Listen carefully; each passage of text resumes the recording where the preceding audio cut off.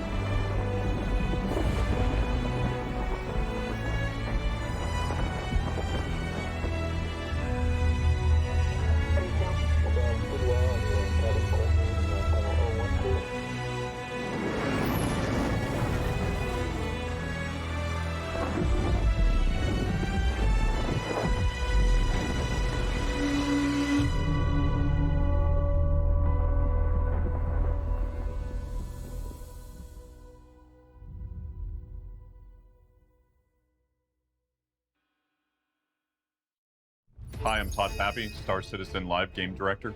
Hi, I'm Ian. I'm the art director for Star Citizen. Hi, I'm Dave. I'm the narrative director at Star Citizen.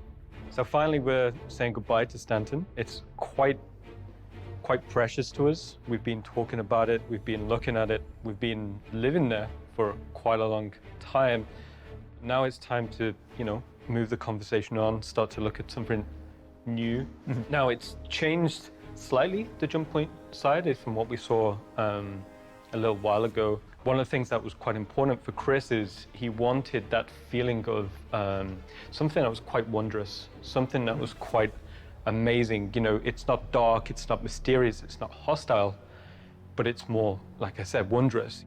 So when we started looking at Pyro, and we had to start looking at how the jump points work when we're traveling from Stanton to Pyro or Pyro to Stanton, and thinking about border security, the infrastructure that's needed there. What's the lore? Just because on one side it's very lawless versus the other side is dealing with the UEE. So we needed to go through and really think about how this was working, and then also with the jump points, how smugglers would work with the secondary and tertiary routes that would lead into the main jump point and then funnel out. Yeah, we kind of call it, internally, we kind of call it the Swiss cheese approach of the, there's sort of the main entrance that you would go through on Stanton, which would be the sort of guarded, have the infrastructure that you had mentioned, the security and stuff like that, but the possibility that there would be alternate ways to kind of get in to bypass that, so which would be beneficial knowledge for smugglers or criminals who are trying to get in under the radar. Yeah. And also it was if there's a lot of infrastructure around it, it sort of created this impression that that infrastructure was responsible for the jump point. In reality, it's a naturally occurring thing. An interesting balance of make it seem like this is a checkpoint, but at the same time it's something that the ships are creating, not the structures. So before we go too much further into the Pyro system, let's take a deep dive into the art process with Jake Dunlap, and he's going to be taking us through the authoring process for the Stanton and Pyro jump points.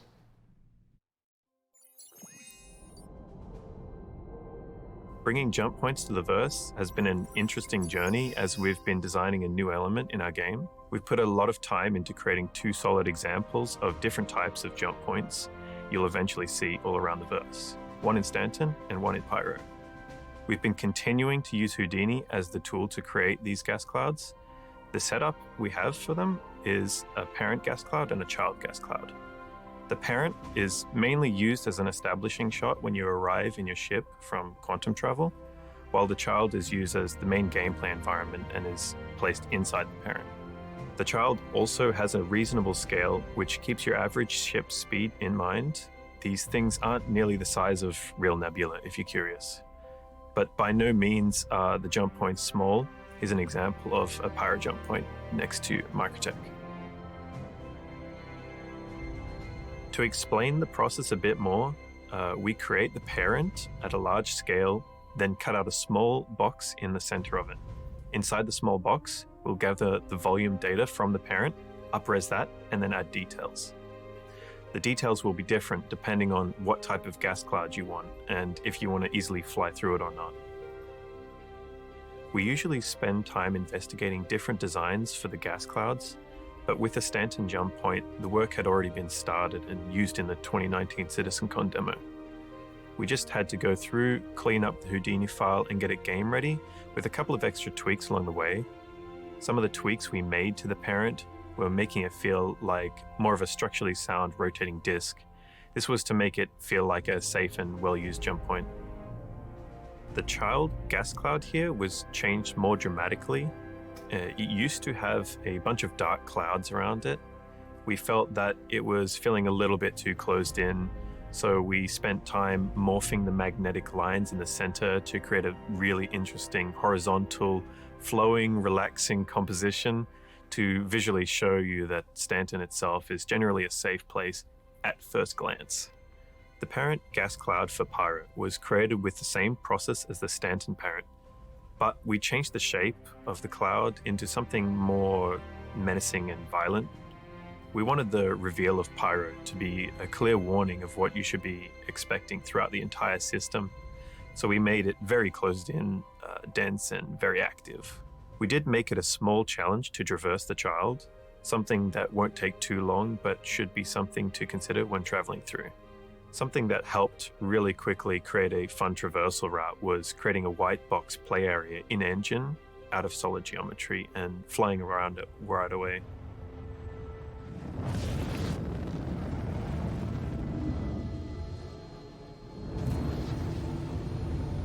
After we were happy with the route, we exported the geometry to use in Houdini, where we converted it to a volume and combined it with the upresed area of the parent to export that out as the child cloud.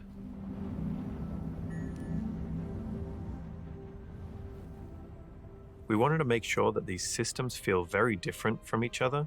Some ways in which we did this was by the shape of the jump points. As I had mentioned before, Stanton feels very clean, put together, and generally safe with the disc-like form that it has, but Pyro feels like it's more violent, distressed, and this shows in its form.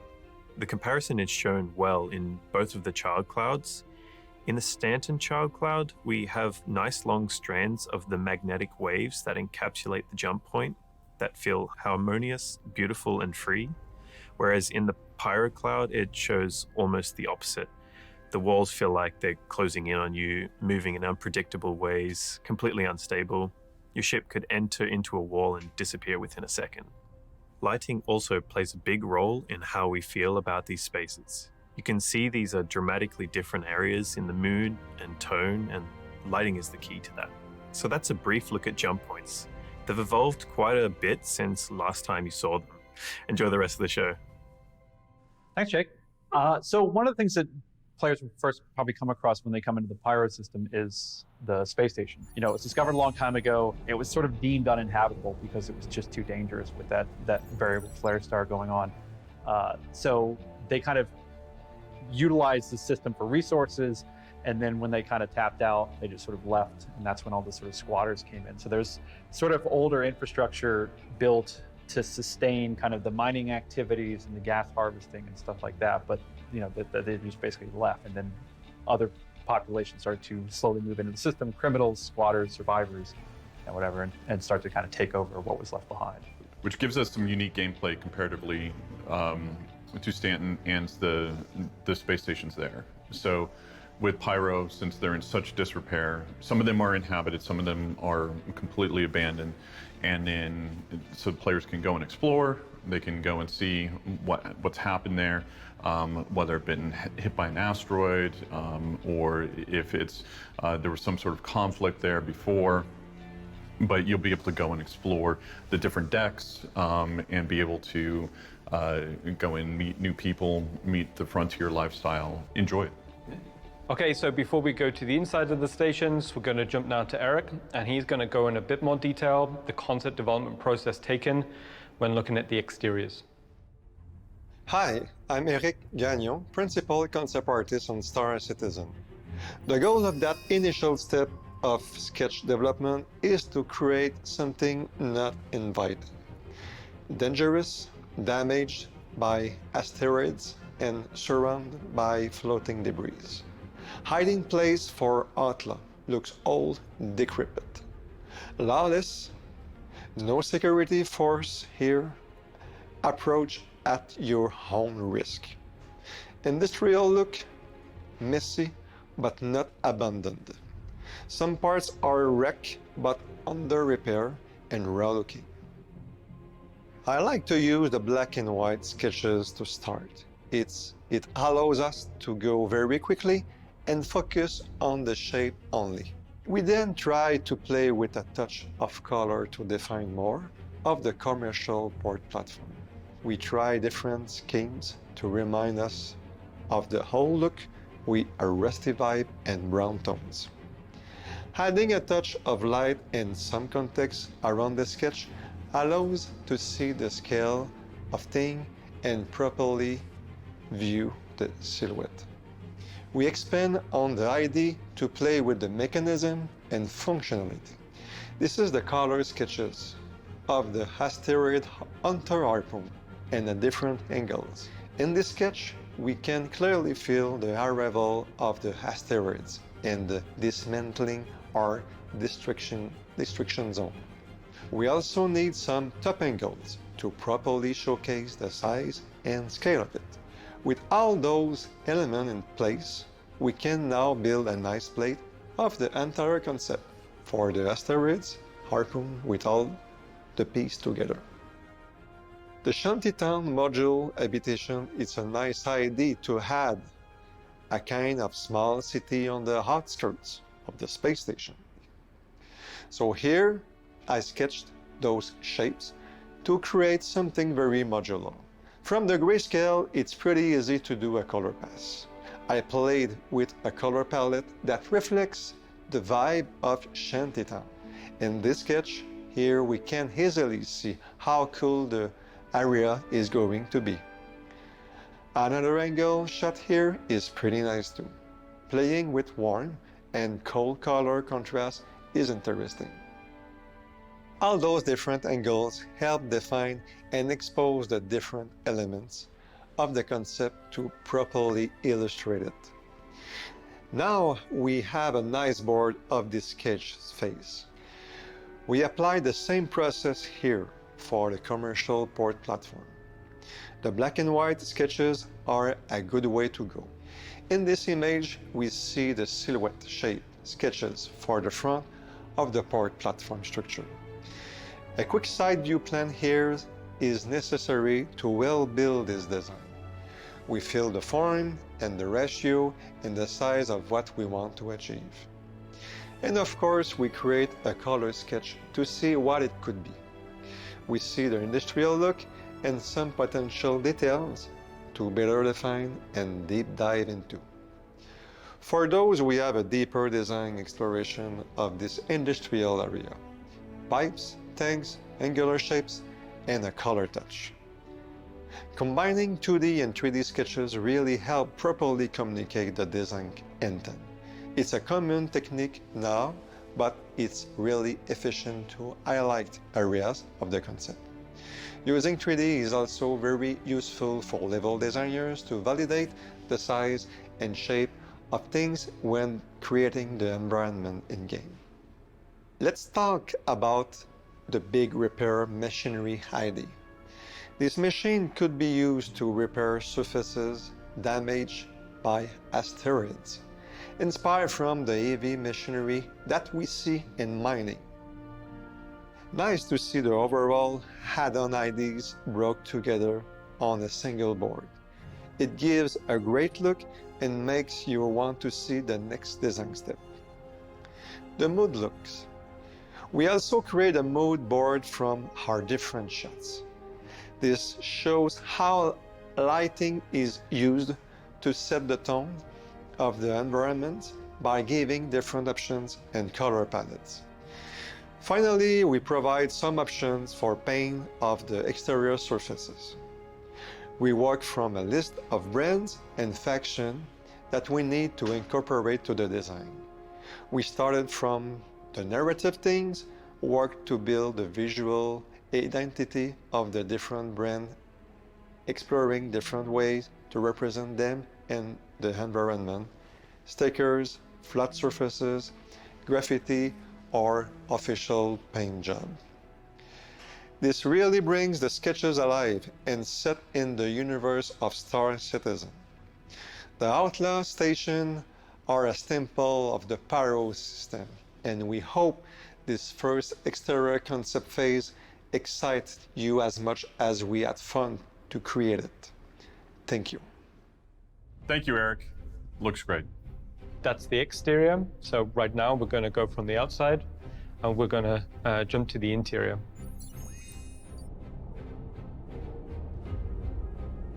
Before we really started exploring anything, one of the core concepts that was discussing as a group was the idea of power and the idea of heat. Now, we've got like this big interior layout of this, maybe this old mining station. How would they have adapted the space? You know, they would have, like, okay, we need power here. Okay, that will create heat. So we started thinking about, okay, where would the heat lamps be? And then where would light come from? So just the principal concept of power, creating heat, creating light, that was pretty much the core of the start of the visual development process. So when we started talking about it from a design side, we needed to make sure that we were covering certain shops, just basic needs for the player. Everything's bare bones. It could be that it used to be a clothing store, now it's a food shop, and so they've converted it. The gangs moved in. You know, it's not what it used to be, and but you see that old skeleton there. One of the things that definitely we've been talking about with Pyro that we didn't really get to see in Stanton is the idea of the sort of the gang presence. So, you know, that idea that they're the sort of local law in the area. So, you know, you might see gang members coming and shaking down some of these shopkeepers for protection money or rent, you know, type thing. Or even shaking down the player. Yeah, which would be very fun. not for me, but. So when we started to explore some of the side areas, there were other factors that we had to cover. Habitation, clinics, you know, players need a place to sleep, to log out, as well as players need a way to get themselves healed. And then we started taking the same treatment or similar treatment that we were doing with the main market area and started to take it into the hubs and how they were possibly repurposed, or the clinics and how those were possibly repurposed. So, and just make sure that everything felt cohesive in its raw, natural form. In the way that we have the station structured, we haven't let players go into like living quarters of where the people that lived at the station would be, or even into the lower decks where the power, where the gravity generators are. And this is where we're going to start introducing these areas, and it opens up new opportunities for the players to go explore and do new things. But it's also areas that the gang might want to protect. Yeah, it offers a lot of possibilities for mission content, you know, whether it's actually maybe working for the gang itself or other kind of little small things you could do inside there to really kind of, drive you deep into the bowels of this thing. Okay, so that's a little look at the insides of the stations, but now we'll jump to Christian, and Christian's going to take us on a little bit of a deeper dive into the concept development process of the inside of the stations.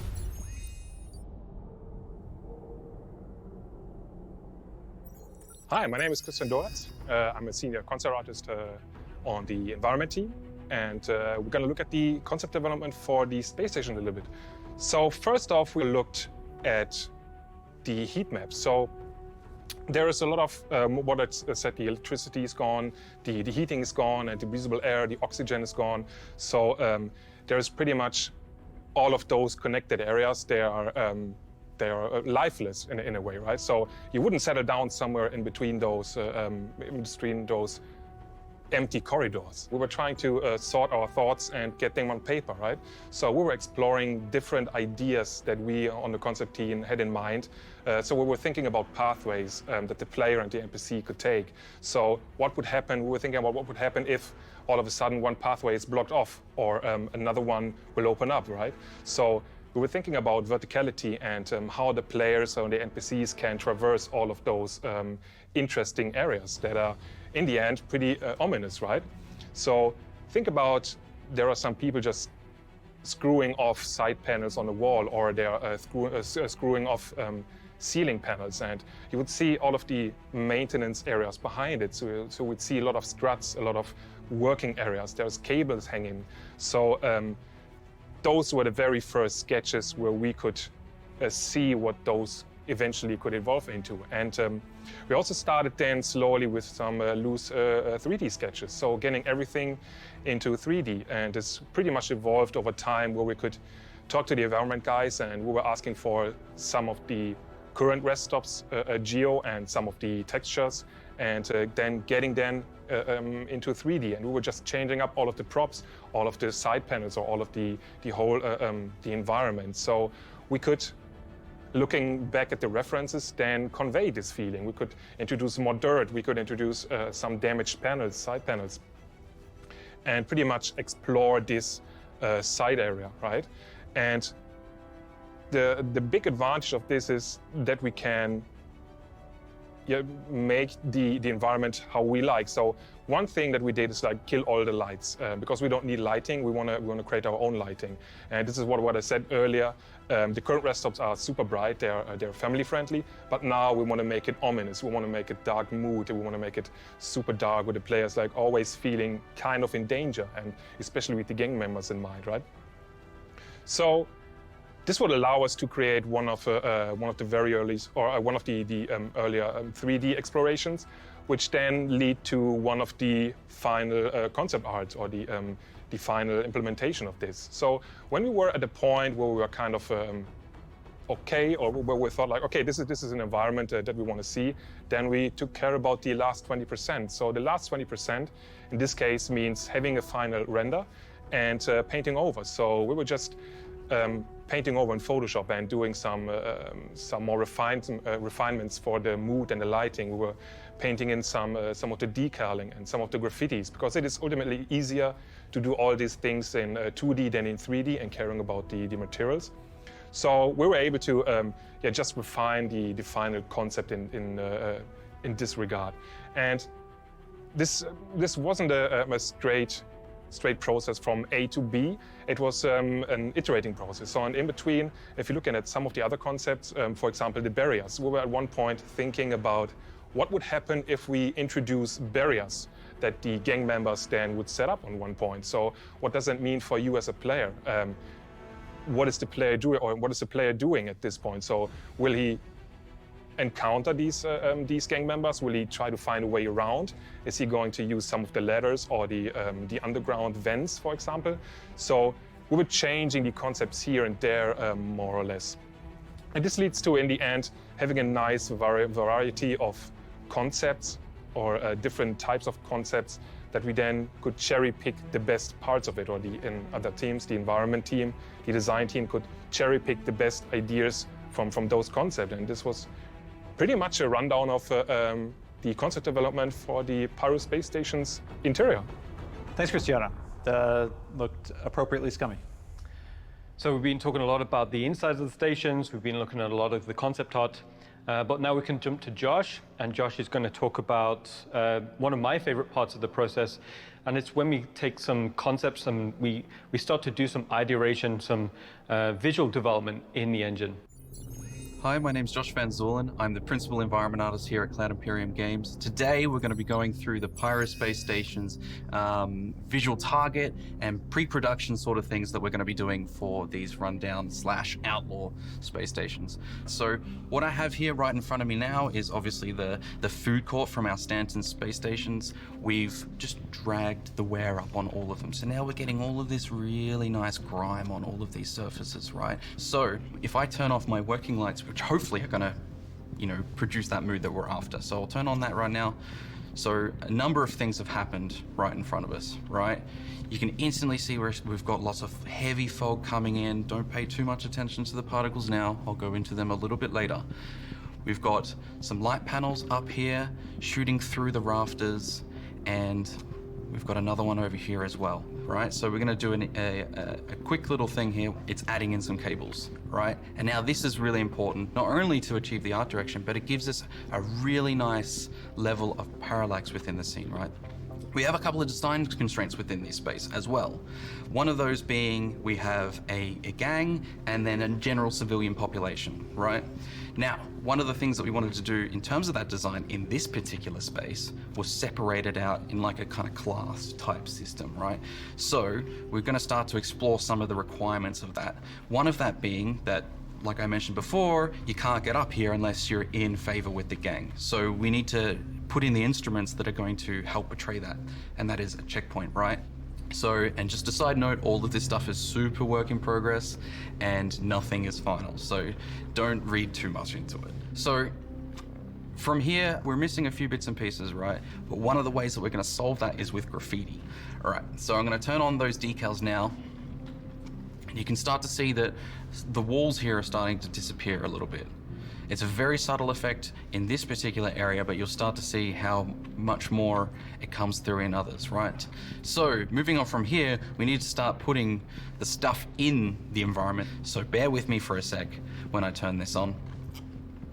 All right, so we've got here is a lot of stalls, right? We really want to get that cramped vibe in, like that was kind of similar in the concept, and start seeing how far we can push the limitations of what we can do in the engine, but also what we can do with our technical systems as well, right? One of the things that was immediately apparent to us is that AI is really tricky to deal with when in tight and enclosed spaces, right? So we need to look at areas like this here and this here to make sure that it's wide enough that a few AI can pass each other or a player and not, you know, look completely gross, right? Now, I mentioned lighting before. So I'm gonna turn off the working lights that we've got so far, and you'll start to see what I mean. So we've got a whole bunch of stalls here at the moment. The entire scene is being lit by the stalls itself. This has already come a long way, and the stalls themselves have had a bit of a lighting pass, so this is already starting to look quite nice, but we're not getting, you know, that thickness that we were getting up on the top level, right? We're not getting that little bit of life to a certain extent. And we're also getting these areas here where they just fall completely into darkness, which is not fun. So obviously, like I said before, we'd be doing lighting as we go through this process, but just to see how much of an impact that pass can do on an environment like this, we'll just turn it on for you. So you start to instantly see we've now got a lot more thickness within the environment. And if I just double check just to make sure that our lights are generating correctly, cool. So we're getting a lot more voluminous lighting now. We're getting all of these heaters coming in now, the heat shimmering off them. We've got these little portable ones lighting up the place. We've got some ones that are hanging from the roof, ones that are over in the corners and stuff like this, right? So we're starting to get a lot more mood in this. This is starting to feel really nice now. Now, what I was mentioning in terms of the rain, right? So yes, we're talking about the rain now. Why is there rain inside, right? So this is generally a really cold station. And when people are in this area that's in the center, because there's so much stuff happening here, it's starting to get warmer, right? You've got the heaters here, you've got the gang that is kind of maintaining a lot of this stuff and producing a lot of the heat themselves. Everyone, this is prime real estate for where everyone wants to be, right?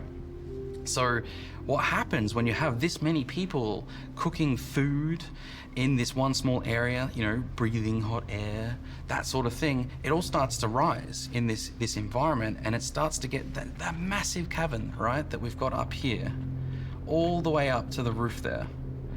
As it goes up, it starts to cool down, right? And we start to get precipitation inside, where it starts to rain. And even in many instances, we start to get a little bit of ice coming through as well.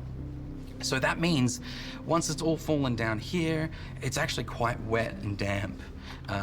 It's still cold and a little bit warm around heaters, but it's generally quite damp because of that weird kind of event. Now, the rain as it currently sits is just a placeholder asset that we're borrowing from Squadron, and that will have to obviously be remade to suit the amount of rain that we want to have within this environment, which won't be, you know, crazy, but it serves as a proof of concept for what we're trying to achieve, right? So that is pretty much Pyro Stations. I hope you really enjoyed seeing the breakdown that we've done here today, learning a little bit about the process of going in and doing a visual target, and you know, just a little bit more of that earlier process and problem solving that we go through. So yeah, I hope you really enjoyed the rest of CitizenCon here today, and I'll catch you later. Cool, thanks Josh. That was looking really good. All right, so as we continue our process of exploring the Pyro system, now I think it'd be good to look a little bit at the planets and moons that populate the system. Now, one of the things we thought it'd be interesting to talk about is how do we design a system from the ground up? As with all of this, we always start from narrative, you know, before we put any pen to paper or we have any discussions about player experience. We always start from, you know, the world that, you know, Dave and others have kind of built. Yeah, I mean, you know, and again, it's also the thing of, you know, the Pyro, I think, was first initially conceived very early on in the process, but once we finally are tackling it from a realistic, practical, how we're going to build this, what is each planet going to look like, you know, it's important, you know, to ask more questions about, to flesh it out more. Because we kept it intentionally kind of vague, because we want the art team to, you guys to do what you do and the designers to do what they do. So when we started that exploration process, we knew we had like a ballpark that we needed to stay in. So we literally thought, okay, how do we design a system? And fundamentally, it kind of comes into maybe 3 key areas. So because we're a space game, the establishing shot of that planet is very, very important, because it describes everything from, you know, continent breakup, fundamental palette. So right from the get-go, we started to sketch in ideas of what the key establishing shots were going to be like. And then from there, then we jump into key art. So key art is basically on the surface, what is the mood, what's the tone that we're expecting to see. And as you're saying, like the first one we wanted to tackle was Pyro 1, because, you know, David described this wonderful picture, and it was already clear in our minds about what it wanted to look like. So we hit that first, and, you know, we wanted something hostile, we wanted something hazardous. Also, as part of this process is we knew our current tech limitations, but we also knew what we wanted to do in terms of our future tech, you know, future planet tech, weather, you know, so we kind of went crazy with ideas as we was exploring. So we went through the various planets, did some key art, and again, put them up on the board, and just to validate, we are keeping within that palette, but we're getting that diversity. We're getting that diversity of color, hue, value structure, silhouettes, composition, because even within something like Stanton, there's variety, you know. That was very important for me and the team, where you want to feel like you're on a space opera. You can travel around, but now we're going to a completely other system. So we continued that ideation process there. So we had the establishing shots, we had some key art, and then from there is we create like what we call like breakout packs. This is where, when we're talking through with design about, you know, what are the interactables that the player maybe will come across, what are the minables, what are the harvestables, and then from there we start to build out literal breakouts for, or almost asset packs that will go to the team. Now from there, like, we did a first pass exploration. And what we did is we put it all together on a single board for Chris to have almost like a commander's view of a new system. You know, we showed it to yourself, Dave, we showed it to Chris, we showed it to Todd, and right, you know, on one sheet, you've got the establishing shots, you've got the key art, you've got the breakout. And for me personally, that's how I like to work. I like to see that, like I said, a commander's view of an entire system. And then from there, you can kind of tweak, adjust, and, you know, mold things into what play experience we want to put forward. So that was a snapshot of the visual exploration process we use when designing a system from the ground up. Now we can take a break from us talking and go to an art video, a sizzle video created by the art team. And what this will show is, it will show a kaleidoscope of planets and moons from Pyro, and it will also showcase some of the latest and greatest art techniques and processes and tools that the art team have.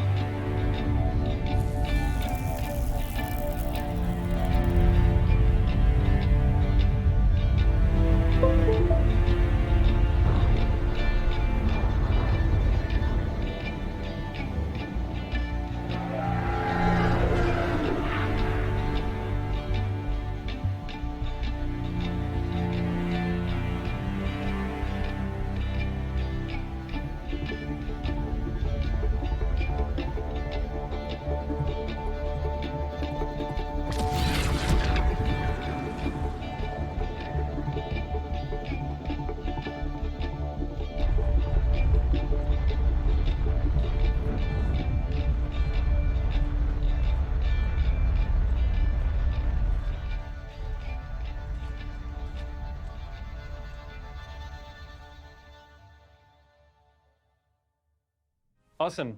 I'm fully in love with Pyro, and hopefully from seeing that video, hopefully you guys are too. So as a continuation now, we can jump to Sebastian, and Sebastian will talk to you a little bit more about the cloud authoring process and some of our latest cloud tech. Then we can jump to Maximilian. Maximilian will talk a little bit about geology creation, how we create that type of biome.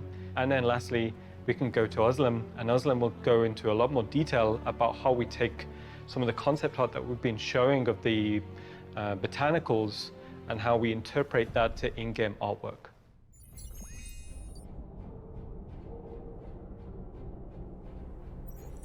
Hi, my name is Sebastian, and I'm a principal environment artist on the Planet content team. I'll be talking a bit about the data that's defining the visuals of the volumetric clouds and how we create it. Crusader was our first astronomical object that made use of the volumetric cloud tech that's being built by Carsten Wenzel and others.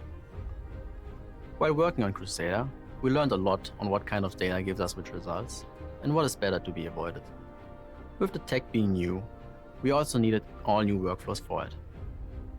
We are currently building more tools for producing the data, so we expect to get better, more complex results in less time in the future. We are evaluating everything from a very manual process that involves painting every pixel to a fully procedural one with little to no artist input, and we will probably end up somewhere between the two. This essentially means that what you are about to see is very likely subject to change. Due to the way the shader works, we can either throw random data at it and hope for happy accidents, or we can be very specific with the data and what kind of cloud formations come out of it in certain areas of the planet. For most use cases, there are two types of textures that need to be created. The first of which is the global property map, which determines what type of cloud is being used at any point on the planet's surface. It is also used for controlling the color placement of non-water-based clouds, but I'll get to that later. The other map is for defining the types of clouds and is named accordingly. The cloud type map allows us to control the cloud density and the impact of the two separately tiling 3D noises, which add detail and definition to what would otherwise be fairly low resolution shapes. The way the two textures interact is maybe best compared to forming a vase out of clay on a pottery wheel, and that's kind of what we're going to do now.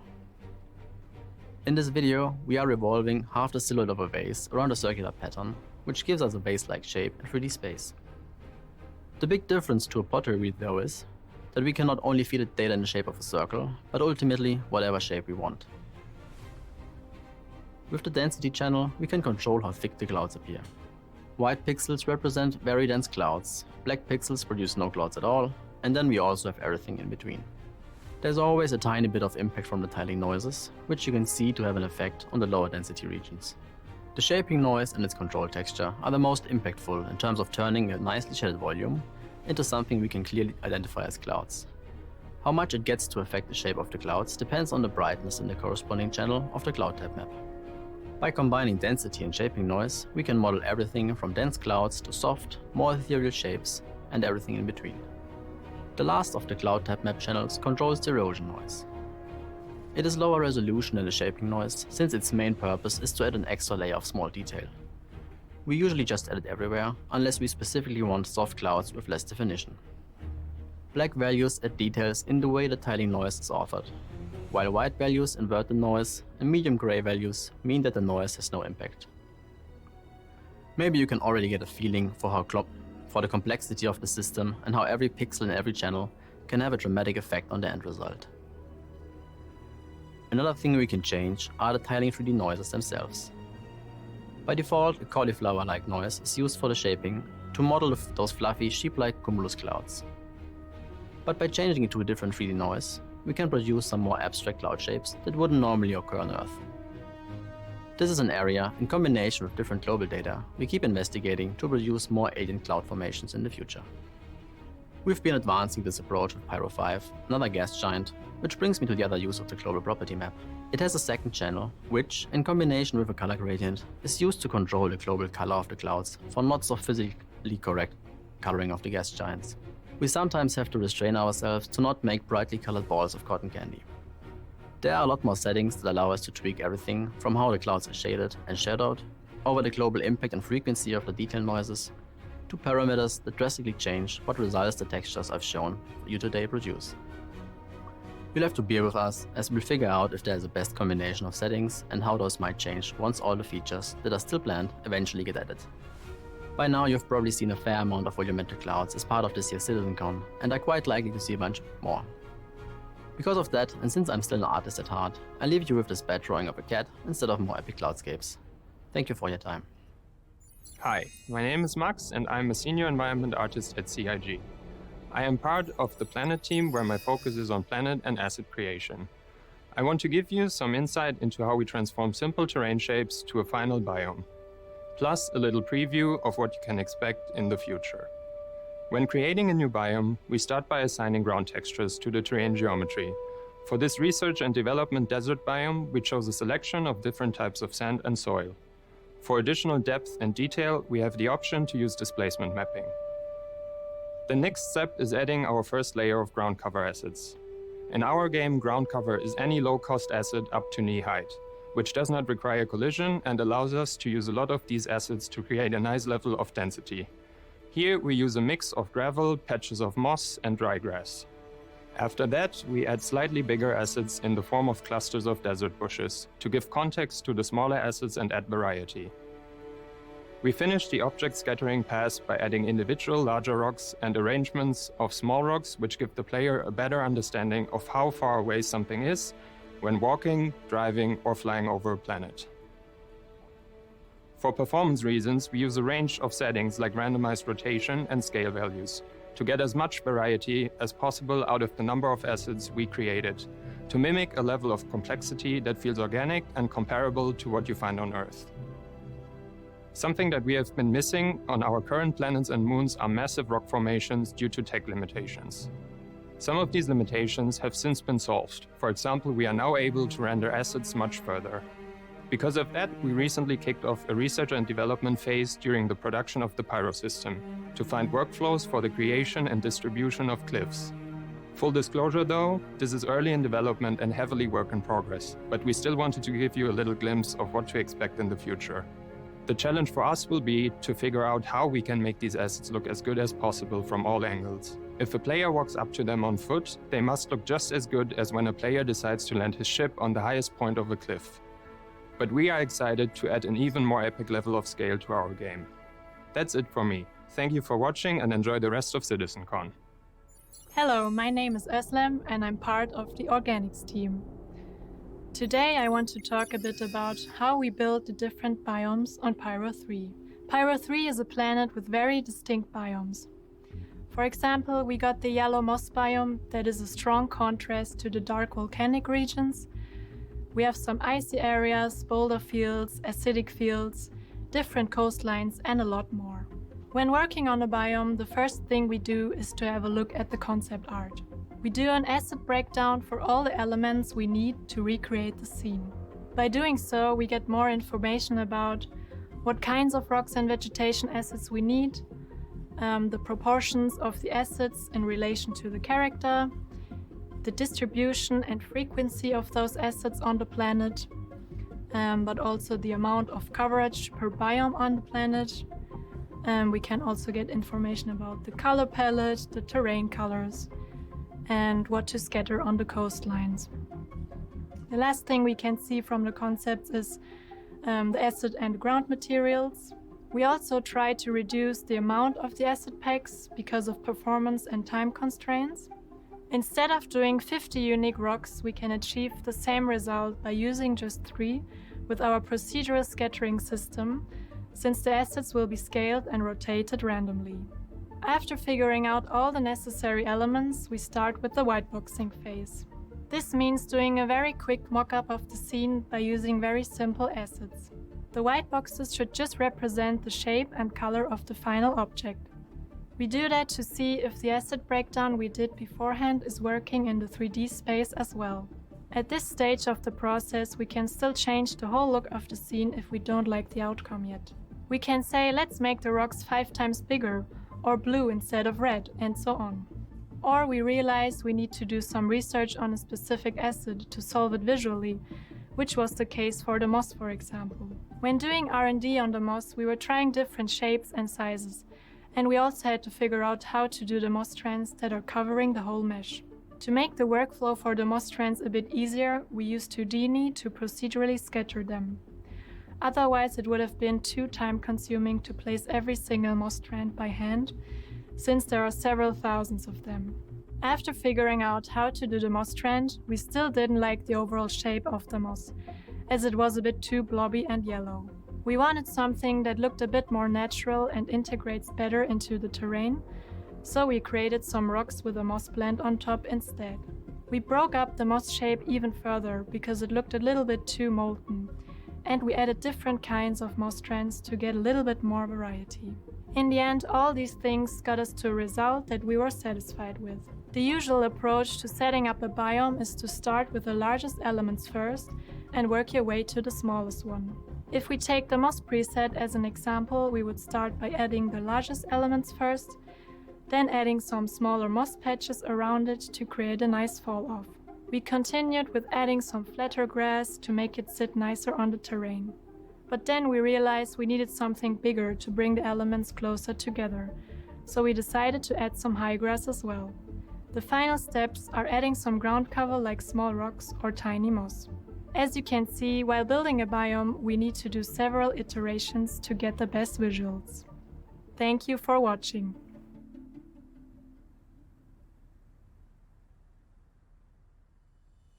Thanks to Seb, Maxi, and Oslam for showing us their work.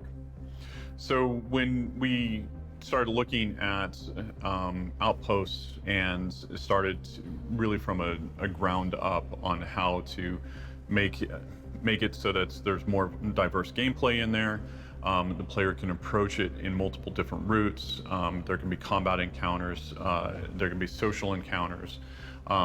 So we needed to kind of rebuild and rethink the way that we were doing this. We started honing in on what was working, what wasn't working, and then did a lot of adjustments. Yeah.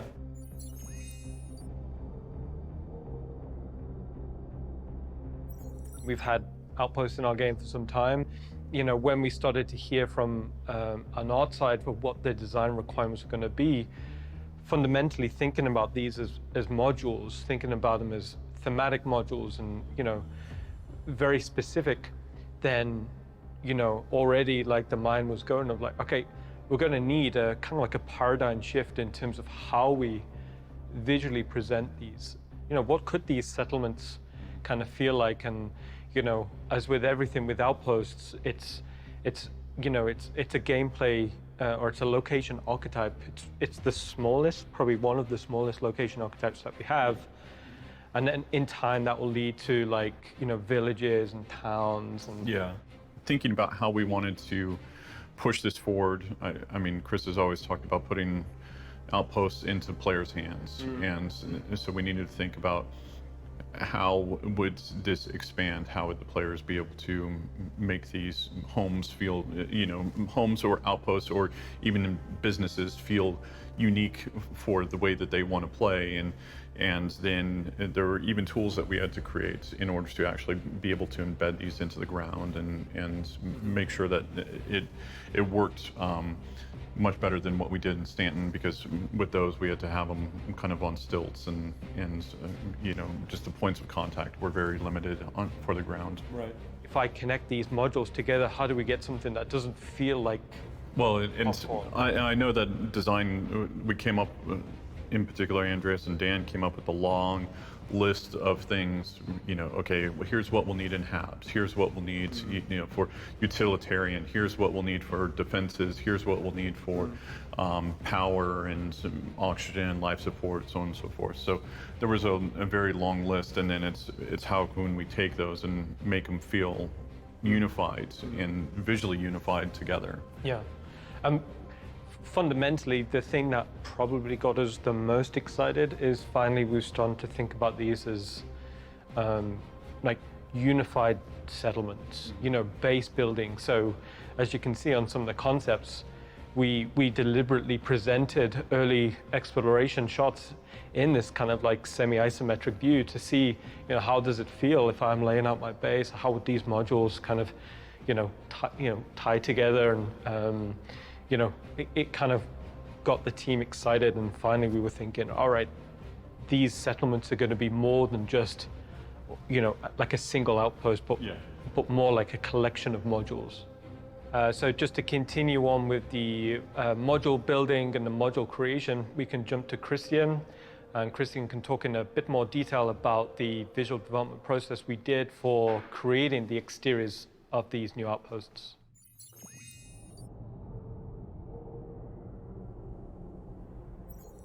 Okay, so we've talked a little bit about the colonialism, and now I'm going to show you a little bit more about the modules. So the very first thing that we did was creating all the primitives and all the primitive shapes into 3D. So as you can see here, we have a lot of variety, right? There's the cubic coming in, there's the cylinder coming in, the spheres coming in. For example, if I take this building over here and I duplicate it and move it around, I could just simply grab some of the other ones and combine them together. And you will see later on that this is one of our archetypes, or one that we pretty much liked, right?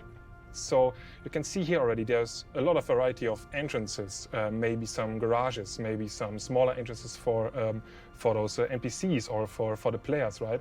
And if I zoom in, all of a sudden you can already see like how they react to the environment or the overall scale, right? So if I pan over here and you see these buildings on the back in the background, so you're always having a first-person standpoint or a first-person view. So we were not only creating those entrances, but also smaller details and very briefly looking into the modules. So what you can see here is the very first concepts for the solar panels, for example, or the top-mounted, the roof-mounted solar panels. In the background, you see some other nice details that we can then just pick and put on our buildings, right? And some of the very last that we did is then pretty much those. So those were one of the archetypes. And you see there are small buildings for housing or housing buildings. There are some building types that are more communal. We have some secondary and tertiary buildings like those radio towers. If you imagine you're a colonist on a planet, right? There are multiple settlements on a planet. How would they communicate with each other? So we have kind of a radio tower, or some of those cooling devices. So if you imagine maybe there's something underground, there's an even bigger facility underground because you're on a very hostile planet environment. So you want to store your very sensitive data underground. And we were looking at those hints of life. Maybe you are a kind of a farmer. So you see already this is the first archetype. This is more cylindrical. There are some storage spaces coming in here and there. So where would you store your oxygen or your water, gases, for example? All of this is just a consideration from our side.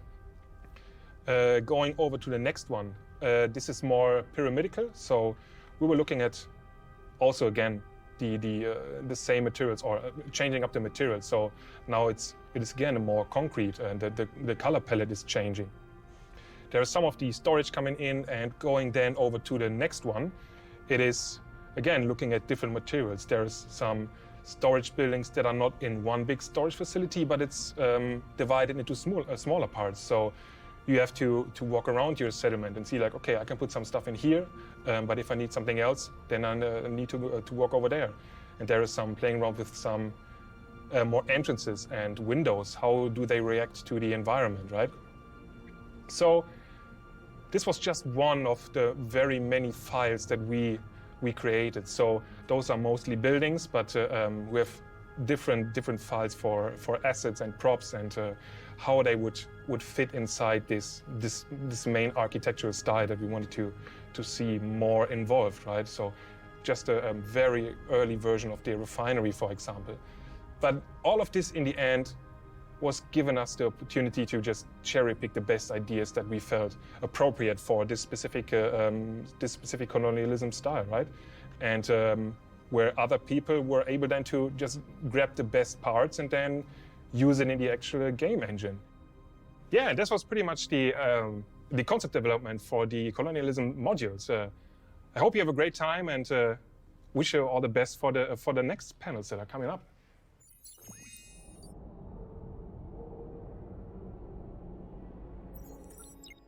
Awesome, thanks Cristiano. So that pretty much covers the work we've been doing on the exteriors. So now let's jump to the interiors. So We pretty much had to follow that same ideation process that we did for the exterior, but now for the interior now, slightly more simple. We knew there was a few key areas that we needed to design. First, it was the social space. You know, this is basically these kind of communal hubs. We knew we wanted like that open kitchen, seating areas, windows, an area where people could kind of hang out and, you know, relax. And then second to that was habitation. You know, we knew these are going to need to be abodes. We knew we needed bathrooms, hab units. But again, nothing in here would be, you know, pre-manufactured.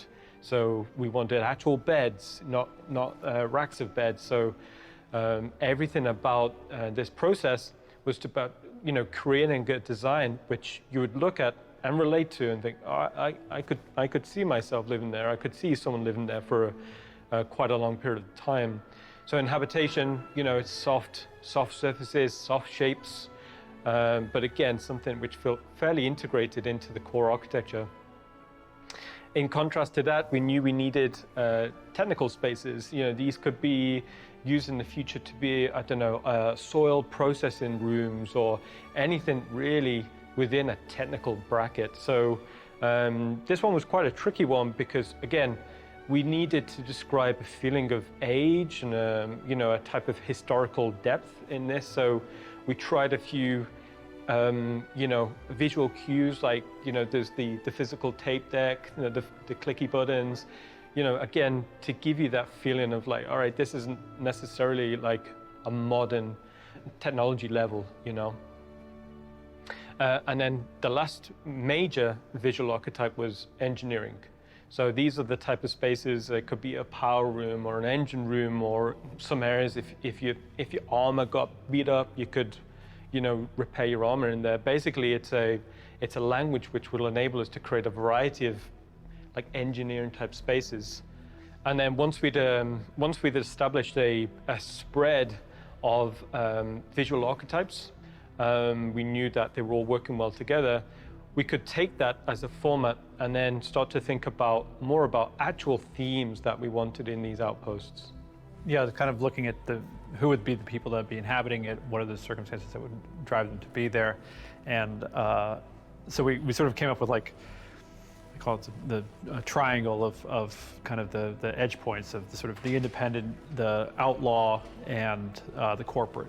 And you know where the inhabitants would fall somewhere in that spectrum of 3 points. And it's also important to note too, you know, that this stuff would be applicable for the stuff we've done in Stanton. Like if we wanted to add these backwards in Stanton as well, that it wasn't just exclusively Pyro based.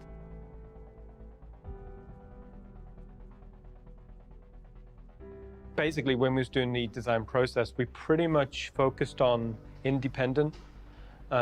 Mainly because that was our baseline. It was very easy to kind of design these and visually design these spaces is it like an independent farmer or is it an independent miner? And then with that, we wanted to really create an experience where you walked into one of these outposts and it feels old. It feels relatable, but it doesn't feel recognizable, kind of similar to if you went to a historic ruin or a historic part that you'd never really been to before. Or, yeah, somebody's old farm. Exactly. So we did a lot of exploration process of like, what type of artifacts would you find there? You know, how did people used to decorate the house in this time period? You know, you'd still see patterns, surfaces, shapes in these independent outposts. Yeah, even early versions of modern technology. So you could see that, you know, oh, this is like the mobiGlas I have, but it's an older mobiGlas, or just as an example. But also when we were, even just to back up a little bit, when we're talking about the planets, we have a certain style, or we have certain amounts of points of interest that we want to go to, how we pull the player around the universe. And so Dave and I and Will and others sit down and talk and say, all right, what do we need here? And all right, well, we need mining facilities. And then that helps to inform Ian and the other design teams and our teams of, all right, is that an independent theme? Is it a corporate theme? Is it an outlaw theme? So these are all kind of layers, but the first and foremost, it's oh, this is farming, or this is mining, or this is, cargo. Because looking at something like Pyro 2, which, again, starting from that sort of original Prey-C sentence of the planet, was the idea, it was like that was a heavily mined out planet that had been kind of stripped of a lot of resources. So there would be remaining infrastructure that would have been corporate back in the day, but is now independent or now even an outlaw setting. So, and then there would be the ones that would just be a straight independent one and stuff like that. But yeah, exactly like you said, we'd start with that sort of the base and then apply the theming to it to kind of. When we're thinking about the theming, we kind of wanted like a space catalog, like a furniture catalog. So I know this is quite big for Chris, is we kind of went down that process of, okay, let's design this one independent outpost in a few different ways. Like, how could people have decorated it in many different ways? And it's quite a fun process because you basically create space furniture catalogs, which again are going to be ways for the developers to be able to dress and world build, but eventually maybe it's a way for people to decorate their own spaces. When we're thinking about the outlaw versions of these outposts, again, the process is very similar. You think about the visual rule sets which would turn this into an outlaw outpost, namely, has it been taken over by hostile intent? Is the signs of combat, is the signs of destruction still present? The actual physical act of occupying one of these outposts, have they defended it, have they boarded it up? Yeah, it could be any number of situations. Yeah, it could be outlaws are squatting here and they're operating it as a base, which makes it a potential combat space. Or is it, was it potentially an independent refinery that outlaws attacked and killed everybody there, and now is it a drug facility, so on and so forth? Exactly. And then lastly, on with the corporate, it's something that we really want to advance out into in the future, but that feeling that this location is owned by a corporate umbrella, that would tie into the branding. Maybe it ties into the costumes that you'd expect the NPCs to be in there. So there's a huge amount of visual world building that we can do to, present these outposts in a few different ways. And even potentially reputation as well. Like we talked before about that idea that if you do missions for a corporate outpost, that it, reflects in your general relationship with that corporation. I mean, that ties into the clan tags. Like, maybe you've just come from one of the space stations that, was occupied by a certain gang type, and then they sent you to a settlement on one of the surfaces of Pyro, and clearly it's been, tagged by a different gang. So you basically want that read and that consistency throughout. Now, one of the outpost themes that I was quite excited about getting into was the idea of a trading outpost. We've been talking about, buying and selling for a while, but thinking about it in a frontier context, it's almost like the money's kind of worthless, but it's more about the ability to barter or trade. So fundamentally, I thought it'd be cool that if we kind of design a module which focuses around one of these trading posts. So within a planet, it's where, people would kind of, trek to and, barter or trade components and then go back. We was talking about the idea of if I had a farm in the middle of nowhere, like, would I want a load of credits or would I want that one component that, kept my farm going, So we did, we took that idea and we ran with it, and we did some visual exploration into what would a trading post be like on one of these frontier outposts. So as you can see on the images, we wanted that feeling of the majority of the stuff around this outpost is pretty much junk. Spaces isn't at a premium, so they just keep it outside. Maybe it's rusting, maybe it's rotting, maybe it's getting overgrown. But I love that idea is as you're approaching one of these settlements, it's very easy to understand, all right, this is a trading post because, there's just all of this stuff like hodgepodge around the outside. Well, and it opens up another aspect to it, which is the characters who inhabit it, because the sort of general shop experience that you have with the storekeeper is very conventional. This is what we've done so far has been a lot of franchise stores, actual companies that own, that are selling wares, who have customer service and stuff like that. And the idea being that out here, the experience is going to be much more different. It's not going to be that polished. Exactly. It's going to be much more of a personal interaction with somebody. So it's been really fun talking with, the AI and behavior guys to try and work out exactly like how is that dynamic supposed to work and feel like for the player. All right, cool. So that was a little bit about the interiors of these outposts. So let's throw it over to Eric now, and he can go into a lot more detail into the visual design process we did for the interiors. Hello, I am Eric Gagnon, Principal Concept Artist on Star Citizen. Today I will present the interior colonialism outpost concept and explain a bit how the pre-production process works. The goal is to create an interior design for the Homestead Colonialism Outpost. It was the first time we had to create a timeless design look. We have the objective to create something warm and with a cozy feeling interior. At the beginning, we started from this concept art made by Christian Dorwitz. We have a lot of information in there to inspire the interior design. In those interior, we have a specific zones. Social area, place to eat together, play game, leisure, the bedroom, place to relax, have a proper personal space, and of course, sleeping. The engineering room, the place for the building machine who maintains the possibility to survive there. The technical room, the appropriate space to analyze minerals, some elements of the planet entrance, used for storage material and stuff to go outside. At the beginning, we had an overview of the plant that's helped to organize the zone. To create all of those areas, we need to do a lot of exploration and design. Social area. For those sketches, we want a centerpiece on the ceiling. Could be a light, fan, or whatever that could be cool. We feel the curvy shape of that space. Here on this sketch, I play with a very contrast values and a greenish color palette. That one is the best. Long vertical windows from the side, let the light inside a lot. After validation of the most relevant sketch, we do a 3D blockout. As you see, this 3D blockout follows very closely to the last sketches. From the screenshot of the 3D blockout, I did a sketch over in a gray tone value. That helps to better organize the coloring phase to make sure all the elements fit and will live together. After this, I like to do a 2D elevation concept.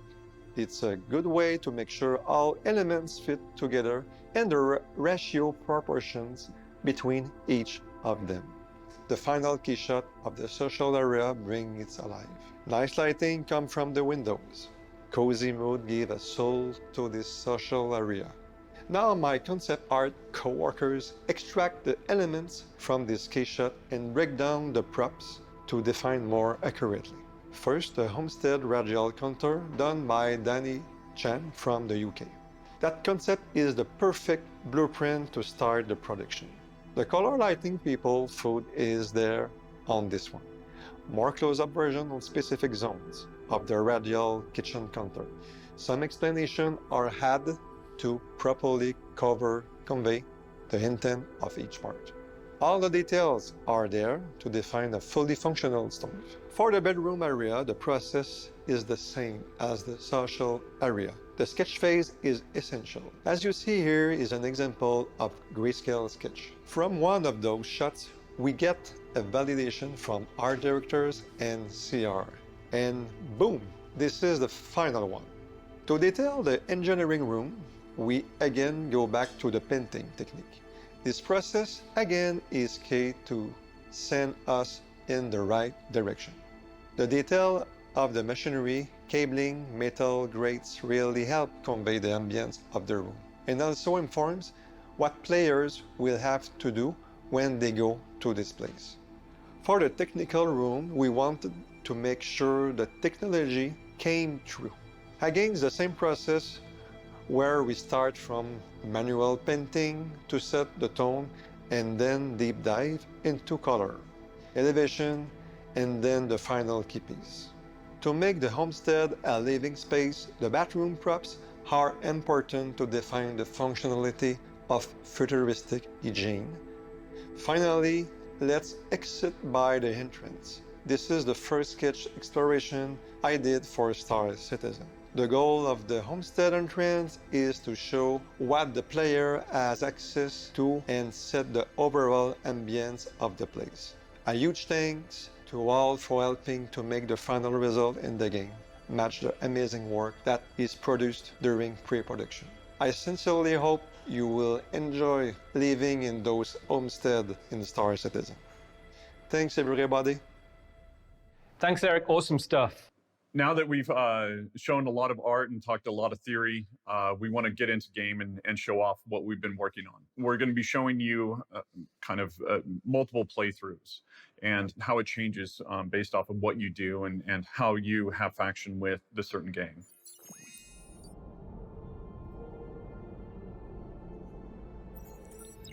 So here we are waking up in 400i that will be released in 3.15. This is the competitor to the Constellation. Doesn't compromise cargo for vehicle storage. It's faster, more agile than the Connie, and it can run with a smaller crew. So this is the captain's quarters, and then we'll go out and see a little bit more of the habitation deck, and then make our way to the cockpit. So this would be the social area that you can meet and eat and basically plan your next mission.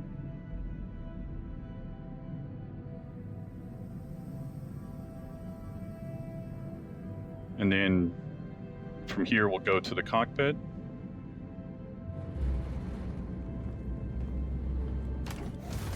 So here we're over Pyro 3. We've come here for a mission to acquire an artifact. And you'll be making your way down to a trading post. So wanted to just give you a quick overview, and then we can start talking about the planet. Yeah, Pyro 3 is just a terrestrial planet. It has a very thin, breathable atmosphere, but it's still pretty inhospitable, very cold. As you can see, some of those lightning strikes in the clouds, but yeah, very, very pretty looking. So this is the first time we're actually seeing clouds above a terrestrial planet. You know, we went through quite a few iterations of forms. What we ultimately ended upon was something that felt quite dramatic, still believable in terms of how the wind would have shaped them. But yeah, it's showcasing a lot of the more recent tech that came online. Also, what we're seeing here is like some kind of distant thunder strikes. And what this is, it's kind of like a prelude to, you know, future weather features that will be coming on board, you know, and how this will tie into, you know, storms and ship handling, you know, due to the turbulence. And it's great seeing the, you know, the rain hit the canopy glass here, you know, when you go through these cloud banks. Also, as part of the process of shaping, one of the things we really wanted to do is create these kind of like these pockets in between the clouds. So you're in these cavities, so as you're flying through, you get a glimpse of the terrain beneath you.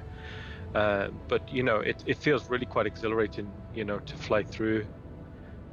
Also, as well, like it's showcasing a lot of the more recent tech coming on board as well. So, you know, it's a lot of optimizations been going on. So it's way more performant than previously it was. Also, like the level of artifacting that we're seeing here is substantially reduced, certainly on higher spec machines. It also gives you a great sense of parallax when you fly through these cloud sandwiches. A cloud sandwich? Yes, that's what it feels like. It feels like you're the meat or the cheese of a cloud sandwich.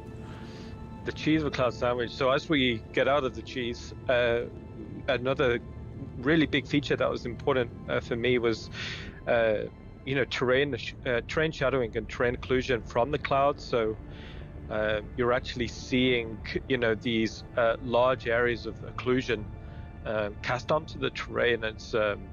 It just adds that depth. It just adds that believability to what we're seeing in the frame. And when you see like these dark overcast clouds in the hovering above the mountains, it finally completes the frame. Especially when you see these distant rumbles of thunder in the distance. So James Cameron, who's doing the run through, yes, that is his name. He will be taking us down to the outpost. The goal for us is to basically make 50 of these, whether they're inhabited or derelicts or even basically inhabited by a farmer or inhabited by a gang.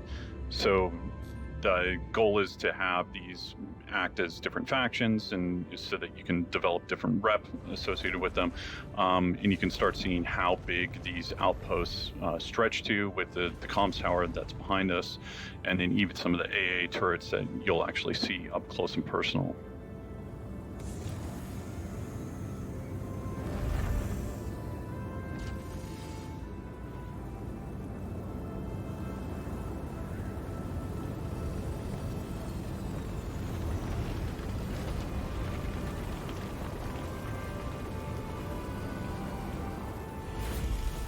That was a really good approach from James there. Good landing. That was a good solid 3 out of 10. 3 out of 10. Jeez. Ian's a tough grader. Yeah, I'd go 6 at least. No one's ever got a 6. Gotta watch me land, man. So here we'll go down to the technical deck. Show off the cargo area, as well as the climate-controlled component areas, and then onto the gravity generator room and the stairway out.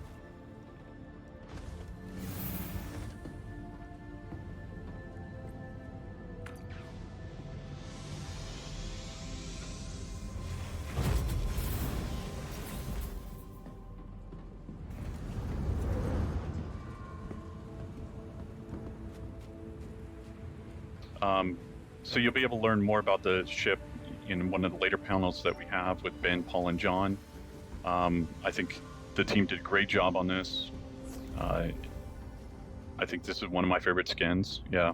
Yeah, they did a new skin, just something that felt a lot more, suitable for Pyro. But you can see how it feels suitably worn and weathered, to fit into these climates. And what we're seeing here is first boots on the ground, on Pyro.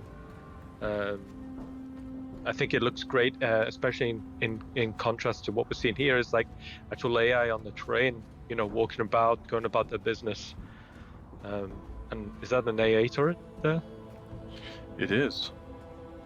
And radio comms towers and all these other elements that we want to make sure that are interactive for the player and allows them to go and explore or use to their advantage. We want them to be able to interact with these different items. Here you can see various outpost modules. To the right there, we've got the garage unit. You can see the infrastructure on the roof.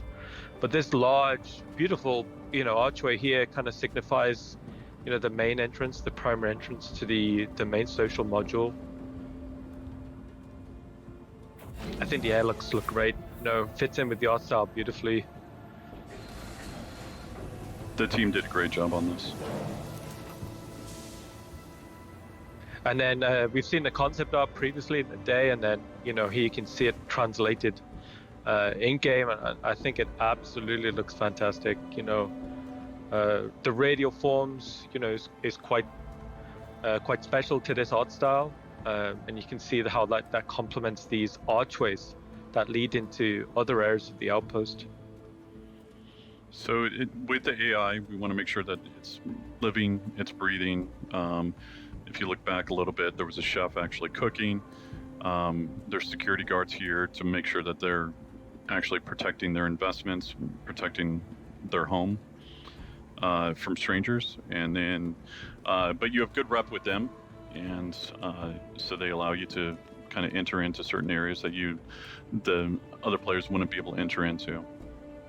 We also got a quick shot at the loadout that James is playing. So it's a female loadout, but it's also showing the backpack, which is new. Also, some of the new hair as well, which is rendering much nicer.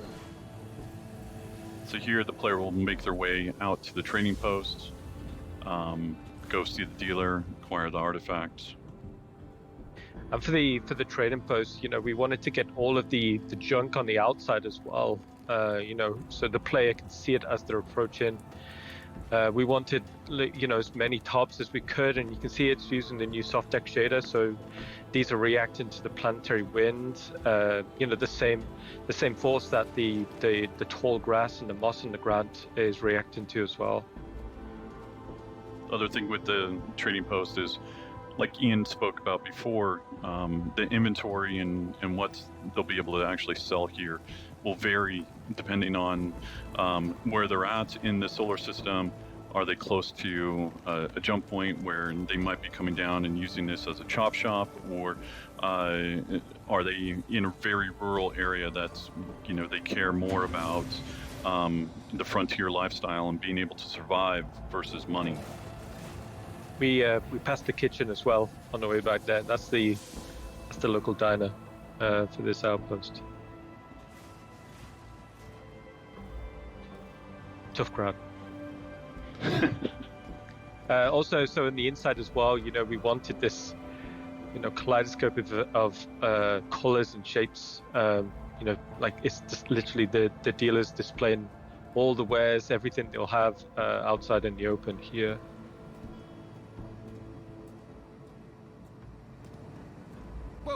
Welcome. Take a look. I'm sure I have what you want, and if not, I'll have something just as good.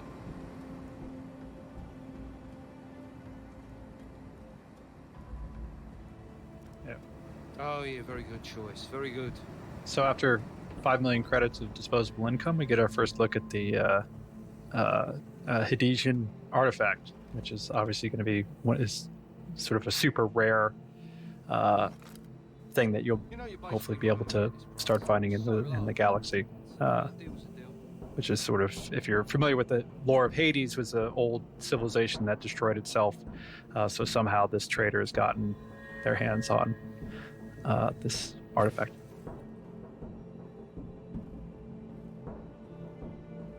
So here we're showing one way of actually playing through this area. It really depends on your standings within the gang and how they want to deal with you. And then what's the dealer going to do? What's the dealer going to charge you? And from there, we have different ways of actually showing this. And we can look at option 2 now.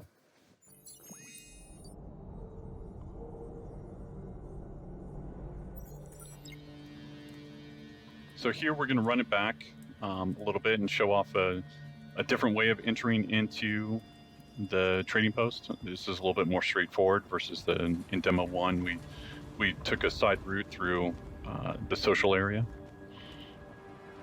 So yeah, this is just some additional warehouse space that the trading post would have, and you can see it will lead directly onto this courtyard. And for the keen-eyed people, you'd see that the barbecue's still not being eaten yet.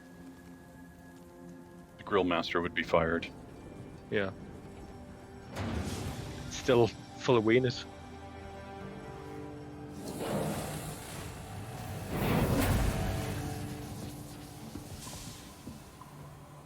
So with this area again, we just want to make sure that it's filled out with items, filled out with different things that you can interact with and possibly buy. It's like Dave said in the beginning, we want the stores to feel different here, but it's still making it feel believable. Quick reference to some additional traversal areas there on the right when we came in. Welcome. Take a look. I'm sure I have what you want, and if not, I'll have something just as good. Yeah. The guys had a lot of fun dressing these areas. There's a lot of storytelling going into it. So here we decide not to pay the price. And we want to We don't mind losing reputation with the faction, and decide that we're going to take the artifacts through betrayal. Just take it. Straight into the backpack. So here we've got different routes for the players to enjoy and to use to flank and also navigate around. So each area will have different secondary and tertiary routes of navigation. James was really just trying to scare him there versus actually kill him. That was intentional. Good shot, James. You could also, if you notice real quick, there was the civilians are actually cowering as opposed to fighting, which is kind of, you'll see another coming up. But it's super cool. So again, here the player will have the choice, you know, do they actually want to interact with the civilians, or, you know, does their conscience get better of them? I think James made the right choice there. He was nice, yeah. One of the things when we was playtesting this a lot is when you see the enemy AI kind of fanning out across the terrain like that, it's fantastic to see. It feels really great.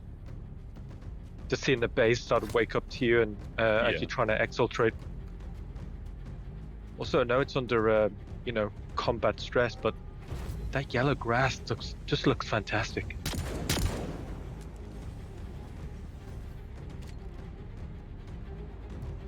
That's how I play. So here, James just wants to get out real quick.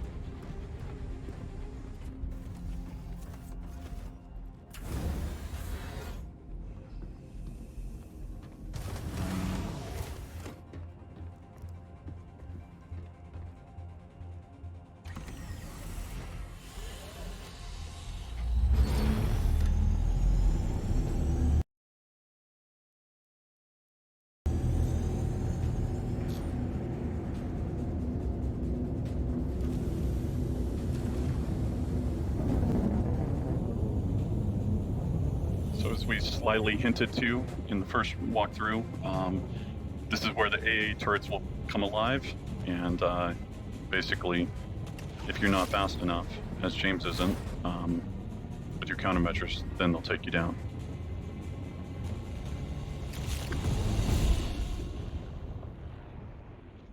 So what we saw there was the player went in, and based off their actions, the faction changed against them, and then basically became very aggressive. So in this last playthrough, what we'll show you is if the faction is already against you from the very beginning, and what are different ways that you can go about it. So here we are in our last walkthrough.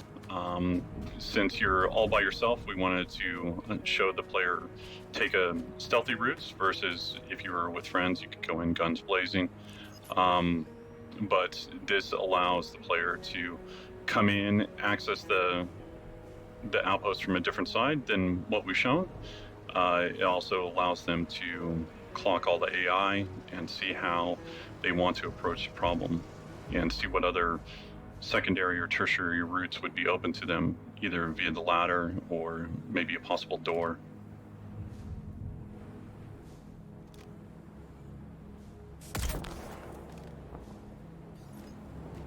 Good night. That was a great shot.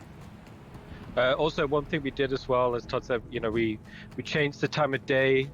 The wind is slightly stronger, so you'll see the gorgeous yellow grass blowing just a little bit more intense than before. Also, what we're seeing here is like something to imply at the frontier living. You know, maybe they're growing crops or vegetables out here, but it also gives a kind of like a soft cover approach to the perimeter of the base. Nice. Also, with it being a different time of day, this allows us to show off the AI having their 24-hour schedules so that they can be in different areas when you approach it. So if you approach it at night or you approach it during the morning, you know, they'll be doing different things, whatever is valid for their schedule.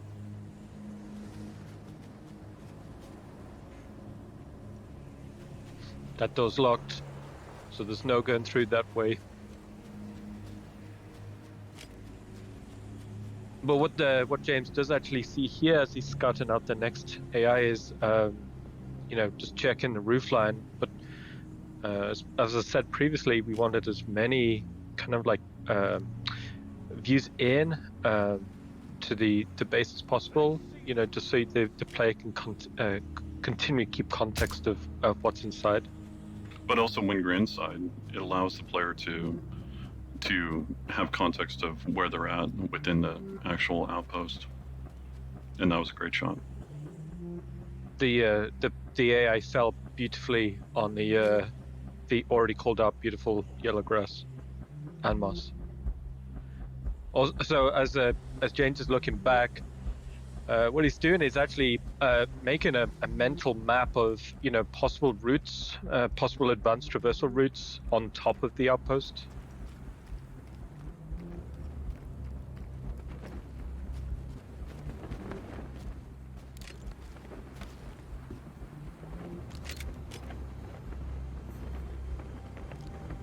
And we saw the dealer there in the bedroom, just end of the day. So with each outpost, there'll be different routes that will be open to the player or closed to the player. So some of them might have ladders on the outside, some of them might not. Some of them might have basically ways to get in through the floorboards, other ones won't. But this is just one version of, many possibilities.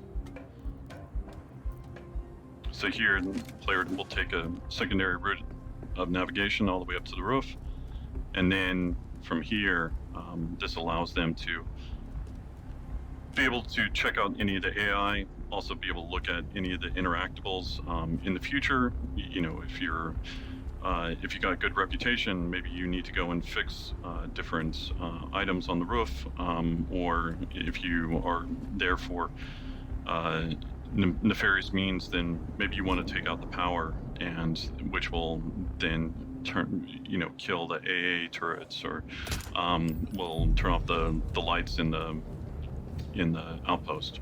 So it allows the player to interact with different items and then basically create a nice little sandbox for them to play in. So here you can see one of those interactables as well as the AI. And just behind these interactables, like we're seeing these kind of archways. Like right now, these are just kind of empty, and to just illustrate like a guard point. In the future, these could be maybe customizable, or they could contain like an AA turret, like we saw on demo 1, or it could contain like cargo storage. Basically, we tried to design something that was as flexible as possible. So here we're showing off the looting system as well as the inventory system. So this will be shipping in 315. This allows bodies to be able to be interacted with and take off the items associated with it. Also, with this change, you will no longer have global inventory, so you can't be pulling off weapons that you didn't take with you to this location. Everything will be regarding what you carry is what you have, and so it really makes the players think about how they want to approach the problem, and then also encourages them to look around and see if the designers have placed different things that they can interact with or use to help get past a certain route or a certain way that they maybe didn't bring with them. And we'll also be including the, I believe in 315, the Knickknacks app for your Mobiglass. So now that you aren't carrying everything on your body and it's not sort of universal inventory, you'll be able to consult this app to see kind of where stuff is being stored and keep it better organized and stuff like that. So here, this allows the player to have a quick little puzzle, but just gives them a little bit more interaction, and then allows them to go on to what I would consider a tertiary route, versus climbing up the ladder and possibly having to deal with the AI or them being spotted by them.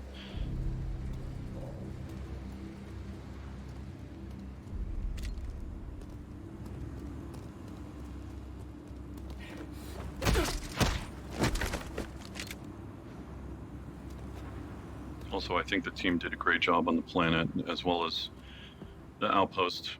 These are really fun to play and sneak around in, and you know, allows for many possible, you know, ways of attacking the same problem. What we're seeing here is like James is actually getting up onto through one of these like rooftop storage modules, and it's given like the highest point in the base. So from here, you can actually, you know, make probably the most informed decisions on, you know, how to approach the next problem. You know, we're seeing this guard routine here, and then ultimately, you know, throwing an item to distract the guard.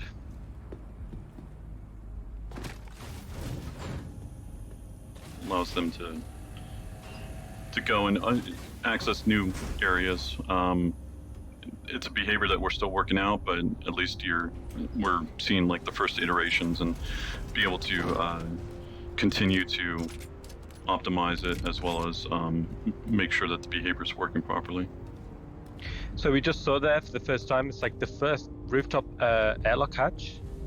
So previously, route in and out, if the outside wasn't pressurized, like we wouldn't have this option. But now through that rooftop airlock, you can cycle and then, you know, infiltrate through the roof.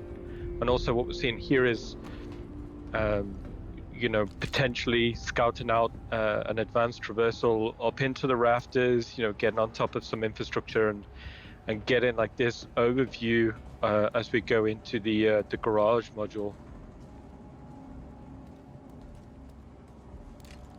So here, this is placeholder, but it gives you an idea of, you know, we want to have different interactables, different loot boxes laid out around the location. So if the players explore, they'll be rewarded. You know, we want to encourage them looking in every nook and cranny and enjoying, you know, what the outpost has for them.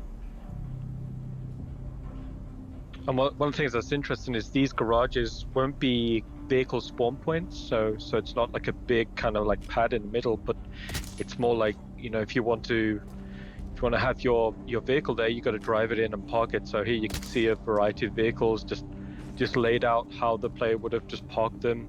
Just gives a much more believable and realistic design.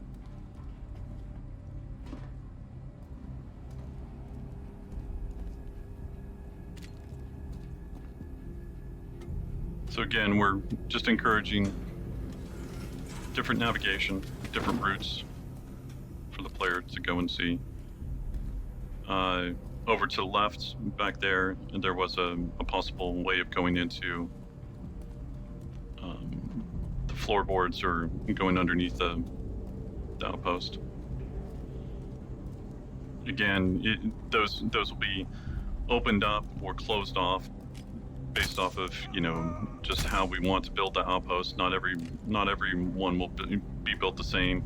Our philosophy for these are to make sure that each one of them feels unique, and this is just one way of us customizing it and making each one feel different. And so the player won't always be used to the same route. So here, again, we're using the inventory system. We allow the players to go in, and if you take out a certain AI, they might have different tools or different notes or different items that you'll need in order to solve your mission. Interestingly, when we was designing these spaces, we knew we wanted these internal airlocks, but we knew we needed some sort of like view, like porthole on them, just so before you commit through, before you cycle, you know, you can just double check to see if there's any bad guys on the other side. So we got some ragdoll bugs. I guess it wouldn't be a CitizenCon without any sort of issues or bugs.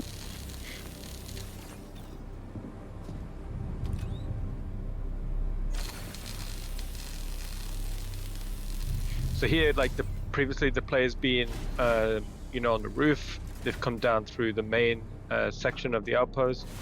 But here, what the players doing is they're going to the underfloor section. So these aren't vents, but they're more like subfloors. So they're meant to feel very dark, very minimal, but you're actually seeing the foundations of these outposts. So inside here, it's the player will need to kind of work out how to navigate through them. It's very much like a torch-based experience, and then within here, what the player can actually do is work out roughly where they are in relation to what's upstairs. And what you're seeing here, like this light bleeding down through, you can kind of make informed decisions. Or okay, that's where that AI was, or right now the player is just underneath that main social space. So if you think back, like that was that guard in the beginning, just next to the kitchen counter. But we've intentionally made these spaces not necessarily like very easy to navigate, because there wouldn't be a lot of light down here. The player would have to follow, for example, like James is following the blue wire here, making a decision to like, hey, if I follow that blue wire, I'm probably going to get to something interesting, or a point where I can actually exit this subfloor space and get back up above. And what I like about them is basically just the claustrophobic feel of it. And then obviously the addition of possible secondary or more advanced navigation. So either going into prone or just going full crouch.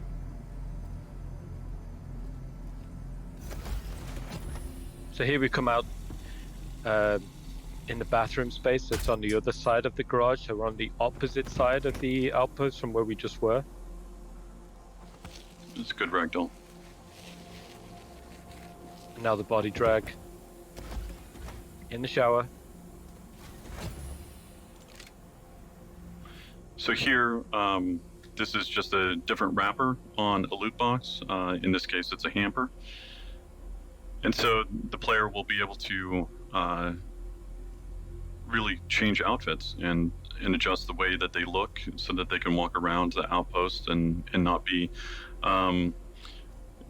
noticed. There will be kind of a certain time limit associated with it. We still need to work out the details on how all that will work, but the goal is to give them a little bit of leeway. And so if you look the part, maybe you're not scrutinized as much, and the AI won't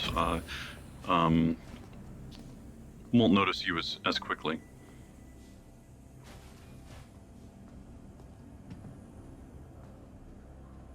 So here we can see back into the social space, but this time on the other side.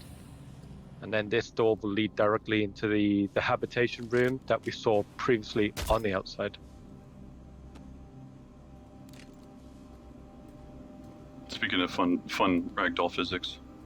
That was a great one. So here, the player decided to take the dealer out instead of actually figuring out how they could open up the safe. So they're going to have to look around the room. They're going to have to interact with the body and possibly see, is there a way for them to actually open it? In other cases, maybe the safe will be hackable in the future, and in some cases it won't be. And then you'll need to figure out a different way of actually opening it.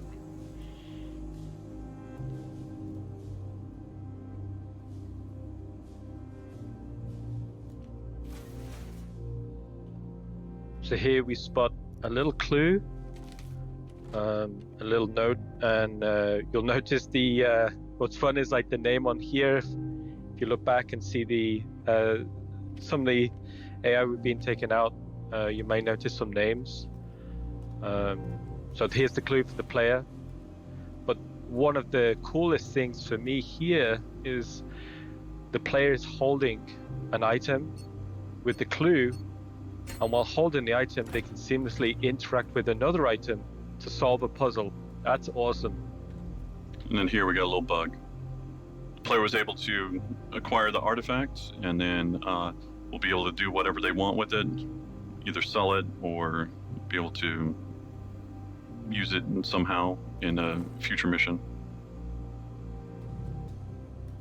One of the things that was really exciting about watching this kind of back to back is finally getting to see that freedom of choice. And it's like, it's really, really, I mean, again, our locations are always spectacular and beautiful, but now like having that sort of, striking that balance between, this sort of well thought out social space and construction of these locations, but also an equally effective stealth and combat thing. It's super cool to see. So after seeing the demo played through, 3 different ways, it was a huge team effort. So everyone that worked on the project, on this part of what we wanted to show, we want to say a big thank you, a big shout out, because, we're just presenting it. It's the people that did a lot of the hard work that should be represented. And speaking of people doing hard work, now's a good chance to throw it over to Eddie and Joel, and they're going to tell you a little bit more about the how we built that outpost that we just saw.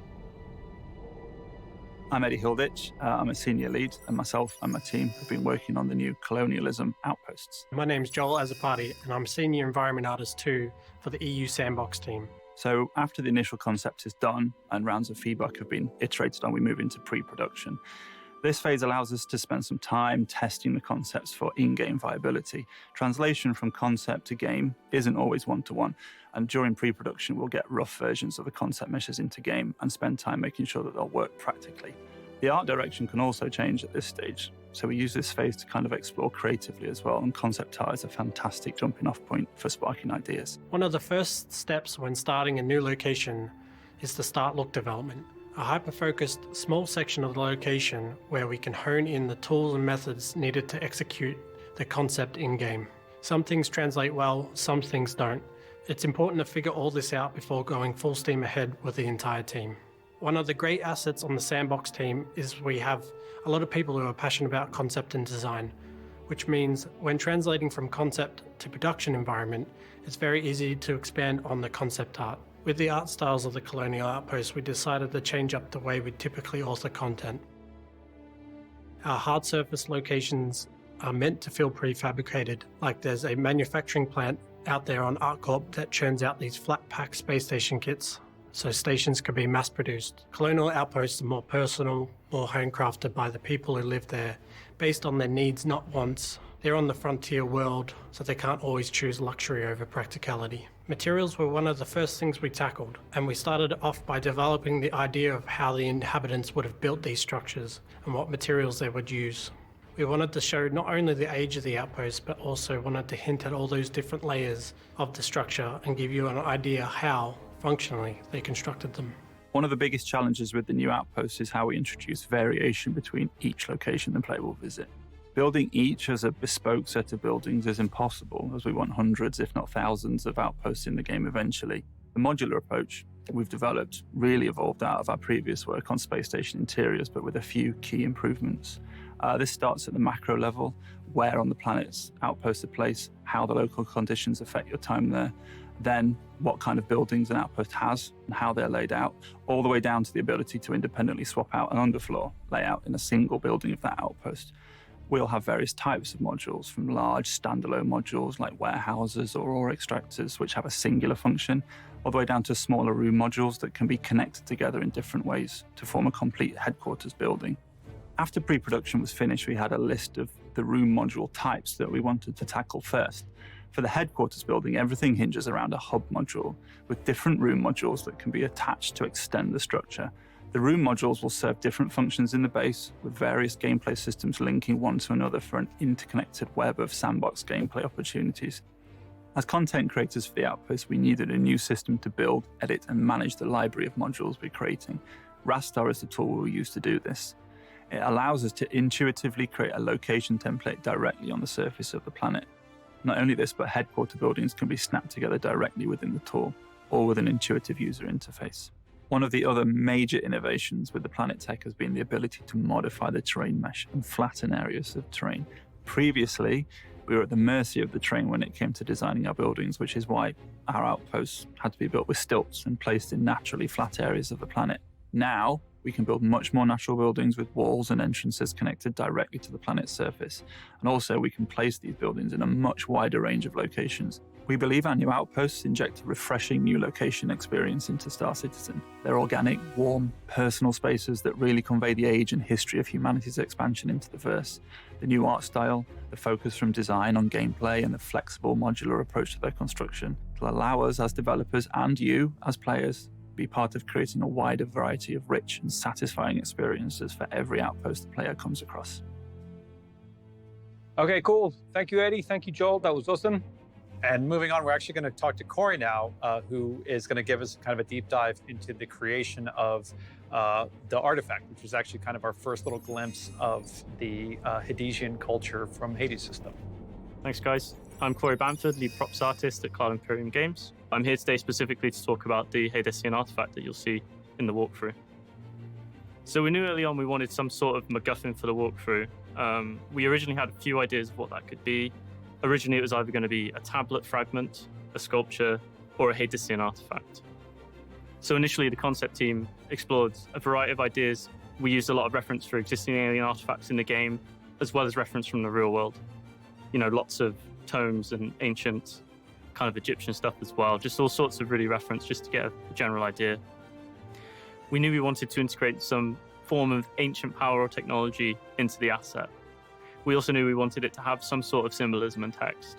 So once the concept team iterated further on these ideas, they then presented those back to Chris, and we narrowed down the selection of assets until we had a candidate that everyone was happy with. So once we had this asset in mind, it then came down to turning that from a concept into a production asset, and that's where the props team comes in. When a prop artist gets a concept like this, immediately the wheels in their head start turning, and they're trying to figure out the best way to implement it in our game engine. They need to find solutions within the engine to achieve the visual target of the concept. Obviously, it's not as simple as just taking the concept and replicating it. We have to think about the shaders, we have to think about performance. Our job really is to find a solution within the game engine to achieve the visual target of the concept. Once we've figured out a strategy for achieving the look, we begin to actually make the content. So for the artifact, for example, we knew that it needed to be split into 3 segments and they needed to fit together.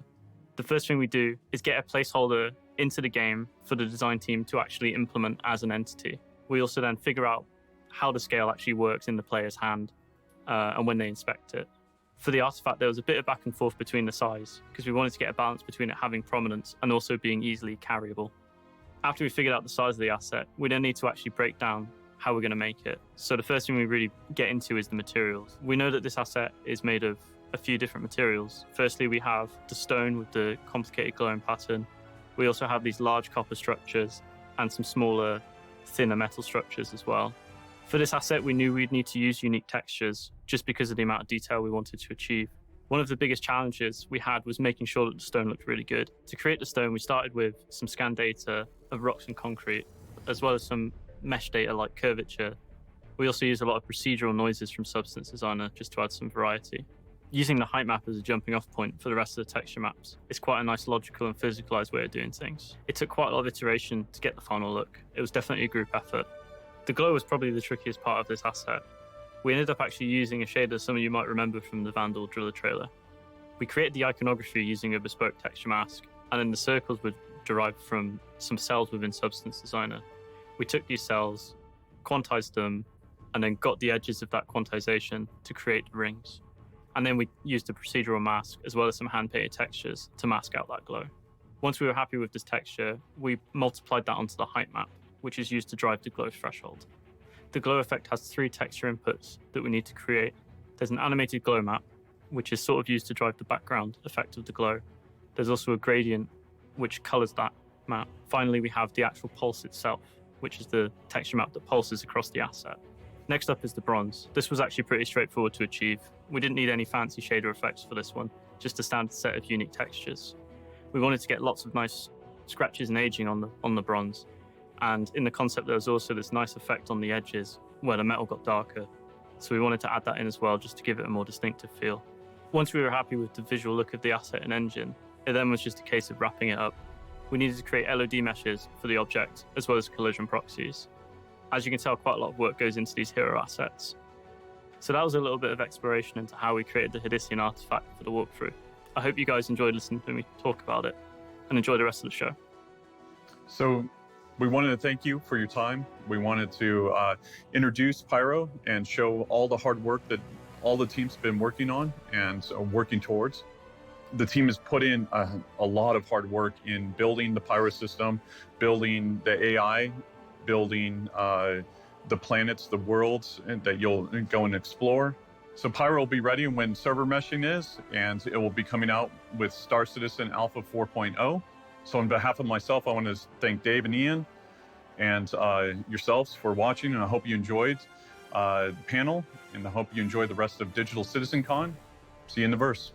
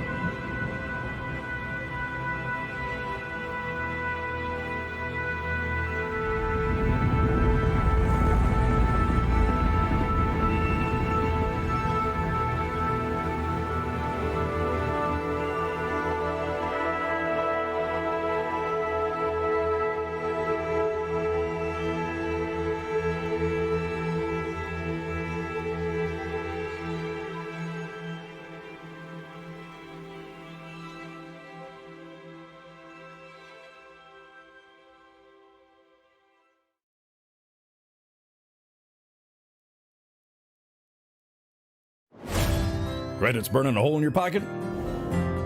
Didn't think so. Something tells me, though, you got a pile of junk in that hangar of yours. Turn that crap into scrap at Dumper's Depot. Old Zeke always pays top cred for all your used gear at any of my verse famous franchise locations. From Art Corp to Crusader. Stop on by and tell them Zeke sent you. From thrusters to mining lasers, power plants to shield generators, we got your back. Dumpers Depot, because everything is valuable to someone. Dumpers Depot LLC is not responsible for inaccurate appraisals. Commercial service and delivery fees will apply.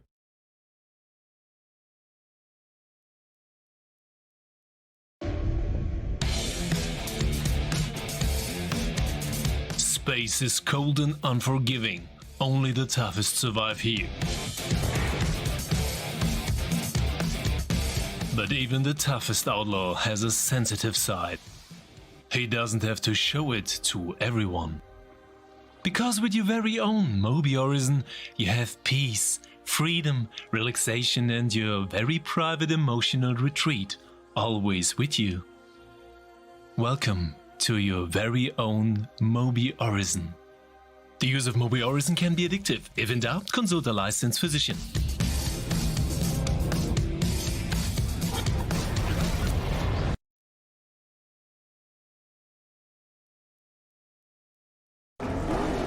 A distress beacon is triggered, and a quick reactionary force from the lead expeditionary is mobilized.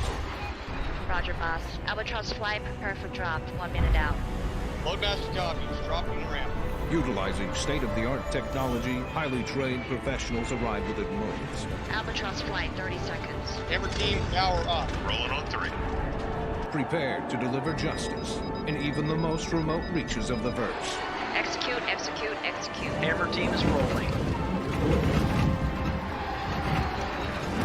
Last man, Hammer team down and safe. Roger, last man. Albatross breaking off. Elite expeditionaries got your back.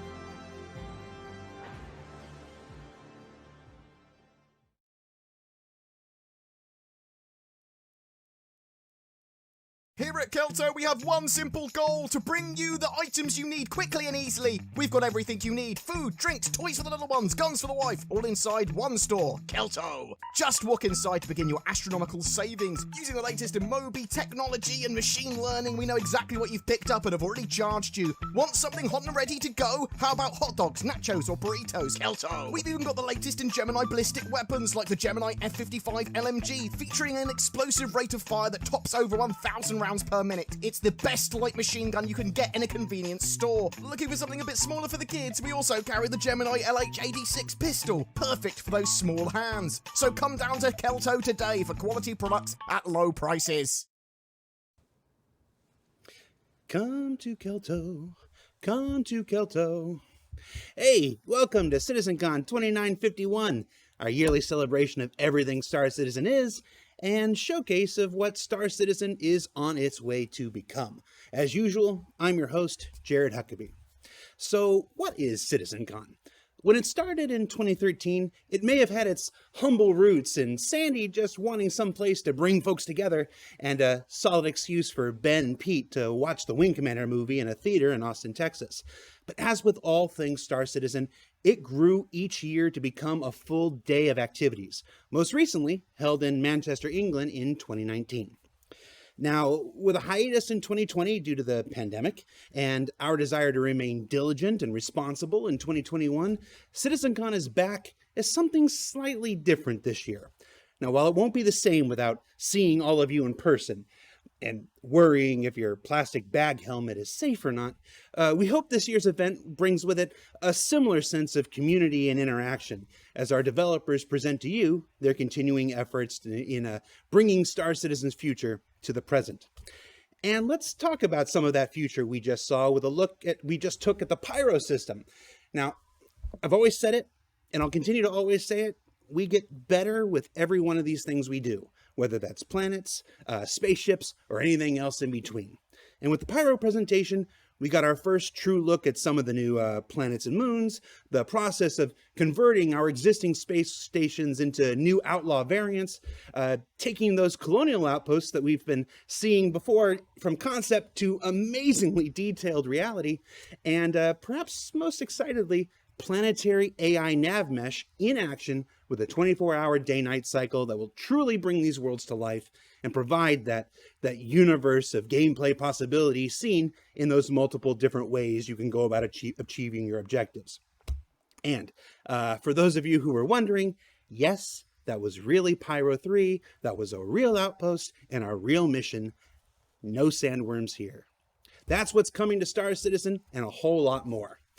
Now, because I'm the patron saint of bad ideas, let's take a look at some of the comments that came in on Twitch while we were all watching. This should be good. Engion says, using talent from across the globe, that's a good thing. I agree. Adderdoth says, this guy is talking like it's been made. DFX2KX says, they probably have the gameplay, but they want to force folks to stick around and watch the whole thing before they show it. Annoying, but typical for them. We are who we are. We showcase every part of the Star Citizen. Rolana says, someone needs to hand out some meds in chat. Underfern says, I wouldn't buy a melty dog from that man. I don't know if they're talking about Todd Pappy or Ian Leyland, but agreed. Lots of people said, 420 Space Weed, Vape Nation, damp, damp, damp, dank.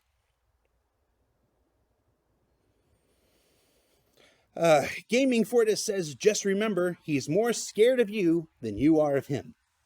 That's the truth. And then everyone went on a claim spree for a while. James Cameron, yes, the real James Cameron, he does exist. And then finally, Shorty Max said, number 15, Burger King foot lettuce. The last thing you'd want in your Burger King burger is someone's foot fungus, but as it turns out, that might be what you get.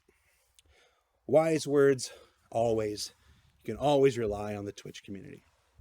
And speaking of community, you may have noticed a selection of community-created videos throughout the day, ranging from commercials to skits to a variety of things in between. Those are all here as part of an effort by our fantastic community team that started months ago to include as many of you in today's festivities as possible. And while we can't show every single one that was sent in, the team did expand their original idea of just 15 videos to a whopping 42 for today's show. So you're going to see a few more as the day progresses. Now, of course, CitizenCon wouldn't be CitizenCon without the swag. Check that out, huh? Yeah. And this year, we've got it coming in two shapes and sizes. First up is the digital goodies pack seen here, which comes with the newly minted Arden SL Balefire suit you may have seen recently on Inside Star Citizen with that slick Theta Geo helmet. It's got the matching Balefire combat knife because accessorizing is always important, and the classic CitizenCon 2951 trophy, which I'm still trying to convince Actor Feature Team to turn into a bludgeoning weapon. Just say Red 1 more time, people.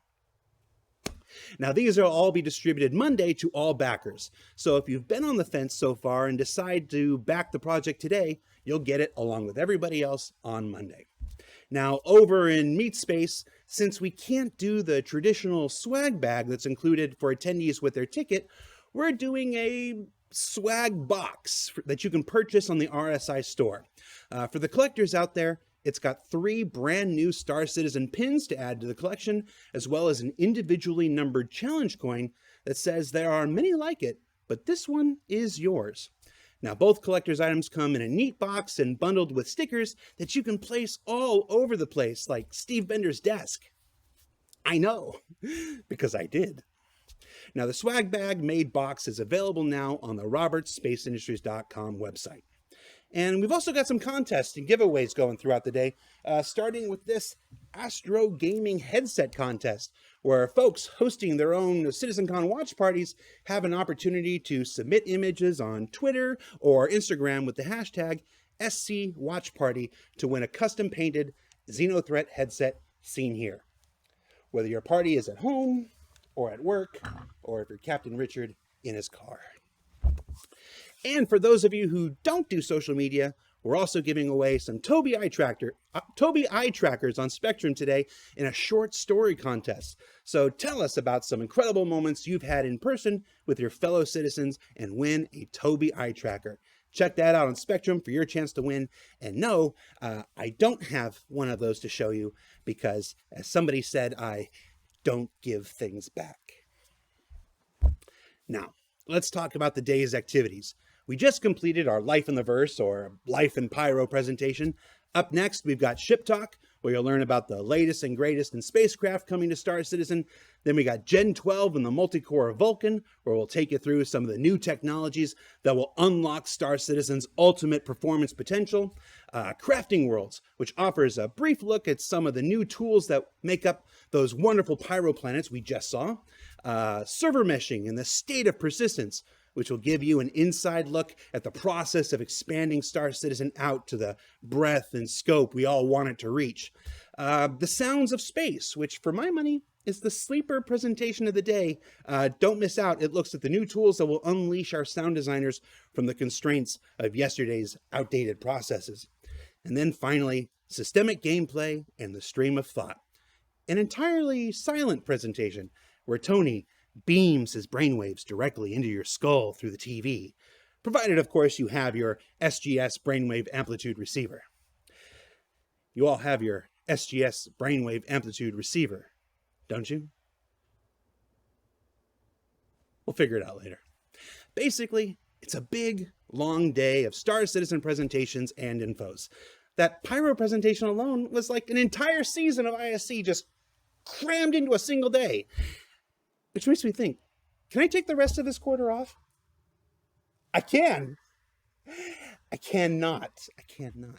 All right.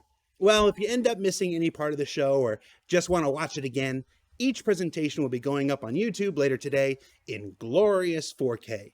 But fair warning, do not look directly into Todd Pappy's eyes in 4K. Or Corey Bamford's. They're mesmerizing. And that about does it for the housekeeping. It's time to throw it to our next presentation of the day, Ship Talk with Paul Jones, John Crew, and Ben Curtis, where they'll be discussing a ship you know, a ship you don't know, and a ship you weren't supposed to know, but you ended up did knowing. It's not invisible any longer. Here's Ship Talk.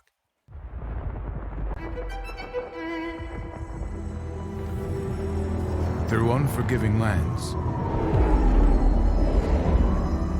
across the impossible expanse,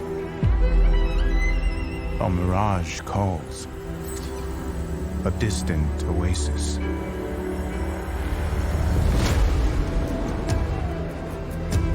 We chase what most consider myth,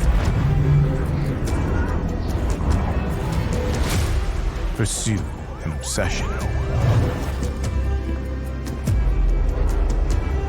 That's what pushes us to greatness. The Oasis. It's real.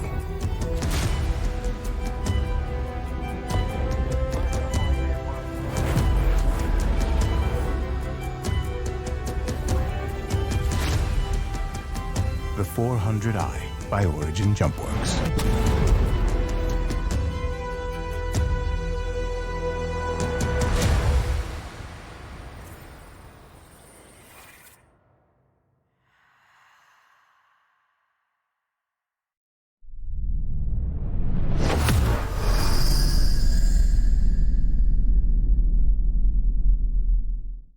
Oh, that's pretty cool, huh? Yeah, it's awesome.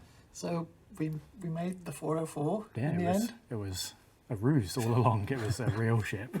So, Look cool though. I like it. Those trailers are always super cool to see the artwork from both your teams. Really good job of kind of showing off what I think everyone's kind of done. Yeah. Right. So we should probably get on with the show. This is Ship Talk, where we are going to talk about a variety of things today. My name's John Crew. I'm the Vehicle Director here at CIG. I'm Ben Curtis, and I'm the Vehicle Art Director at CIG. And I'm Paul Jones, Art Director.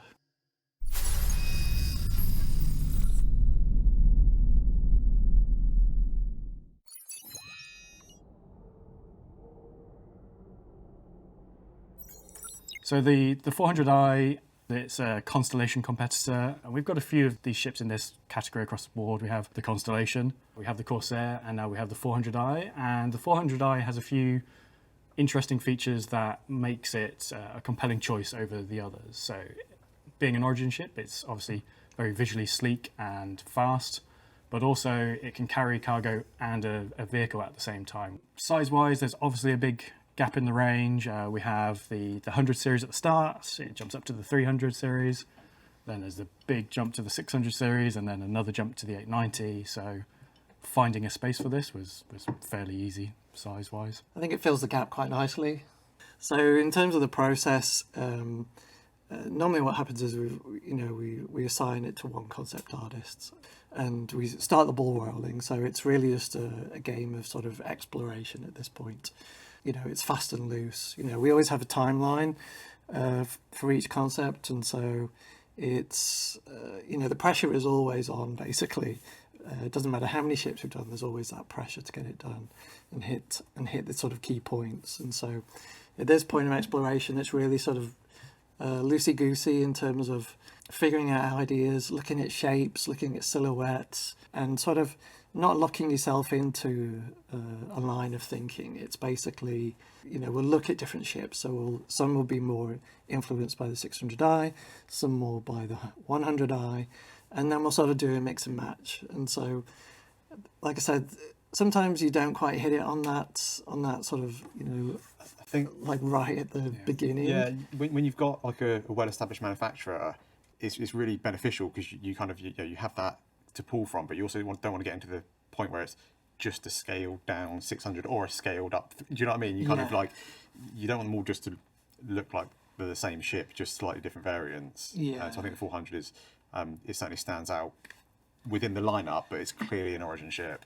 And I think because we sort of follow the sort of car manufacturers, don't we, in terms of the brand. It's sort of expanding the brand. Sort of the brand also develops over time. So we have like a double. Yeah. Since the start of the project, Origin has sort of slightly changed its style a little bit. And then, like say, you don't want just a mini 600. Yeah. Even though there's a part of me that would just be like, right, let's do a mini 600. I do really like the 600. Yeah, the 600. Got it. And even at this point, I kept sort of coming back to one original sketch that had been done for what was it? I think it was 100i. Yeah. There was a little thumbnail. It's literally, in my head, it's about that big. And the sketch is just teeny weeny. I was like, I kind of want a version like this. This looks kind of cool. And so basically, in the end, I just went in and kick-bashed some ideas together. So this was before my time on the ship team, so it's quite interesting really? to learn a bit more about the process. Yeah. It's a great ship. It's my favourite one, Paul, in that case. A lot of the little concept thumbnails if you see one, because we often show them in Jump Point magazines afterwards, after a ship's being released, you see all the early sketches, and people probably noticed that 100i thumbnail that we did that was rejected for the 100, but then has come around for this, and you never know what might happen with ones that we didn't choose for this one. Yes, Could happen in the they future. might appear in future ships. So ultimately, this is what this is like a visual that I did. So it's it's throwing together a bunch of shapes, what we call kit bashing from different models, because it's quick. As an art director, it feels like you've got zero time to get a result. So it's how do you provide a visual that people can understand in the shortest time possible. And so my understanding of the ship was it was a luxury explorer. Yeah. And so you can see here that's why there's a swimming pool in there and a deck. The part of the process is that we show it to Chris Roberts to get sort of direction and feedback. And Chris was quite adamant that this was going to be an explorer. It wasn't just a small scale party ship. It was it needed to have a function. It needed to be a competitor to that scale and kind of role of ship. Yeah. We did quite a lot of interior investigations and just sort of looking at ways of arranging space within that ship, because like we said earlier, even though this ship looks big, it's actually really tight.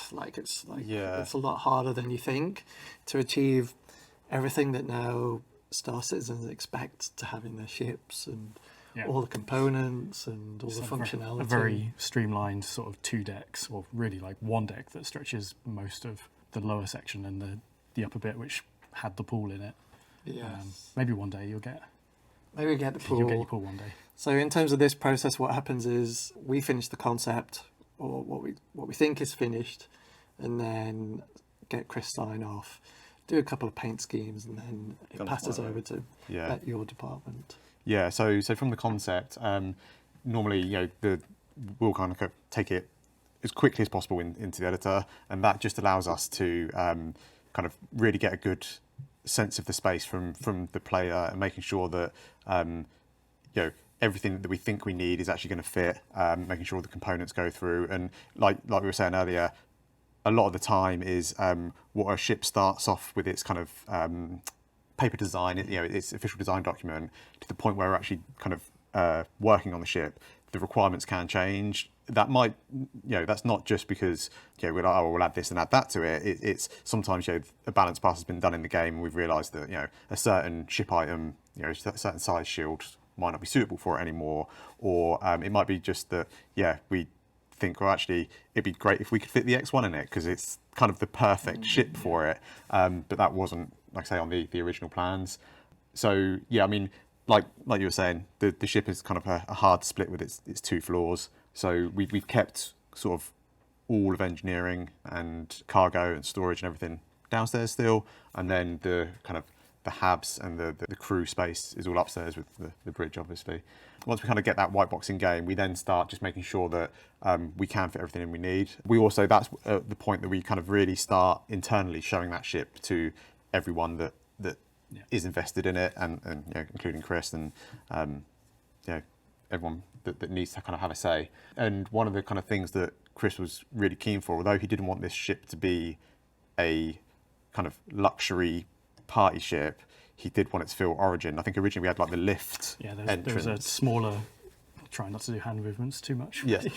There was just a single small platform just for the crew that went straight up into that whole area was quite tricky, wasn't it? Because there was the docking ring, the docking collar, the lift, and then there was an entrance to the front and an entrance to the back. Originally I think on the concept you walked in through the docking collar, and like you say, the floor was a lift, you had the collar on the side, and then doors either side, which took you to like a little antechamber that had the suit lockers in, I think it was. At the front, and the first bit of feedback from Chris was the entrance doesn't really feel very grand for an Origin ship, and that's when we kind of introduced the stairs and the kind of like the big, not marble staircase, but that sort of idea that you were kind of like, walking into the ship felt a little bit more grand. That had some knock-ons to the kind of interior space as well, because obviously making a 1-person or 2-person lift is something that's relatively small. It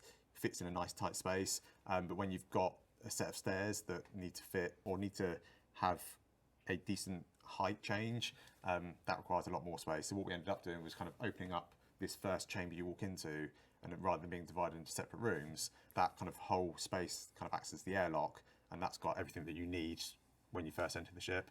And I think it does, like I say, just that initial entrance feels quite nice now. We don't have a lot of ships like that anymore that have the go up the front of it inside it. I mean, we've got another one that we'll show after this. But most of them, if they've got a ramp, it's like cargo, isn't it? It's pure function and not really. No, I think you guys have done a great job on this because it was tricky. You know, I remember it at the time, and you feel the time pressure. And then it was when I was just starting on the team as well, so I was like coming in and be like, oh, Paul, what do we do? Like, where do we go? But it also, I mean, it's also nice because it sort of dovetails with that original sketch, which there's an element there in that thumbnail. Is there? Okay. Yeah, and I think at the time I sort of binned it off because I was just I'm sure I had some thoughts about it. I mean, everybody knows we've got a sort of 64 kilobit memory, so stuff kind of like gets lost after a short amount of time. But I think we did discuss it, but then it was just like, no, let's go simple. But you guys did good stuff. Yeah, and then the next thing to tackle, like Paul was saying, was the kind of like the addition of the bike garage. It was a bit of a headache trying to kind of fit that in, and the original plan that you can see is originally we were going to have it at the back of the ship next to the cargo, or within the back of the cargo room. Within the cargo room.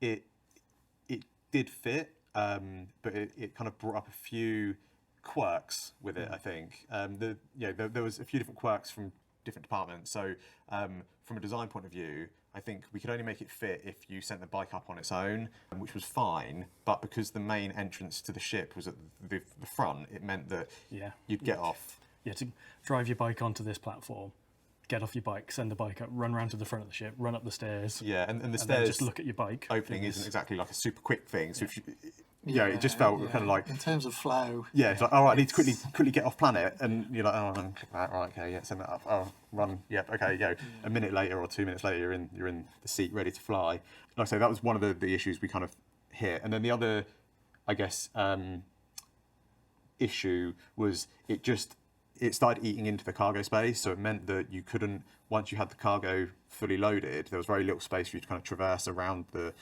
cargo hold. Basically, you know, we had a number of kind of ideas we played with, and then if you click on, we ended up basically putting it at the opposite end of the ship. Yeah. Now the nose, should we call it the nose? Yeah, the nose now opens up, and it's got like a nice little kind of dedicated X1 garage in there. It's a nice use of that kind of spine that was there originally. There was nothing really. The gravity drive was there, but we kind of nudged that back a bit.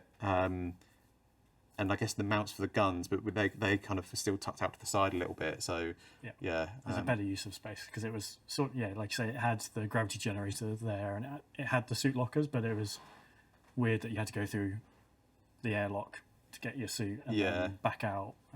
So taking up that space was much nicer. And the other really good thing is all the controls for getting a new ship and doing this, they're all right next to you. So you go, open this, and put your bike away, and go up. And I think that's one of the kind of like the like I say, the nice things of it is you can, I guess, ride up to your ship, and it's just there. You send it up straight up, and there's no messing around. So that was one of the other challenges. And then, to be honest, most of the rest of the ship kind of went pretty much to plan in terms of what was on concept. I don't think there was any kind of real surprises. So now as you enter the ship and you come into the kind of like the main body, you're into engineering. This ship does have large shields. Yes. Yeah. So that was another thing to make it different. Obviously, we've made changes during development to other ships, and shields have changed, so it's not quite as unique as it was, but it's still very well shielded for its size. And the other cool thing about engineering is those rooms at the edge are cool. They're climate controlled, so it's another nice little thing to play with. Gives all the teams something extra. Full dry ice and everything. Full dry ice, you can get the come in and the light sticks out and flow out. A little bit of party mode in there, But I think that's it. That was one of the things that I think you established early on in the concept was this kind of like cool chamber in engineering. Yeah, because we needed that space. I mean, you need space to put all the components somewhere, and just thought, let's just turn it into a feature. Yeah. So and it kind of fits with the Origin kind of family as well, I think. That's good. And then, kind of from engineering, you kind of go straight to the back, and that's where you've got your storage. I don't know if you know the SDU size offhand, but not off the top of my head now. No, should probably put that in the notes. Correct. Sorry. So you can fit a decent amount of storage in there. You've also got the escape pods. One of the other things we were doing when we were looking at this space with the bike is originally we were kind of, if we put the bike in this area, it meant that the storage reduced. So we were looking at kind of other ways of moving the storage around. At one point we thought, we could put it out in the wings, but then that didn't really make sense because, ideally in the wings where you store your fuel and that sort of stuff, and it just felt really awkward, where this kind of gives us the kind of classic, traditional... Big block of cargo. Yeah, big block of cargo. You can have the vehicle in it, can't you? Yes, You can fit a Cyclone in there. Yes. Other smallish vehicles. Yeah. But obviously, it will take away your cargo space. So it's not... You can do it. But you won't have any cargo. But you won't have any cargo, so... Yeah. Okay. And then, we kind of make our way upstairs. 3-man, 3-crew bridge. 3-crew bridge. And it's very, to me anyway, the bridge is very Origin. It feels very, very sleek. Get a real nice view of the kind of front of the ship out in front of you. It's a nice place, and it's got the classic kind of Origin kind of hardened, and we haven't got any low-tech screens. It's all kind of projected and feels fancy. Yeah. Does that mean you can see there's a lot of 600i influence, like from the original concept image that was done for the 600i? Yeah. So I was keen to get those. That sort of, it's almost like the black louvers. Yeah. And then get everything sort of. To be honest, they were one of the things that we kind of kept referencing back during the production. Was like, let's just go back and have a look at the 600, because that's one of those kind of shapes that really sells Origin to me. And so I think it was good kind of keeping them. And that, it was also, what's the Origin buggy called? G12. Thank you, So, again, we've got the louvers in that. Yeah. The 890 as well. Is like all the bigger Origin ships have this sort of arrangement of a single centre seat and two crew ones, whether they're at the front or at the back, they're all sort of that style. So it all plays together. And then HABs-wise, you kind of got the captain suite and you've got the crew suite. And within those, they've got their own kind of lockers, they've got their own kind of personal ship storage. I'm not sure if it's exact, but they're very similar in their kind of scale. But obviously, the captain gets the slightly more space, a little bit more kind of luxury because he's the boss. So, At one point, it was a 4-person ship, and then we reduced it down to 3. So we've got that extra space for the. I'm learning loads of stuff I didn't know about today. Lots of things changed during the concept. Like changing it from 4 to 3 might sound like a quick thing on paper, but then it's like you're losing a seat out the bridge somewhere. It would have been lockers. Tough to fit an extra seat in that bridge though, because it would have you would have had to have kind of had them in 2 banks. So it would have been a bit just purely visual sort of. It feels a little bit nicer weighted if it's. I mean, the whole ship has essentially a triangle. It looks fast. Yeah. It looks fast. Yeah. And then as you kind of progress through to the rear of the ship, this is where, like I say, originally it was party time. Yeah, it was the party room. Yeah, we've kept some of the elements, I guess. There's still a kitchen, a decent sized kitchen. It's still a nice space, isn't it? Do you know what I mean? It's like a luxury. It's still that sort of luxury yacht. You've got your wine fridge, kind of feel, isn't it? Yeah. So, You've got everything you need back there. You've got your food making facilities. You've got your breakout area, and then your big hollow table at the back. And that was sort of like the, I guess like the operations area, and we tried to make that space feel like it was a little bit more focused with the hollow table than the sort of the breakfast bar that's just in front of it. And I think because we tried quite a few different ideas there as well. Actually, I remember at one point we had like a war table with seating and stuff, but that was a bit tight for kind of maneuverability, and also I think we ended up going with like the standing kind of hollow table rather than a seating one, because when you first kind of like look at it, it felt like an extension of the relaxation area rather than like a kind of planning, what we're going to do in our operation type area. And then basically that kind of covers most of the 400, I guess, as a whole.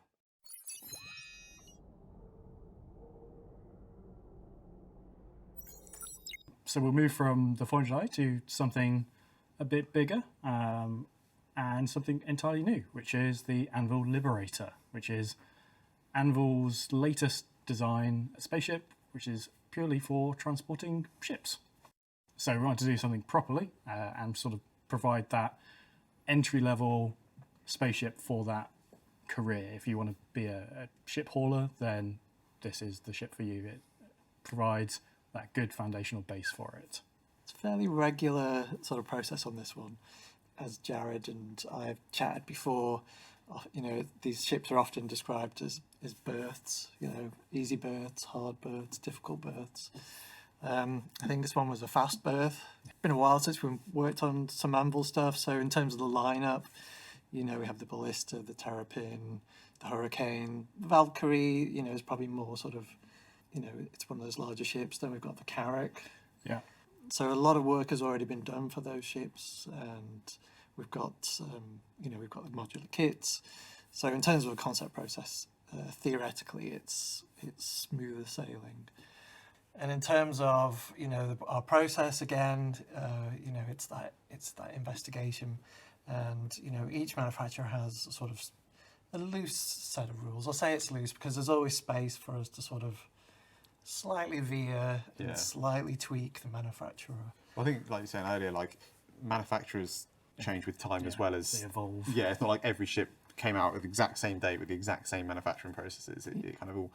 Yes, and I think I mean that's kind of what I like about Star Citizen is we've got this sort of, it's this sort of rolling kind of like design. It's sort of design everything is timeline. being updated. And it's nice that when we work narrative and they're like, oh, well, actually it's based on this old design, or whether it's a new stuff. So, one of the early requirements from John, which you can see here in this fabulous designer art, top quality design block. Yeah, I'm liking it. I'm not sure about that shade of green, but not quite Anvil. But basically, this is super easy for us, and also because we're working with a contractor about sort of laying out the limits of you know, because we always, you know, we like to make ships big, you know, so it's always, okay, we've got our metrics, it has to fit within this. Like, whatever you do, make it cool, but it has to fit within these bounds. Yeah, it was quite strict on the landing pad size, but you need to fit a number of ships in it, but also make sure that it really kind of stayed within its. Otherwise, John will give us big slap wrists. I'll come after you. Yeah. Because on that image there, you can see there's the red box, which is the maximum bounds that the ship can be. If you go outside that, it literally won't fit through the hangar doors and ceiling. So obviously it has to be in there, and that's a max, not a goal to hit, because we've ended up in the past with ships that have a centimetre or two's clearance right at the edge. So when you're coming in and out of the hangar, you just clip as soon as you clip one side of it, then it throws it into the other one. It makes it difficult. And you can see there for the extra small landing pads, the green size. So once you've got 3 of them, so at this point in the design brief, it was just 3 extra small ships. By the time you've got these 3 green, and they have some Z height to them, which I didn't put in here. By the time you've got these green blocks, so like you've got to have space for these, and also got to fit in this. Then you sort of start funneling yourself into and I think, I mean, you provided a reference image right at the start, which is of military hovercraft. Yeah, the American, I can't remember if it's the Navy or the Army. Yeah, and so that was like, I mean, people will see straight away the correlation between the two and the sort of influence, but it also makes sense, right? It's a very functionality. I'd say it's a very functional ship, isn't it? So, and it feels like say, obviously, the real life version has been made for that function, and this kind of follows suit. Yeah, definitely. And so, we'll basically be looking at some of our exterior options, and again, it's always, it's quite difficult when you have something like that reference image of the military hovercraft, because instantly it sits in your mind, and you sort of get, sort of stuck in that thinking. And so, part of my job is also to sort of push the concept artists and say, right, okay, well, what about this? What about that? I think, it's always it's always a sort of dual role. We sort of, you work together, and kind of 2 minds is always better than one, right? So in this case, we're sort of looking at, this is a sort of first stab at it. So there's a lot of similarity with the Valkyrie. So there's the Valkyrie engines. It's pretty standard. It's just one floor plate, and it's symmetrical. Then we look at some cleaner stuff. It's not, it's a nice design, but doesn't really speak of Anvil to me. I mean, but it's cool. I like it. There's some interesting things. Certainly very hovercrafty. Yeah. I think just too simple for too wedgy. Yeah. This one was asymmetrical version. We've got that massive tank on the side. What it does, I'm not quite sure at this point, but it's it's just visual exploration. We've got the asymmetrical wings. Again, sort of interesting stuff. At this point, we're starting to push into like terrapin territory. So we've got sort of essentially like the bridge, and it's kind of like got a cowl. It's like a sort of, it's kind of like the little turtle head from the terrapin, and sort of mixing and matching. And so, it's kind of interesting. Again, we're doing these things rapidly. So, has some pros and cons design-wise, well, because obviously we have the XY metric, but you also have the Z. So a lot of our hangar metrics are quite tall. So the problem with this one was it was just to the height of the ship. Like the actual height it would have needed to be would have been double that. So then you end up with this really tall, gangly thing, because we've also shortened it by a third. So I like you trying to get yourself into like the shape of a ship. Yeah, that's really good. tall. Yeah. And then here is like where we sort of start hitting upon something that I don't know where the decision was made, but it made sense to have the garages on that lower deck. Here, you've got 2 tanks lying side by side, which is cool. It looks good, but it isn't actually like an official feature. Yeah. It was around this point where we were looking at the double layer thing and trying to get these 2 layers to work, or 2 floors to work with the 3 larger ships. So we changed it from the 3 extra small pads to 2 extra small pads, which basically take any single-seat fighter in the game and some around. So I think a Prospector also fits on there. Yep. And then we scaled the front one down to an extra small. So that's things like the Argo MPUV, Origin 85X, and smaller flying ships like that. But also, interestingly, that extra small metric is sort of the same as the medium vehicle metric. There's like a meter difference in height, which is the Ballista and Nova. So we went from these 3 extra smalls to 2 extra smalls on top, 1 extra small at the front, and then these 2 garage slots, which can also, if you're willing to try and fly your small ship in there. You were playing around. You could fit quite a few combinations of ships in there. I had a shot. I treated it like I was a fan and basically filled that whole carriage. There was no sort of like door opening space at all. It was it was Cyclones and we know what Rock the players DSs. are like. Yeah, I mean it looked good. I mean it looked like it looked like a ferry. When they're just full of the vehicles all just stacked up. Just increases like the risk value of flying it, doesn't it? Like if you've got 3 ships on it, all right. Yeah. Got 15. And need a big insurance payout. So once we have the an exterior that we were happy with, then it's then we move on to the interior, and it's only 2 crew. Yep. So it's 2 crew. You have obviously the person flying the thing, and then the second person who can either sort of a flexible role. There is a turret that they can control. They can go sit in it and shoot anything that comes at you, but it's not really a ship that's a combat ship. It's a transporter ship. If you want protection, you need to bring protection with you or rely on the ships that you're carrying to provide that protection, which is another benefit of this open-topped ship. You come under attack, everyone can launch out straight away. You're not having to fly your ships out one by one out of a tube. They can get off pretty quickly. We haven't done launch tubes yet, have we? One day. One day we do launch tubes. Yeah. Maybe, yeah. Think about that. Basically we've moved on to interiors. Again, it's just investigation of, we've got our function and what it needs to achieve, but in the last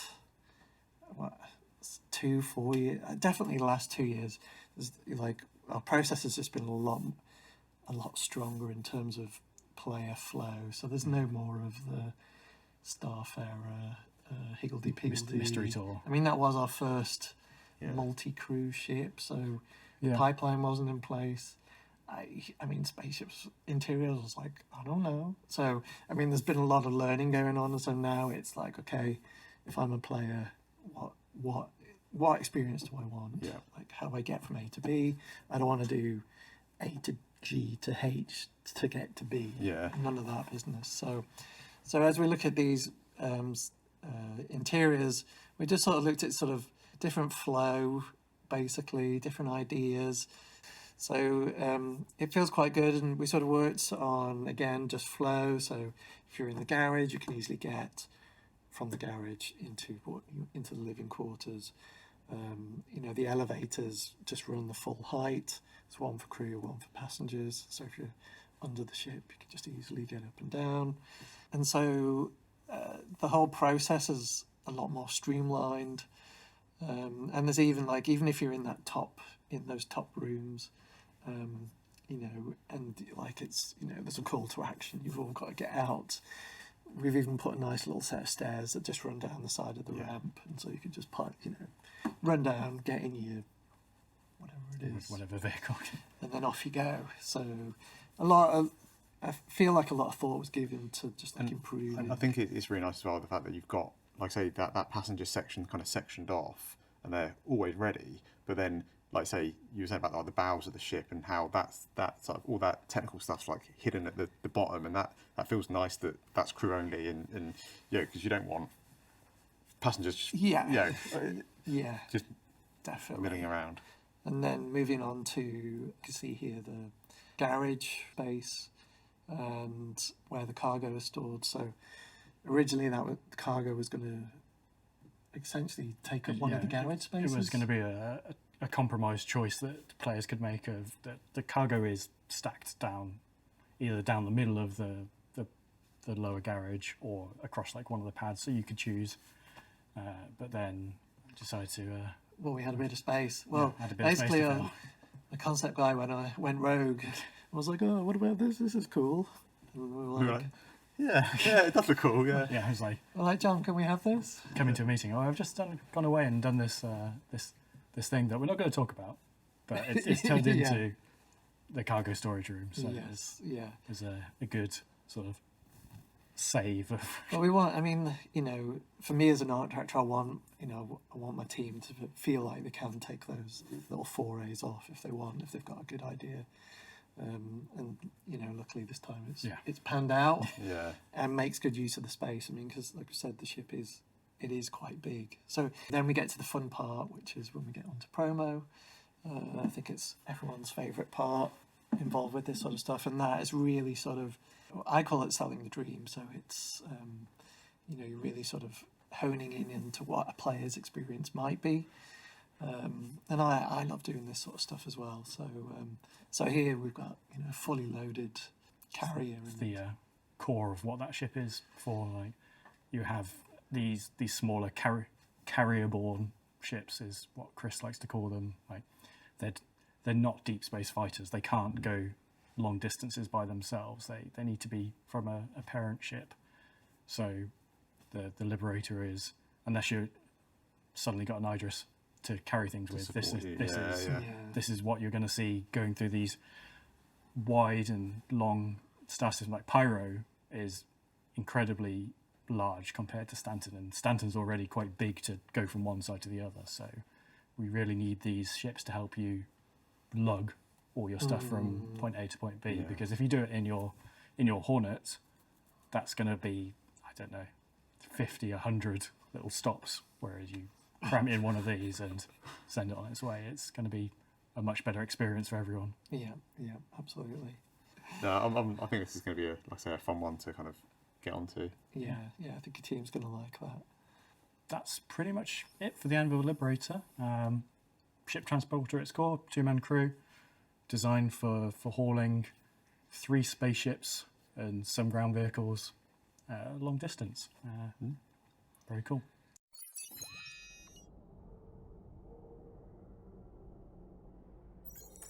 Let's talk about the Banu Merchantman then. It's that ship that's been around for a long time. For a long time now. I think fans have been waiting quite a while for this. Yeah, we haven't really shown a huge amount of it beyond those original concept images. So no, and I think you know, this is my second round on this. So I think maybe like 3 years ago we did an initial concept round. Around the time of the Defender, I guess. I can't actually remember. So long ago. Yeah. But sure, let's. I think fans are going to love this. So there's a few things that need to be updated for the Merchantman. Obviously, we've talked about this many times in the past. As Star Citizen develops, things get added, things get refined. We improve our workflow. So number one thing we had to do was look at the size and the scale of the ship, because I think it was 160 meters wide and 160 meters long. So it's in essence a cube. Yeah, but it's a very tall ship as well. Yeah, isn't it? but it was very vague because we had never done a full interior layout. So not to like the new system. No. Yeah, so we need to make sure it fit everything in. So it's always a good starting point. The cargo numbers they've never really been changed since they were originally concepted as freight units, not standard cargo units. So the scale of cargo has changed since we did it originally. I don't remember freight units. Yeah. It was It was a long time ago. The marketplace / bazaar need to have a good working out.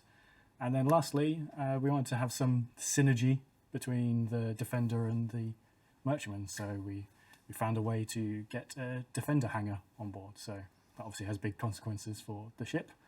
So let's talk about the exterior.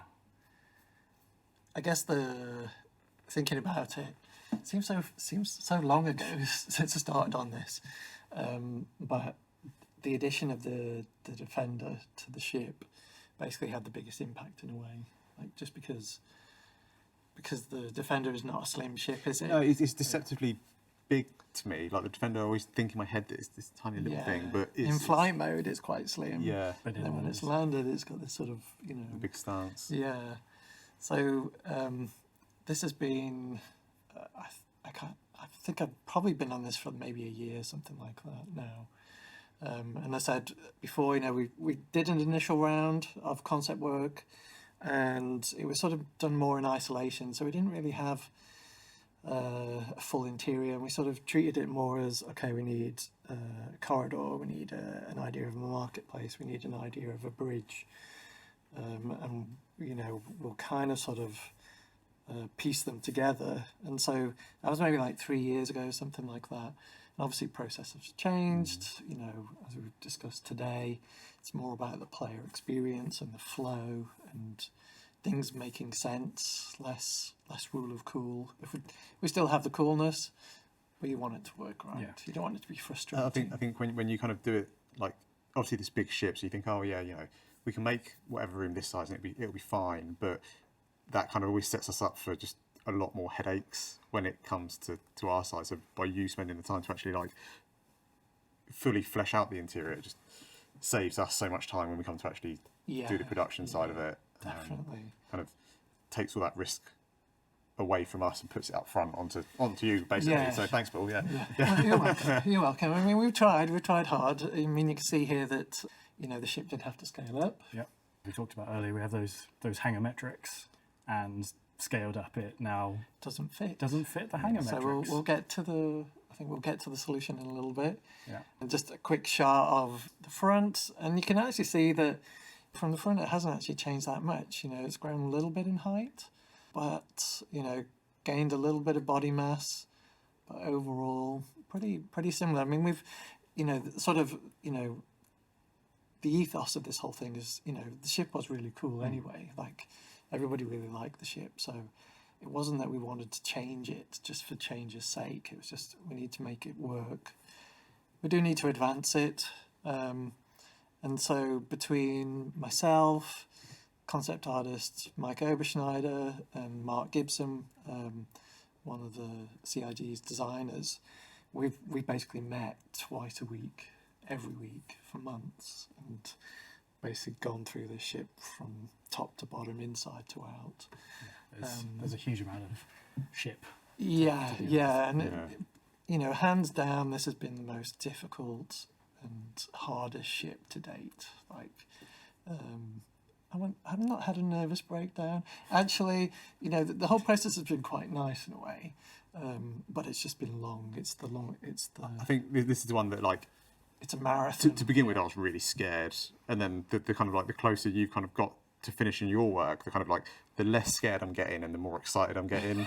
And I'll probably have, when we get into production, I'll be like, oh no, what are we going to do? And then again, once we kind of actually kind of get over that hurdle, because it's quite an intimidating ship, not like just visually, but like I mean, there's a lot of cool stuff. I mean, we're seeing here the sort of hangar opening. So basically, we've one of the sort of design philosophies of the Banu ships is they sort of incorporate tech where it suits them. So they use tech from humans, they use tech from Xi'an, whatever suits them to sort of achieve what their needs are. So for this ship, we've leveraged a lot of Xi'an tech. So it's a lot of that essentially levitation tech. So stuff doesn't have to be physically connected to move. It sort of hovers and then shifts along. So it's basically given us a lot of opportunity for creativity. So hangar here, it's always multi-part as well, so it's always kind of nice. Basically shot from the front. This is with the front guns out, which are S8. That's correct. Big size 8 guns. One of the original cool things of the Merchant was all its weapons are sort of tucked away and hidden, so it gives you that non-threatening aura to start with, and when it needs to, then everything. I was going to say, it's going to be quite a powerhouse, really, isn't it? Like, with its guns and its turrets. It's a proper transformer, this ship. Yeah. Do you know what I mean? There's probably no area that doesn't transform almost, especially on the exterior. And again, like John said, it's just to keep with that kind of like, just a friendly trader. Yeah, just a friendly trader. Don't worry about me. Just going on my business, and then suddenly everything just pops out, and and it's all business. So again, sort of multi-stage animation for the guns. Again, for the turret, I mean, the turret featured in the original. You know, there was a hidden. It was never really fully explained. No. There was a turret, man turret there that you could get in and defend with, and it was in that top fin, I guess. Yeah, and when the weaponry is unmanned, it's a lot easier. We can get away with a lot smaller spaces. Once you put a person in it, then it's a whole different ball of wax. Yeah. And just the player experience, and it's twin gun. Twin S5, so it's not giving you a little tickle. It's quite a big punch. Yeah. And even though it's only a turret, a gunner, you still got to kind of take all the consideration. You're taking in a pilot seat in terms of their visibility and everything else. And Coverage as well. and yes, you expect to see the big guns and the silhouette and get that kind of like the real feel of being in a gunner seat. But like I say, it's quite easy for it to just kind of grow in complexity quite quickly. So I mean, basically, we've used the GN tech again to help us sort of reveal the turret, also to elevate the turret. Still, we've got multiple ideas for that, so I think we'll just have to figure that out a little further on. And then these guns look tiny in comparison, don't they? They're still like sized. So these are guns that most fighters have equipped to them, but they're on these point defense turrets. So obviously, the ship was big to start with. It's bigger now. It's more of a target for missiles and torpedoes, and one of the best ways we have in game to counter those is these automated point defense turrets. So Banu again, well, humans have these phalanx style guns that shoot down incoming threats. We'll take that and we'll use our own guns. So it's got 4 of these on the hull. So there's 2 on top near the bridge, and then I think we see the other 2 underneath. So you've sort of got your 360 degrees protection from missiles from those. And then there's an additional pair of size 4 remote turrets under the wings. These are controlled from the bridge. The bridge crew mentioned them. So yeah, it's not lacking on. The thing is, it can carry a fair amount of cargo, and it's got its own trading floor. It's your livelihood. Yeah, you kind of need to make sure that. I mean, you can basically, protect that. yeah. It's a bit of a TARDIS. It's a bit of a There's as people will see, there's a whole bunch of extra stuff that we've squeezed into this compared to the first one. So there's always been this feature on the Banu. It was there on the original, but it never really had a function. Some people called it the paddle, some people called it the flipper, but Chris was like, okay, it needs a reason to be there. It is very dominant. Yeah, in its silhouette, isn't it? So. I'll always remember that one bit of Defender concept art where it's just there, just destroying a mountain. It flies over, it's just dragging it through. So we've, it's a multifunction essentially, because one of the difficulties was at the top of that fuel scoop, is basically the entrance to the marketplace for traders and the public. So it was, there's that challenge of what it needs to look. It needs to do its job, but it also needs to look visually appealing because it's going to be the entrance. So there was, and we'll see that in a second. But it was always a bit of a tricky thing to solve. And so, again, we're seeing here as John mentioned earlier, the ship got wider and didn't actually fit on a landing pad.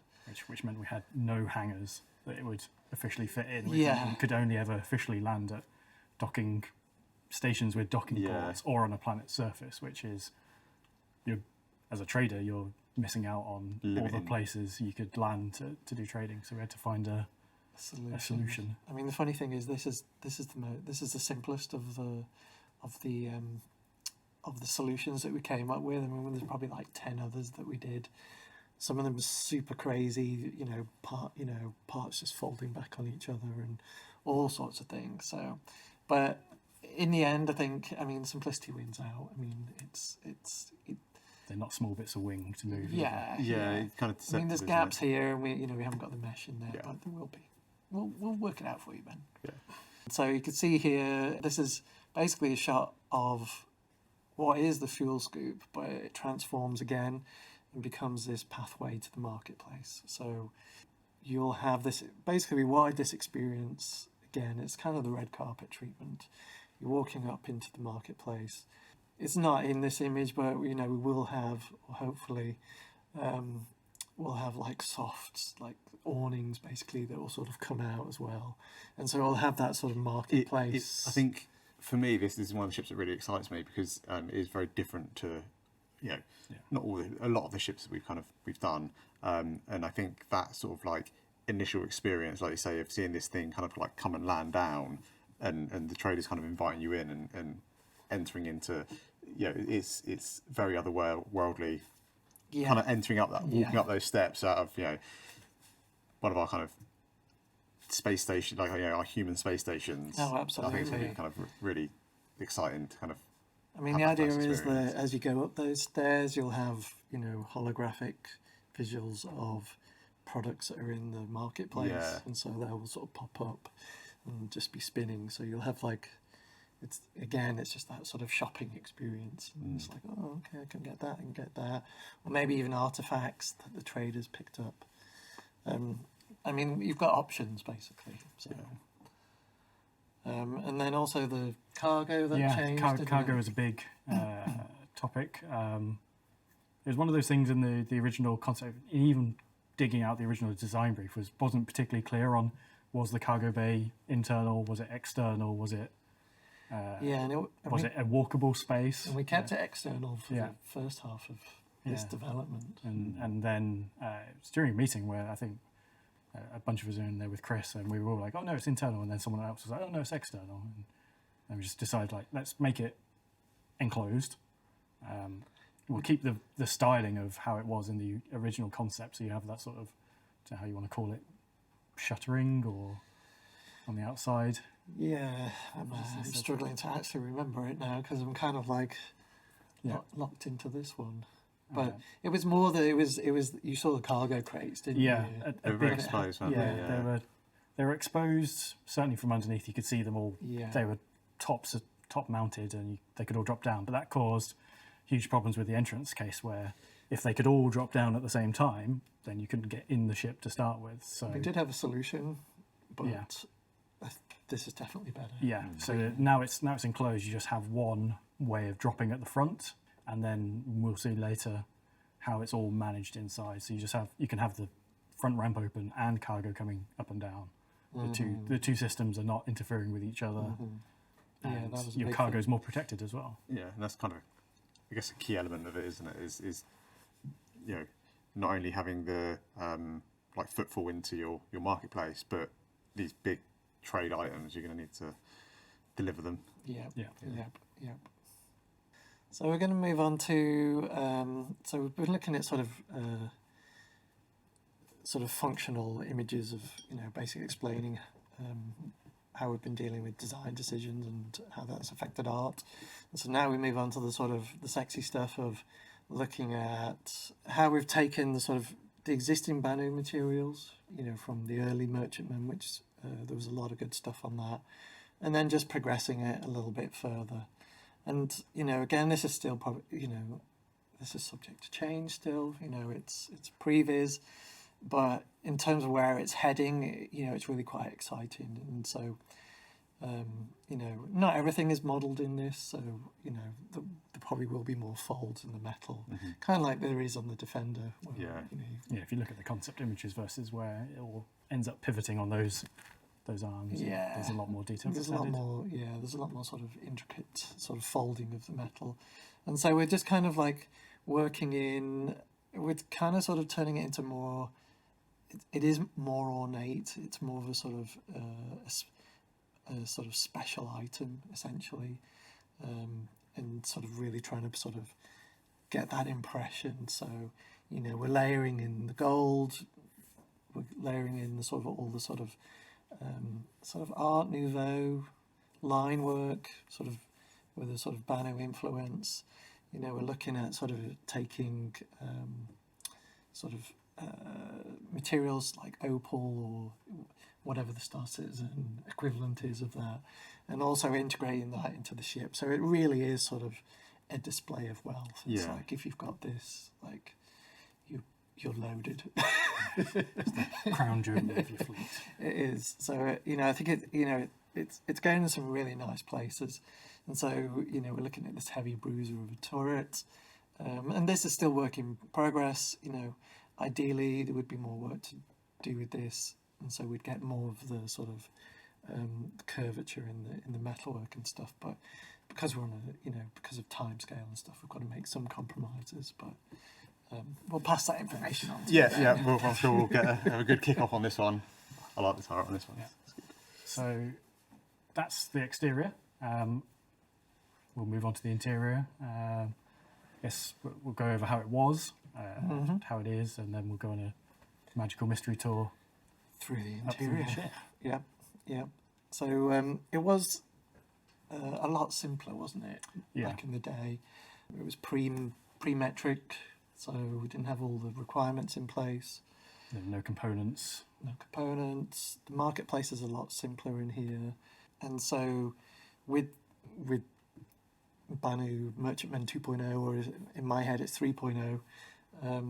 We basically moved on to a fully upgraded interior roll drum, and so you can see from this cutaway, and it's kind of hard to show all the pathways in this ship. I feel like I'm banging this drum, but again, we did a lot of work on pathways and navigation, and so you can, as a trader, you're locked off to a certain route. As a crew, you've got access to everywhere, but as a trader, you're like, okay, well, you've got these areas you can get to. You can come in from the docking collar, and there's two different docking collars. There's the larger ship one on to one ship side and ship to station, and then that funnels you into the marketplace, and then you can go back down through the flipper or vice versa, the fuel scoop. And so, in terms of what's changed, we've had to create space for the cargo. The hangar for the Defender, that was a massive one. So a lot of just shifting the internals around. There's two elevators in this. There's one for crew. There's one for traders. Again, I think that kind of like builds on the experience of someone coming to buy stuff there, though, and to me that's kind of like part of the lure of the ship is that, like you say, the crew have their own everything itself, but the kind of like the people that are coming to spend money, that experience is like the kind of like one of the core elements of that ship. That's what makes it kind of so special. A different experience to coming on board it that way versus living on board it and totally working on board. And so we'll see here that these are like previs images. These are straight out of 3D Studio Max with a bit of Photoshop magic, but it's just giving you an idea of that going up the fuel scoop or the market entrance. You'll have the awnings all folded out. It should be a real grand experience. Will we have red carpet? I kind of like, I don't know why in my head it's like Aladdin's cave. Do you know what I mean? That's what it kind of. And we had some reference images as well. Oh, okay. For the marketplace, and so you've walked up, and you're again. This is always in this concept theory has always been this tree of life essentially. So basically, you enter at the base of the tree, and then it forms the spine, and then that tree branches out and basically reaches to the front of the ship. That's the theory. That's always been this organic theory. The same in the Defender. You come in the Defender up the ramp. Yes. And then you have that big central tree which houses components, and then that stretches out and back around to form. So the line work in this is a little more sort of refined. It has gone less organic compared to the Defender. We've kind of gone for a slightly less alien feeling. Yeah. Just to like doesn't feel like it's actually a tree that has grown and they build the ship around this kind of organic thing. It is a ship. Yeah, absolutely. And so here is a capture from 3D Studio Max, just so it's super clear. Like this is the lower floor. So the marketplace is split into 2 floors, 8 shops on each floor. Yeah. Or is it? No, sorry, 4 shops. 4 on shops each on each floor. one, 8 total. And then you have this little walkway that sort of goes over the top. You can kind of see here, obviously, we've got a flying jellyfish. But the theory is that that'll be a holographic display, and hopefully the captain can choose what's on there. Yeah. Special offer for the day. Could be special offer. Could show a weapon. Could just have like butterflies flying around, whatever. but this really gives you a vibe of the complexity of the Banu sort of folded metal, that organicness, and sort of just that overall experience. The headaches that you're going to cause me. Yes. Yeah. And that Yes. Aladdin's cave. Yeah. You've got the little jewels hanging off the. I really like those though. The kind of like the treatment of light in a lot of the concepts. I don't know. I'm stealing your thunder from future thing. Yeah. But the sort of these jewels and stones that are kind of going to be used as light source throughout the ship, and I think that's kind of like really nice. Yeah. Just like a bit different. Fluorescent tube. Yeah, LED lights or. Yeah, and so we really sort of pushed on that on this one, and so here is like, there's basically as part of the Tree of Life in the marketplace is the elevator shaft, and so you can then go up there into the negotiation room, which was in the original. One of the images that everyone remembers from the original concept was that room with the table and looking out over the cargo. And so we've kind of kept that, and we'll come to that in a second. But before you get there, you come out of the elevator and you're sort of in a central corridor, which also leads to guests' habitation rooms. In lore, these trades often take a long amount of time, so there was a lot of back and forth with the narrative team on this ship in particular, with how do Banu trade, how do they eat, how do they, because for the Defender it was sort of very small scale, but it's long duration, so these trades can take days, weeks, maybe months, so the people that are coming on board to trade need a place to stay whilst and it's not like the people that are going to be kind of flying this, they don't have in my head they don't have like a base of operations, like this is their home. So like you say, if you're trading I guess some of these things could be their livelihood. They're trading these really expensive high-end items, and that's kind of. And you want them to feel special, like the thing about this always has been that making the people feel that they're in something quite unique. And so you can see here, in this image we've got massive gemstones. There could be whatever, but in terms of lighting opportunities, you'll have the core sticks and the light. If they're rotating, there's a lot of cool opportunities. And so here is the conference room, which we just mentioned. In the original concept, it was smaller, a lot more compact. But obviously, the ship has got bigger, and therefore we've got more space. But also, it's a display of wealth, right? If you can afford to waste a bit of space, essentially, if you could be like, I don't need to pack it with everything, I just got to make this nice player experience where everyone feels sort of relaxed. And so that's kind of what we've been pushing with. So there's a lot of commonality that we've taken from the original and fed into this, but then also pushing further. So again, you can see the sort of like carved gemstones inlaid with more gemstones, inlaid with gold, and so again, in terms of player experience, it's going to be totally different to anything that's happened. And we've still kept that viewpoint looking into the hangar, so the cargo bay. Sorry, into the cargo bay. And so it's been quite a tussle trying to get everything into place. And then this is an example of one of the hubs for like if you're doing long-term trading. And this is really sort of based on, again, keeping with the organic theme, the Banu shapes, but pushing in a slightly different palette and materials. And so it's kind of based off of the interior of a Nautilus shell. And so you can't really tell from here, but actually it circles back on itself. So there's a little internal wall there that you go behind, and that's where toilet and shower and all that sort of stuff is. And then you've got the bed in the back, and then you've got lockers and little seating area. So you kind of like a real sort of organic journey. So again, just pushing on leveraging that Xi'an tech as well. So the chairs and the desk and even the lights are just sort of held in space. So quite different.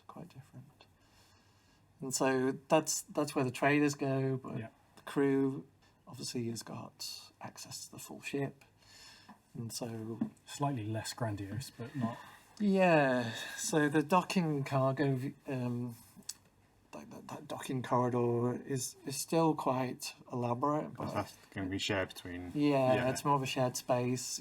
There's some more technical elements in there in terms of venting and stuff, and we still want to, this has always been a theory of you've got your superstructure, then you've got your tech, and then you've got your layering of the bodywork, the cladding, and then there'll be areas where the sort of tech is revealed and stuff, and so by balancing those two, the proportions, you can kind of like alter the feel of the space, and so I mean it's going to be a journey for you guys of like how we achieve all this, but this is the corridor leading to the marketplace from the docking area, and so you've got that great big green ring, which kind of sort of that we kind of put that there and kind of thinking of it shows green when it's safe. The docking, there's not some kind of ventage going on. Yeah, I was having this conversation with the team this week actually about that exact thing, about kind of communicating to the player, but not in just as simple as something flashing on a screen or whatever else, but just having something a little bit more elegant. So I think again this will give you some really good opportunities, and again it's just the new materials, the folds, and moving on to the habitation section where sort of crew can go. People who are familiar with the Defender will really sort of see the sort of common thread here. So the amount of gold and shiny stuff, to put it bluntly, is reduced, and so it goes to more matte materials. It's a little less display of wealth, it's a little more functional, but still got that 3D printed. You get a lot of that sort of like layering in here as well, aren't you? Yeah. And that in the middle is what do we call it? The magic tagine. Yeah. Ultimately, so it's fed from underneath, and you choose what you want, and then it appears, and the top comes off, and you get your food out. Yeah. And you get your cutlery. You can speak to narrative for a while about sort of how our aliens eat. That could be a whole talk in itself, I feel. It's a tricky one because it's an alien, it's a Banu ship, but it's got to support humans operating it. If you had an entirely Banu crew, if you were playing as a Banu, then some aspects of this you don't need, but as humans you do. The Banu always they cater for both, don't they? Yeah. And so a lot of complex stuff to sort of get our heads around. Engineering, this is a work in progress shot. It's one of my favourite bits, though. I really like this. And you can't really tell from this shot, but it's essentially set over 3 levels. But you've got that main middle level, and you can sort of get on mini lifts to drop down to components or walk up the stairs to some elevated stuff. But essentially, this is leading to the main central engine, and that is like sort of counter-rotating all those elements. And so you get this awesome shadow play basically going on in the room, like really sort of cinematic. Looks extremely cool in motion. And if we can tie it to either were you talking about tying it to damage or the state of the It sounds like engine? a good idea, so I'm going to say yes. So if the engine's malfunctioning and it's sort of slowing down and stuff, that'd be kind of cool. I'll claim that one. Okay, I'm not sure it was, but it's fine. And then in terms of the cargo space, what we're looking at here is like the 32 SCU sort of cargo boxes. These are the big cargo containers that you see in all the rest stops and the cargo decks. These are those, like the modern day big shipping containers. Yeah. They're quite hefty, and you certainly can't pick them up by yourself, and you can't really do it with handheld tractor beams. You need something big. Yes, and so we've got a hefty a moving mechanism in there at the moment, which you can control from this position that you can see in the screenshot. And so that'll be something else to work out, Ben. But something else to work out, John. But will be a really cool area, and sort of just below you, that's basically where the sort of the loading platform is. Yeah, because it moves the cargo containers into that space, and then that space kind of drops down, doesn't it? Yeah, so there will be that sort of like, I need the bottom one on the third stack. All right, okay, let's shift everything out. And there is that sort of mini game of Jenga almost with how you're going to access stuff.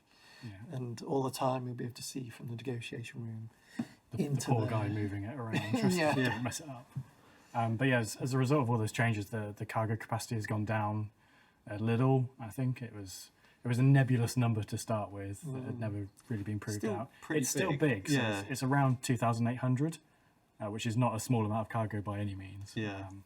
So it's still well above most ships, but until you get to the hull series, I was going to say, I can't remember what our whole series. the hull is over 3,000, so it's Well, but still, yeah. it's a lot, Plenty. but maybe not quite as much as people were hoping for originally. Although I think It looks maybe pretty though. It does. a loss of cargo, but you're gaining so much more. Yeah, Yeah. So, it's always a give and take with these things. Of we could make every ship do everything, but then they just become these humongous vessels. So it's always a trade. So moving now up to the bridge area, and what we're looking at here is very much work in progress. I mean, we are literally working on this right now.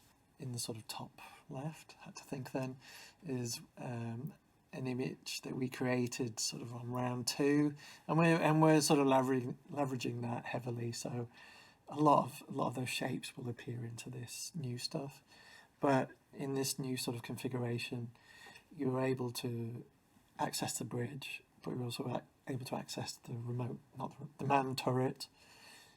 It's more of an experience, and then also you've got side corridors which leads you to. It's got a special name though. It's like it's not a meditation room. I can't remember the name of it. There was a approved name, wasn't there? Yeah. I can't think what it is. It's kind of like a sort of sacred space where sort of the Banu can sort of pay. We've kind of got sort of equivalent of prayer wheels. That's kind of the theory. So it's like this nice little calm space. So that's been quite fun. So there's a lot of the areas on this ship are very sort of multi-threaded. You often have your central area and then stuff coming off it. So like I said, there's been a lot of thought given to navigation, and in this area also are two lifts which also can take you quickly to other areas from this bridge. It's an 8-person crew now, so there's space for 4 on the bridge. Obviously, there's 4 stations there. You have 1 person that can go to the manned turret towards the rear, 1 person that can fly the defender, and that leaves 2 to deal with everything else whilst you're flying around, because you can still trade whilst flying around, but it's probably not the wisest of ideas if the person who's come on board to trade has left their ship behind. So I mean, it might be good for negotiations. Yeah, good for negotiations. Yeah. But that 8 crew can then fill the 8 shops if you're just landed on a planet somewhere. You pull double duty. You don't need to be flying if you landed. You can man your shop, or you can let 1 person do double duty in shops. Yep. This is an example, well, a full-size image of that round 2 concept of the bridge, and again you can see the sort of the superstructure and all the layering basically. So we have changed the configuration since this image, but a lot of that theory is going to get transposed onto this new one. Same with the materials, and again just continuing with that flow of from back to front, basically always sort of this tree of life and going to the nose of the ship. By the time people see this, we'll have actually had someone start. Yeah, that's true. Start working on it. Yeah. So it's actually in production now after all these years. Yeah, it's going to be good. So. This is actually one of the ships that I'm really excited about, kind of playing with in game. It's just such a kind of, like I say, it's got that kind of full trading experience, but it feels like a proper home that you can live on, and it's got a load of weaponry as well, which yeah. If in doubt, then just get the guns out. Yeah, you will buy it. You will buy it. So that was the Merchantman. Pretty cool. Looking forward to seeing that go into production, and go through production, because it's, by the time people see it, it will be in production. Yep.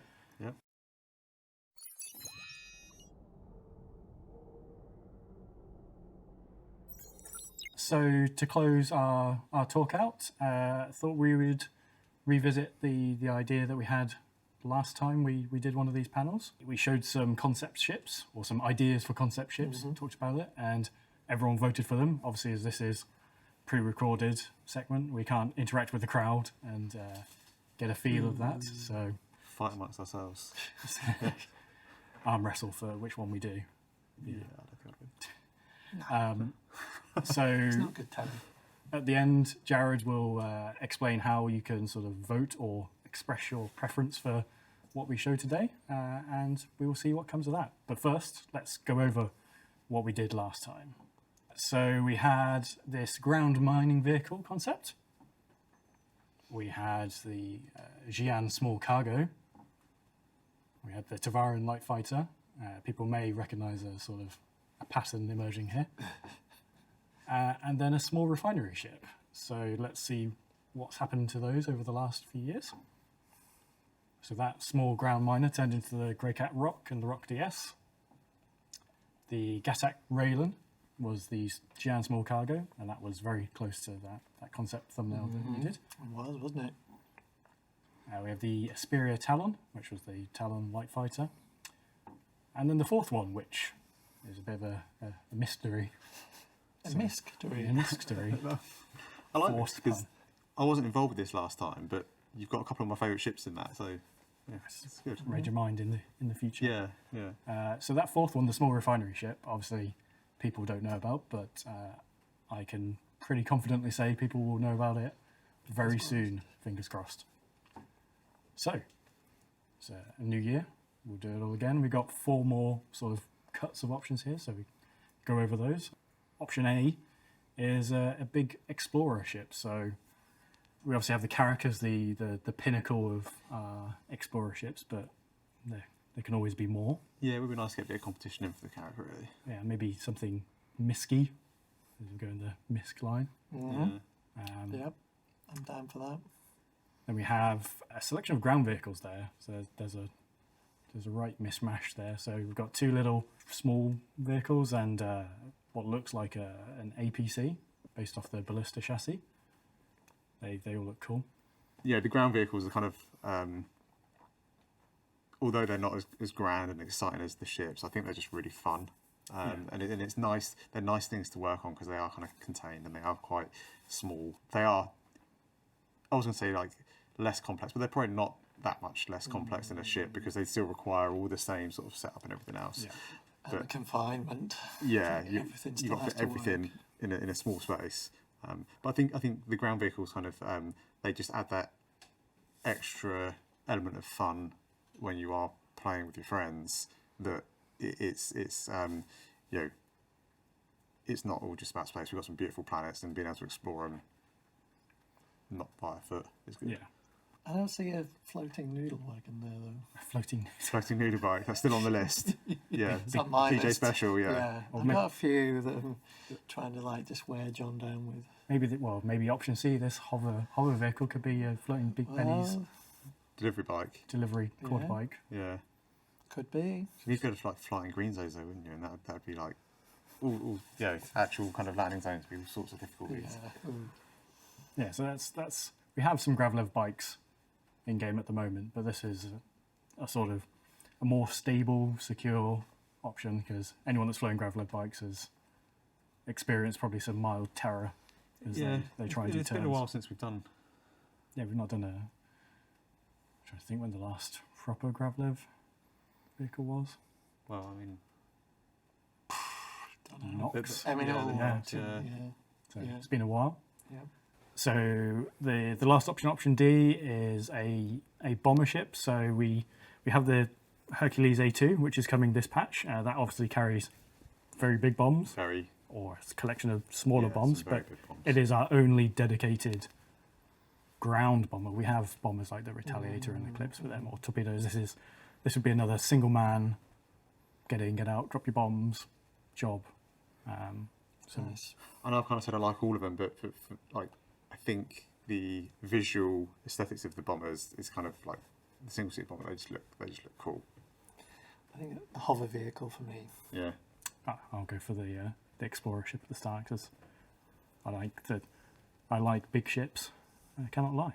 Do you know? I was wondering if you were going to do it. And you It's did. going in my head. Yeah, so I was like, do I stop with this? No. Yeah.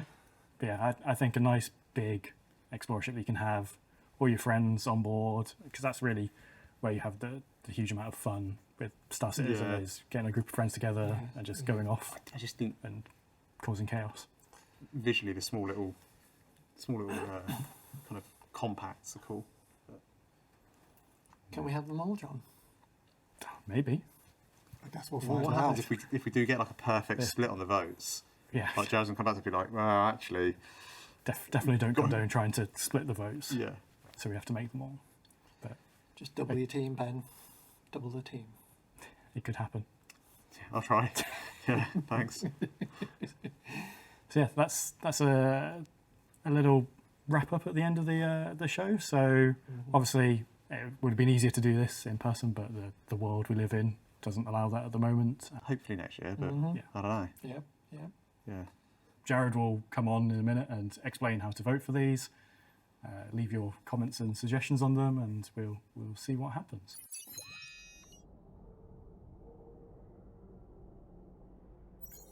That's a wrap for us. I'm John, if you don't realise. I'm the vehicle director. I'm Ben. First CitizenCon done. Woo. Yeah. Welcome to the club. Yeah. And I'm Paul Jones, art director.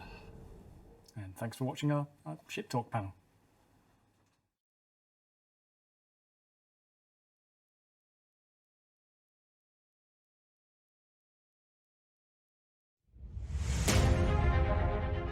Do you hunger for the challenge?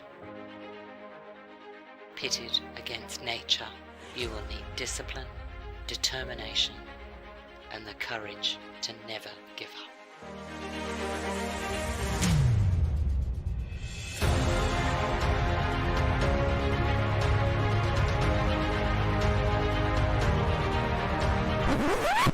Looks like you need a beer, mate.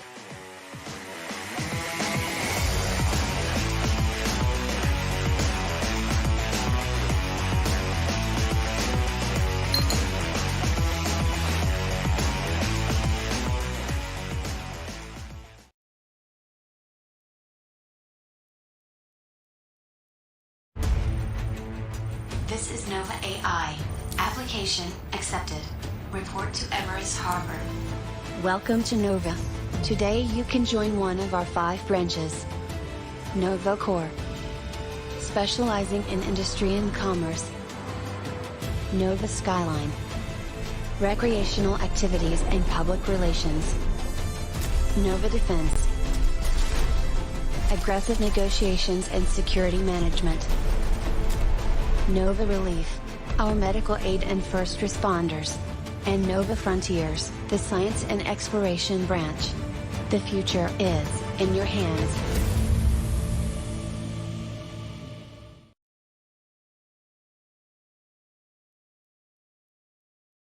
Universe, where a hardened reaver on the edge of civilization soothes his loneliness on the spectrum. But I'm too old to find love. That is a load of space whale crap, and you know it.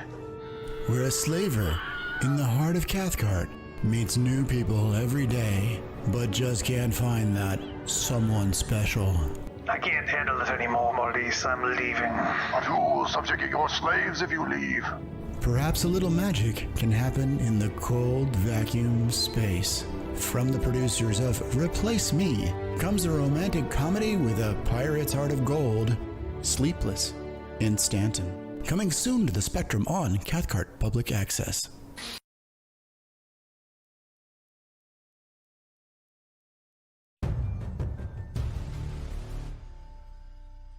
We build more than money could afford and grow beyond what would define power. We venture into the future and stand together in unity. We are the Galactic Union.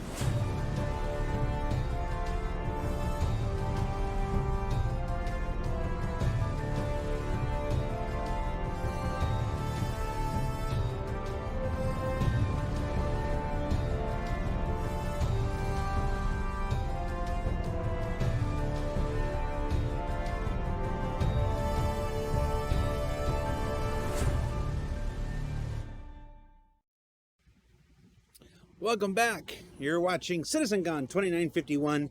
Just in case you saw the Benny Merchantman and lost all sense of time, space, and reality there. That was the ship talk presentation, followed by another set of community videos. So the 400i is real and visible. The Anvil Liberator may become the hero of Pyro when players are left without all the gas stations everywhere. And the Banu Merchantman aims to take the crowd of coolest spacecraft in the game. Like it didn't have it already. Plus, you can vote to prioritize one of the next ships to move into development. Voting should be enabled now on the very special comm link found on the robertsspaceindustries.com website. And if it isn't, give it some time. I'm willing to bet the site is being hammered just a little bit at the moment. Now, as for what you folks had to say during the presentation, we're going to try this again. All right, Twitch chat, don't let me down. Dial Tone said, "Yo, dog, we heard you like ships, so we made a ship to ship your ships, so you can ship while you ship." Ora Valido said, "They're shipping the shipping shippings. Been enjoying CitizenCon a lot. Thanks for the amazing work." Medusa1 says, "It's so stupid. I love it." I don't know which ship he's talking about, but we'll take it. Enigmarin says, "The new most important ship in Star Citizen." That's still me and Jay Lee, dude. Blix88 says, "Pocket carrier." Yes, finally, pocket carrier. And Lars19 says, "Balloon Merchunkman!"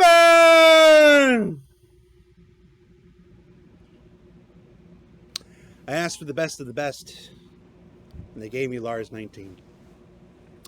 Back to the 400i, that promotion should have launched just a little while ago, so be sure you check that out, as well as the pre-Q&A FAQ, where the community team anticipated some of your most likely questions and put them to John Crew ahead of time. I hope there's at least one question about the bathrooms there. Now, of course, what we really want to do is fly the 400i. And I'm pleased to report that the 400i is not only straight to flyable, but will be available when Alpha 315 goes to PTU for Wave 1 testers, subscribers, and concierge. And as for when that is, I'm told the platform team is literally watching this stream right now, waiting for me to say the word, and they will drop the patch. So all I have to do is say the word. Whew. That's a lot of pressure. But if I say the word and the patch drops, then they'll leave, and I'll be here by myself. Why would I want that? You know, this reminds me of the time when I had that big crazy beard that I said I would shave when 3.0 came out. And then right before 3.0 came out, everybody was on the Go Live call, and everybody was like, "Yeah, it's ready, yeah, it's ready, yeah, it's ready." And then CR made everybody wait an additional 5 minutes just to torture me. You remember that, CR? Pepperidge Farms remembers that.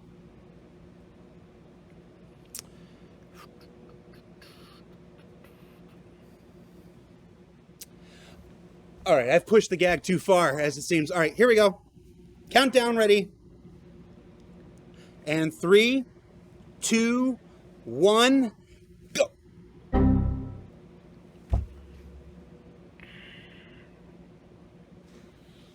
That was predictable. All right. Let's go now to Allie Brown, Christopher Bolte, and Daryl Barnes, and learn more about Gen 12 and the multi-core of Vulcan.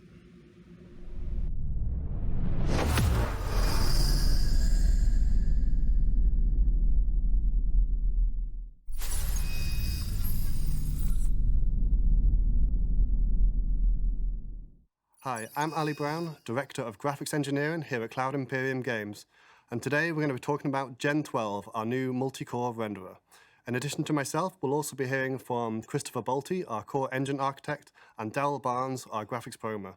And today we're going to be talking about the need for our new renderer, the architecture and how it's built, Vulcan, which is the back-end API we use, and the progress of how we're doing so far, and then what's next for the graphics team.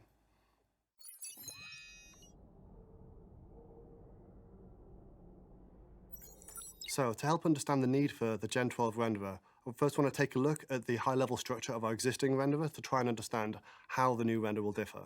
So here you see a diagram, very simplified, of our overall architecture. And on the left-hand side, you can see the 3D engine, and this is what manages all the visible objects in the scene, for example, their position, their size, and ultimately is responsible for the culling of them objects and deciding what should be sent through on screen each frame to the renderer. And obviously, the job of the renderer is just to feed out the image at the end of the frame. And to do this, to manage this process, all of these objects have to pass through the single universal pipe, this conduit of information in the center. And as a result of that, every object has to come through a certain amount of settings or paperwork and baggage to describe how they should be configured, and this type of represented on the diagram by these switches. So this type of design initially seems very flexible. Having this universal pipe, you can very easily toggle certain settings and get a very different rendered result for each object. But the reality is actually that the objects and the renderer both end up extremely complicated because they have to decipher this list of instructions and distribute these objects through the various pipelines and stages inside the renderer.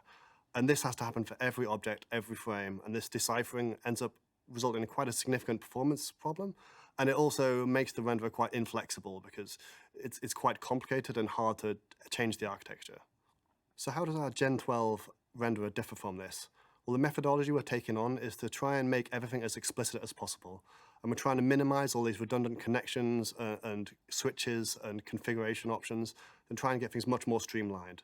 So to do this, each object in the world will directly communicate with the render pass responsible for drawing that object at startup time. So when the object is first spawned, it will communicate directly with the pass responsible for it and pre-configure everything possible at that stage. Now, this has a bunch of benefits. So by speaking directly to the thing that's rendering it, it doesn't have to worry about all the other rendering systems. So we end up with a much more limited set of parameters, both on the object and on the rendering pass. And all of the settings we do have are very relevant for the task, which makes things much less complicated. And it's easier to optimize, more flexible, and more modular. So each of these passes then goes on to generate lower-level commands that are actually going to map directly to our graphics API, which is the piece of software that sits just above your GPU driver. And this backend collects and executes all of these instructions. And because there is no high-level knowledge of the rendering in this backend, it is just simply just issuing commands. It ends up very simple and streamlined and much simpler than the equivalent on our old renderer. So the benefit of this simpler code is it's much easier to multi-thread, which is to say to run it on multiple CPU cores in parallel, something that is crucial for modern CPUs. So multi-threading is a complex and often misunderstood paradigm, so I thought it was worth us talking briefly about how we optimize multi-threaded code. And for that, I'm going to use an analogy of building a house, which is another complex engineering task with dependencies. So here you can see a list of tasks for a builder, a joiner, and an electrician, all running one after another, and those dependencies between them shown in red. And in this example, the house is equivalent to rendering our frame. Each tradesman might be a different system, and then the capacity of 3 people in our house is equivalent to the 3 CPU cores we might have on our system.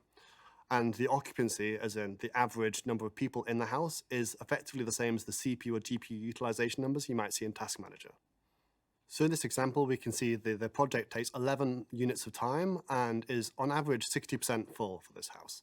Now, this occupancy of 60% isn't the direct reason that it takes 11 units of time, and that is in fact down to the critical path of work where the builder is blocking the joiner and the joiner is then blocking the electrician.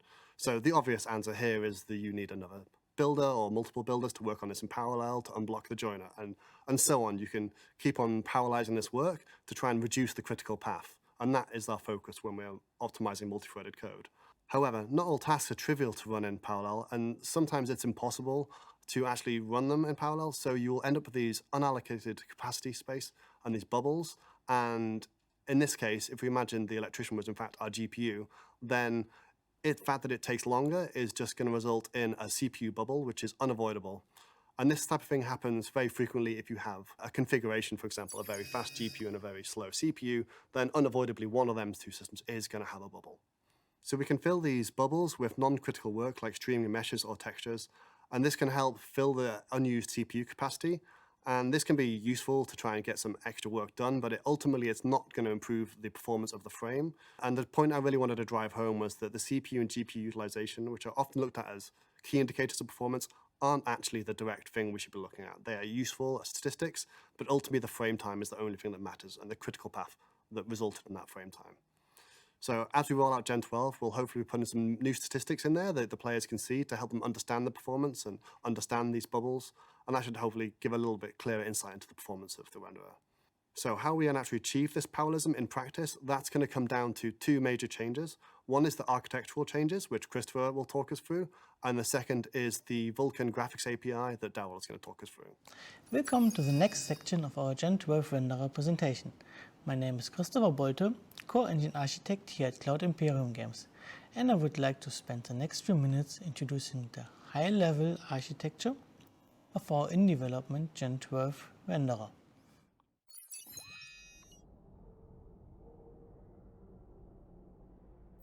For this section, I will focus on the rendering of object instances in the world, for example chairs, walls, characters or spaceships. This part of the rendering pipeline is called scene object rendering and has the largest impact on runtime performance. There's also a lot of work happening on the architecture to manage operations which work on all pixels on the screen, so-called post effects, but I won't cover those. The current slide shows our existing renderer code setup. We have a main thread, which does all game simulation as well as figuring out what objects we should draw for every frame. And we have a render thread, which takes all those objects and translates their description into GPU commands to render them on the screen. The system is set up to double buffer the data. In other words, the render thread is working on data from the previous frame while the main thread produces data for the next frame. Such a setup allows easy performance improvements in some situations, but it also has two issues on modern hardware. First, the rendering code won't scale over multiple CPU cores, which can result in a bottleneck during execution. In other words, every visible object adds a certain cost. The more objects we render, the higher the cost. And as a single CPU processes this cost, no matter how well we optimize, at some object count we will run into performance issues. Second, since the main thread and render thread must be synchronized with vsync, we can end up with very bad load balancing. As shown on the slide, if the main thread takes longer than the render thread has to be idle and wait, and vice versa, if the render thread takes longer, then the main thread has to wait. During such wait time, the CPU is underutilized, especially if waiting for the single core render thread. One goal for the Gen 12 renderer is to remove this kind of bottleneck and instead architecture the system without those waits and allowing every operation to utilize all CPU cores. When we utilize all CPU cores, we would still have an object limit, as every visible object must be processed. But we can process a higher object count and at the same time reduce the latency on the main thread until all objects are processed, as we will be making better use of modern multi-core CPUs. Let's take a look at some details. For example, please keep in mind that the size of the sections are chosen to visualize the cost. Relation in size doesn't necessarily translate to the same relation in CPU cost. When looking at the cost of the operations done by the render thread, a pattern quickly emerges. We pay a similar cost for every rendered object. This is called a draw call. For every draw call, some time that is spent inside our own renderer code and some part of it is spent in the GPU driver code. In the next slide, we will cover our current process as well as the next steps to move the draw call cost out of the render thread onto multiple CPU cores. We already have a level of parallelization on the main thread, used to find out what objects are visible. There we use our batch worker job system. This is a parallelization system to execute the same code on a different object instance of all CPU cores. To give an example, checking 400 objects can be split over 10 threads, so that every thread will be processed 40 objects. By doing that, the latency on the main thread until all 400 objects are done is divided by the number of threads, reducing said latency to 40 objects only. Roughly at least. As in the actual system, several low-level factors affect the execution, making this statement not fully true, but covering those would be out of scope for this presentation. The visible check itself happens multiple times per object in a frame, as an object can be visible in the main camera, but it can also be visible in shadows, or via remote location rendering. the so-called render-to-texture or RTT rendering. The slides show those pairs as simplified, as we can have more than one shadow pairs, for example. Those visibility checks or culling operations are performed on all CPU cores with the batch worker system. When an object is determined to be visible, its rendering description is copied into multiple temporary buffers. Those temporary buffers are processed on the next render thread frame to submit every object's draw call to the GPU. In other words, object culling is already at the point where we want to have the draw call processing. Right now, we are in the first implementation phase. We have defined our low-level code building blocks, ensured our APIs work, and are now in the process of moving our own rendering code out of the render thread into the existing batch worker execution. This is a very time-consuming refactoring, as we need to change every rendering feature in a very old and large code base. But we have set it up in a way to allow us to gradually move over parts step by step. After this operation is done, we still copy state to a temporary buffer to be processed by the render thread. But the state which we copy is prepared in a way that we can directly send it to the GPU with minimal processing on the render thread. Doing this step will already give us performance benefits when we are render thread bound, as less code will be run on the render thread. Additionally, this is a necessary stepping stone for the next phase. After we manage to move our own rendering code to multiple CPU cores, we will start to utilize the Vulkan API. One major selling point of the newest generation of graphics APIs like Vulkan is the possibility to generate GPU commands on multiple threads. That is something which wasn't possible before, and mostly the cause for the existing renderer design. The catch is, to allow efficient parallel generation of GPU commands, the data must be prepared in a certain way. And that is what we are doing right now as part of porting the scene object rendering to Gen 12 and moving our renderer code to the batch worker system.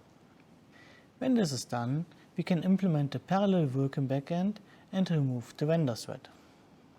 After all that work is done, our renderer should be able to process a very high number of visible objects at lower impact on the frame time. At the same time, it will make better use of the available CPU resources and have less idle time where major systems wait for each other. Thank you for your time. Daryl will now take over to cover the Vulkan side of the Gen 12 renderer. Hi, my name is Daryl. I'm a graphics programmer here at Cloud Imperium Games, and I work closely with Vulkan and our graphics renderer to make the game look as good as it does.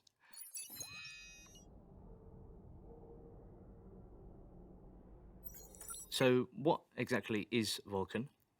Well, Vulkan is a modern graphics API that allows us as developers to take greater control over what you as a player sees and also affects performance greatly.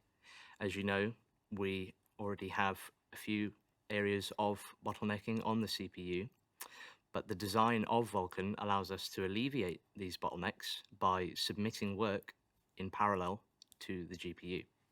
So I would like to explain a bit more about the software stack that's involved with our graphics in the engine. So from the image, you can see that we have a renderer front end, a renderer back end, and as well the graphics driver. The Vulkan API generally sits at the renderer back end and allows us a fine-grained control over what we develop and how we develop for it. It also gives us flexibility for cross-platform, including Windows and Linux, and anything we may want to look at in the future. The graphics driver stage is not managed by us, but we look at that and we gather information and process any crashes or any issues that might happen, and then we can deal with those further down the line. So you can see now how graphics APIs have changed over time. We're of course in the more modern section where Vulkan is on feature parity essentially with other APIs such as DirectX 12 Ultimate. You might also be wondering what a graphics API actually is, and we see that as a tool that is used for development that can interface between your graphics card as a player and us as developers so that we can give you the latest and greatest. Vulkan also has many features and extensions available to it that we will be exploring in the future, such as variable rate shading, bindless resources, and GPU accelerated ray tracing. To address any issues, we also need to collect data from our players' hardware so that we can use that to target specific features and extensions. We're not aware of any large-scale multiplayer games that captures Vulkan data live in the exact same way we do. Capturing this data allows us to plan ahead for any optimizations and then leverage that for the larger majority of players so we can bring you the latest and greatest. On screen at the moment is a diagram that shows the distribution available for Vulkan API versions amongst currently active players. This was captured in the last 3 months, and as can be seen, there is 98% of players that are able to use Vulkan fully in 1.2. We did see a negligible amount of 1.0 and some that were unavailable. We are actively looking into these cases, especially those that cannot currently run Vulkan as it is seen as unavailable. I'd like to take this opportunity to also say, please update your drivers, as we do see a few cases where this can take you straight to the latest version. I'd like to now explain a bit more about the render graph and how this works hand in hand with the Vulkan API in order to improve our usage of Vulkan.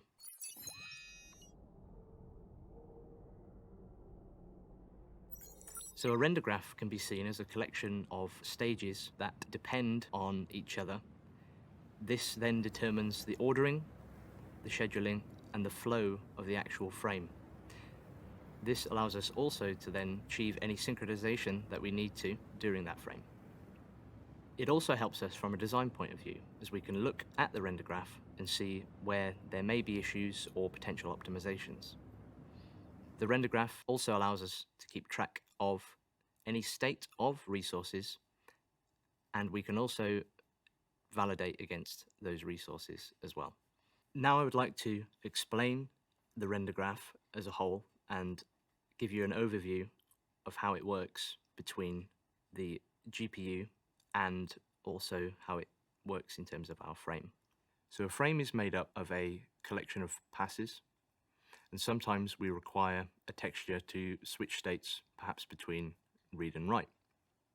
The graphics driver used to do this for us, but now with modern APIs such as Vulkan, we need to carry out this work ourselves.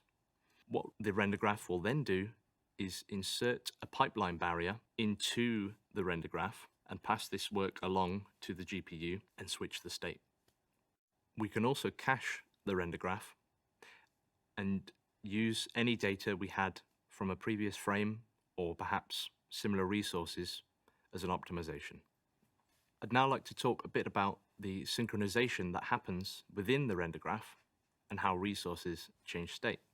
So the idea is that we want to switch the state of a resource as early as possible.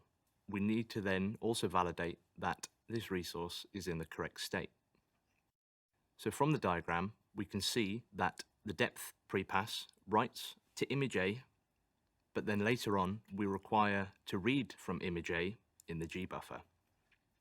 So to this end, we insert a pipeline barrier for this transition between the two passes. These barriers are scheduled as GPU work, following a strict ordering dependent on other work that may have happened previously. All the work for a single stage within the frame can be carried out in a single pipeline barrier.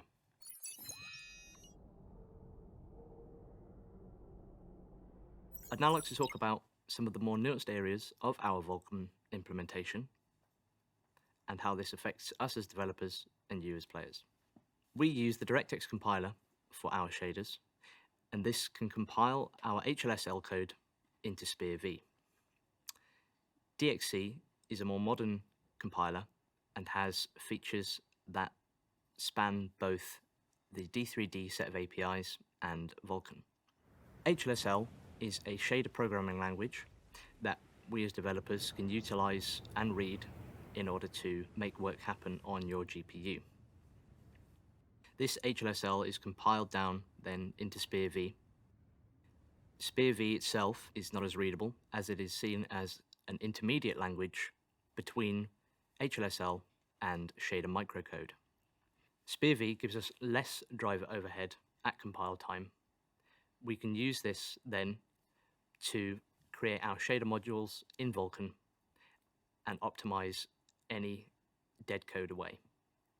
DXE also gives us shader model 6. Shader models have progressed over time in HLSL, with shader model 6 now giving language support for GPU parallelism, as well as variable rate shading, amongst many other features. We can see here now a diagram of how our shader compilation happens. It starts at the shader author level. This is where one of our many developers will write a shader using HLSL code with some markup integrated into that HLSL.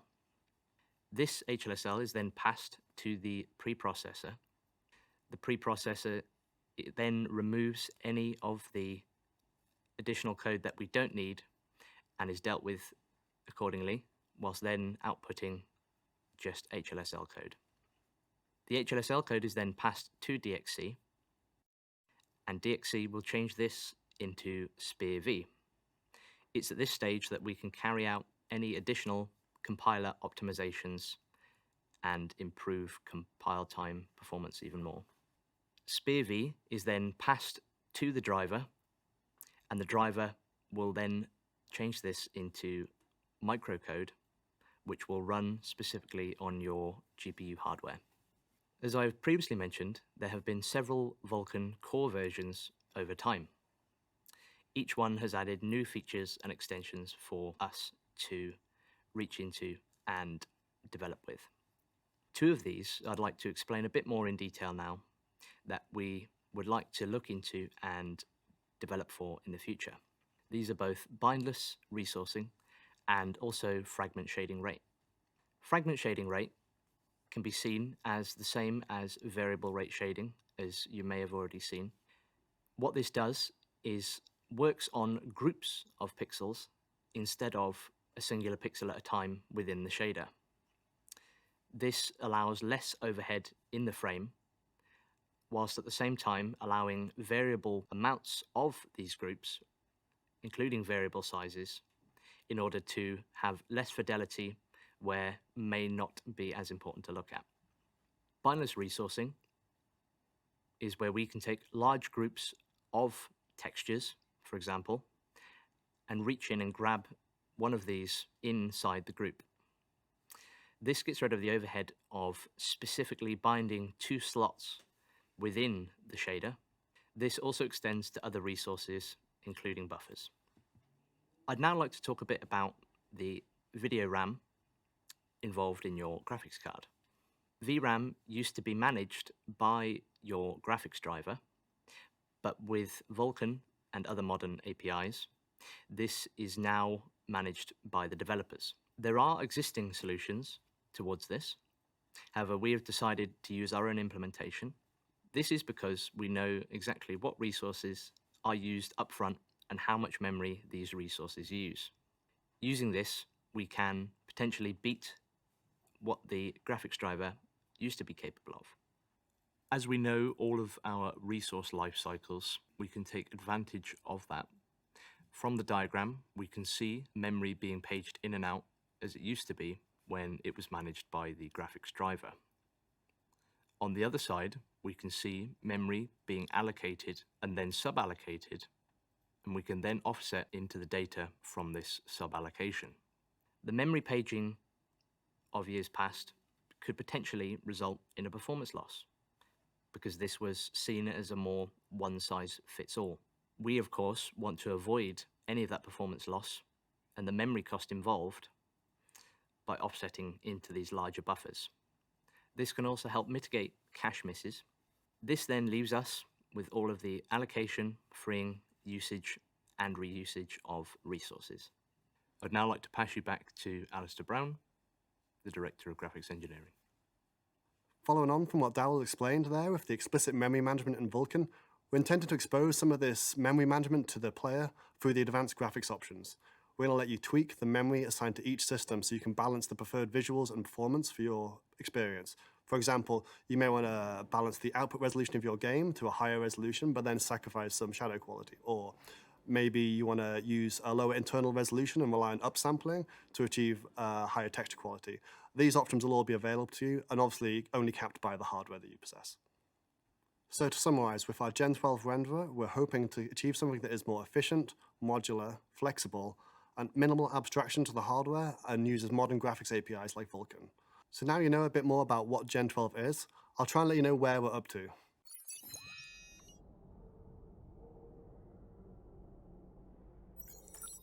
So we've done a huge amount of work already. The architecture is all in place, and we're using this hybrid rendering approach where we're combining elements of the old and new render at the same time to allow us to move piecemeal to the new system. All of the post effects, fog, and lighting have been converted over, and they're all enabled by default in 3.15. And the fundamentals of scene and geometry rendering are all in place, but they're still being worked on.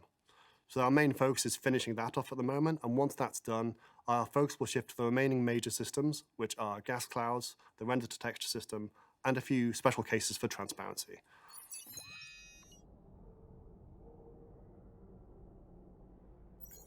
After this, that's where we'll start seeing the public milestones, and the first of that will be 100% usage of Gen 12 and none of the hybrid approach. This will still be at DirectX 11, our current graphics API at this point. And then our second milestone will be the Vulkan API release. That will be optional at first and then mandatory after we've removed all the bugs. And then a final milestone will be when we have performed the optimizations for multi-threaded. So that will only happen once the Vulkan is in place and we can finally look at the performance on the final graphics API and optimize all the remaining code.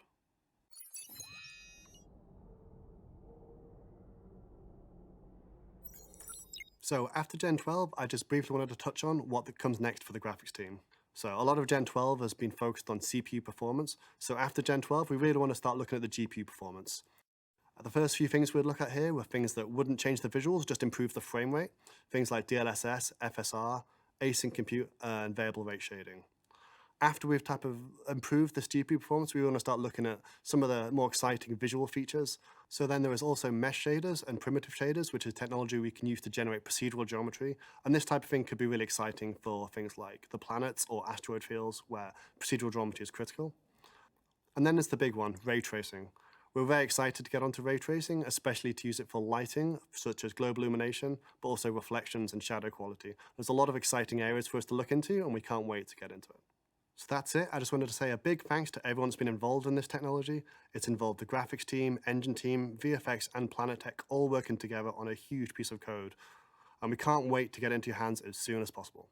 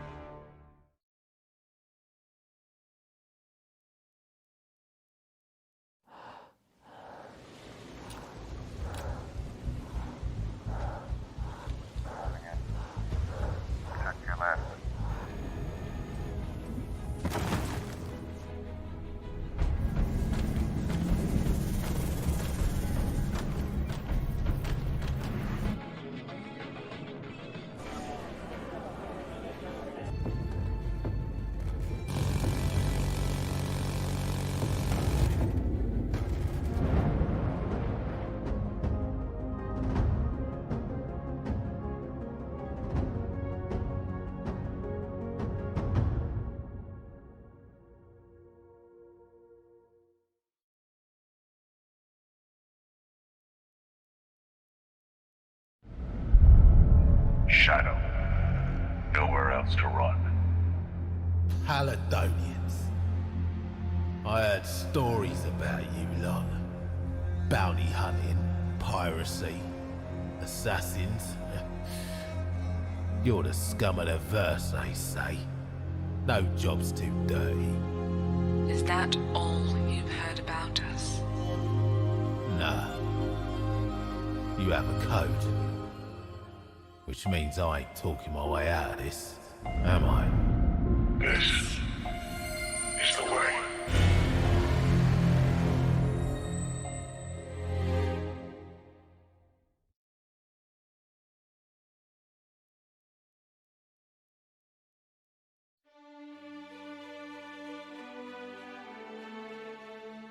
Are you traveling the stars? Exploring the galaxy? That's lonely, lonely, hungry work. Always remember though, Big Benny's with you. Big Benny always has your back. Big Benny, eat his food.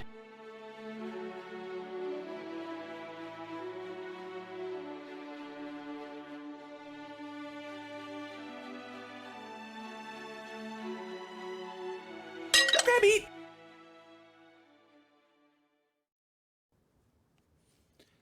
The dude really said, update your drivers.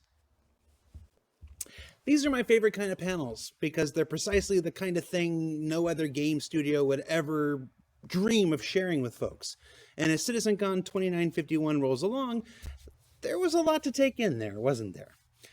I know server meshing and the like are the big buzzwords, but there are a lot of performance improvements to be gained throughout the teams on Star Citizen.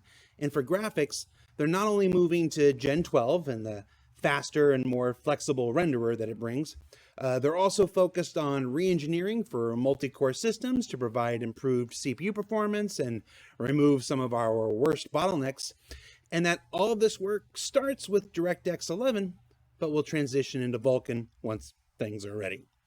Now, the work of these folks, the meshing folks, the database folks, the optimization folks, and countless other folks, I've used that word a lot, from teams across every studio is how we're going to get Star Citizen to that performance promised land. And it takes all these teams to make that dream a reality. And speaking of dreams made reality, hey, Sleepless in Stanton folks, don't think I forgot about you. Don't think because you're a community effort, I can't expect and demand a full-length feature. I await my screener. And in other community news, one of the best things to come out of the Star Citizen community over the years has been the creation of an app called Game Glass. It's an app that turns your tablet or phone into a control surface for the game. So let's take a closer look at that now.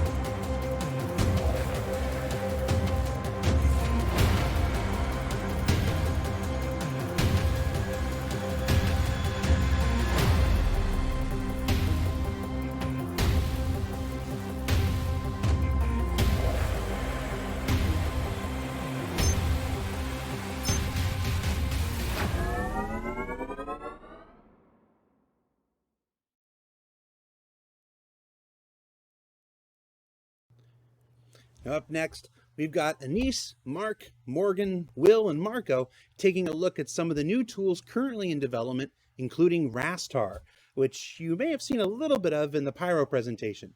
Crafting Worlds, Planetary Tech and Tools starts now.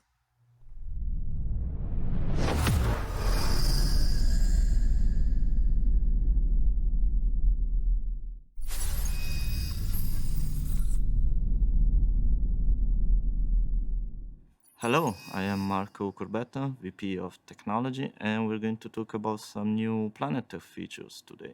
First, Anis is going to give us an introduction about Gen 12 and what that means for planets. Then Will is going to talk about dynamic foliage, shaders, plants and seasons, and He's going to show us a river demo as well. Then Mark and Morgan are going to talk about Rasta, our new base building tool. So let's get started with Anis. Hi, my name is Anis and I'm Senior Engine Programmer here in Cloud Imperium Games. My main responsibility is the development of Star Citizen planetary technology, with a focus on planetary elements rendering.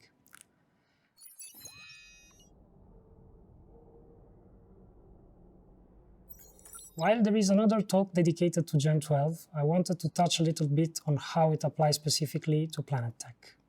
It's our rendering abstraction layer API.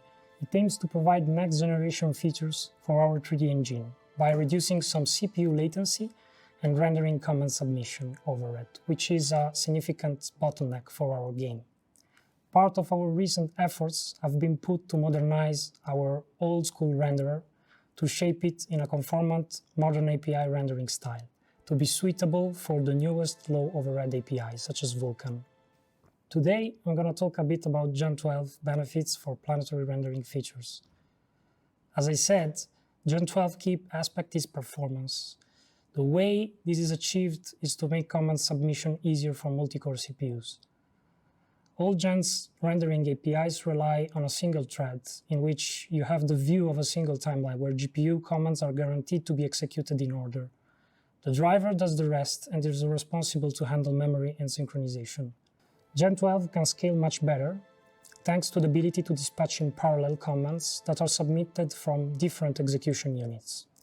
The memory is directly handled by the renderer, and synchronization primitives are used to make sure commands dispatched in the right order by considering cross-dependencies between resources. Since the rendering driver is thinner and more responsibility is given to game developers, this opens a new opportunity to forge a new renderer for specific needs a game like Star Citizen might have.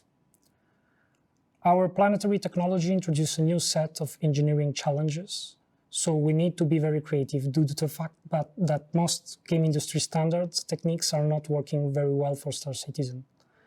Thanks to Gen 12 optimizations, we can push our planetary rendering computational budgets to perform more GPU operations. This translates to better visuals, more details, and less compromises. As a member of the Planet Tech team, I will show you some improvements we've recently made for our planetary terrain rendering pipeline. We made two important terrain improvements. The first is at ground scale level, and the second is for large scale purpose. Both techniques use dynamic tessellation. Dynamic tessellation is a GPU feature, which allows to increase the triangle count on the fly, before a sterilization stage occurs. The new triangles are then manipulated to shape the terrain high-frequency details and improve surface visuals. This new technique is replacing our parallax relief mapping, which is a per-pixel technique. And instead of creating geometric details like tessellation does, it works by simulating details after the rasterization stage, with a cheaper approach by tracing rays from camera to surface. The second improvement targets planet visuals at long distance. This technique is also tessellation-driven, and it aims to improve terrain-ocean intersection, where CPU geometric representation lacks for enough control points in the geometry. We've reached the conclusion. Thank you very much and enjoy the rest of CitizenCon. Thanks, Anis. I'm Will Hone and I work on the Planet Tech team.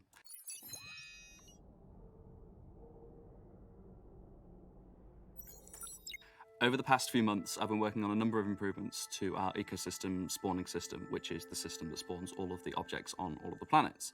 We've been doing this to give our artists more power and flexibility, as well as improve performance for everyone playing the game.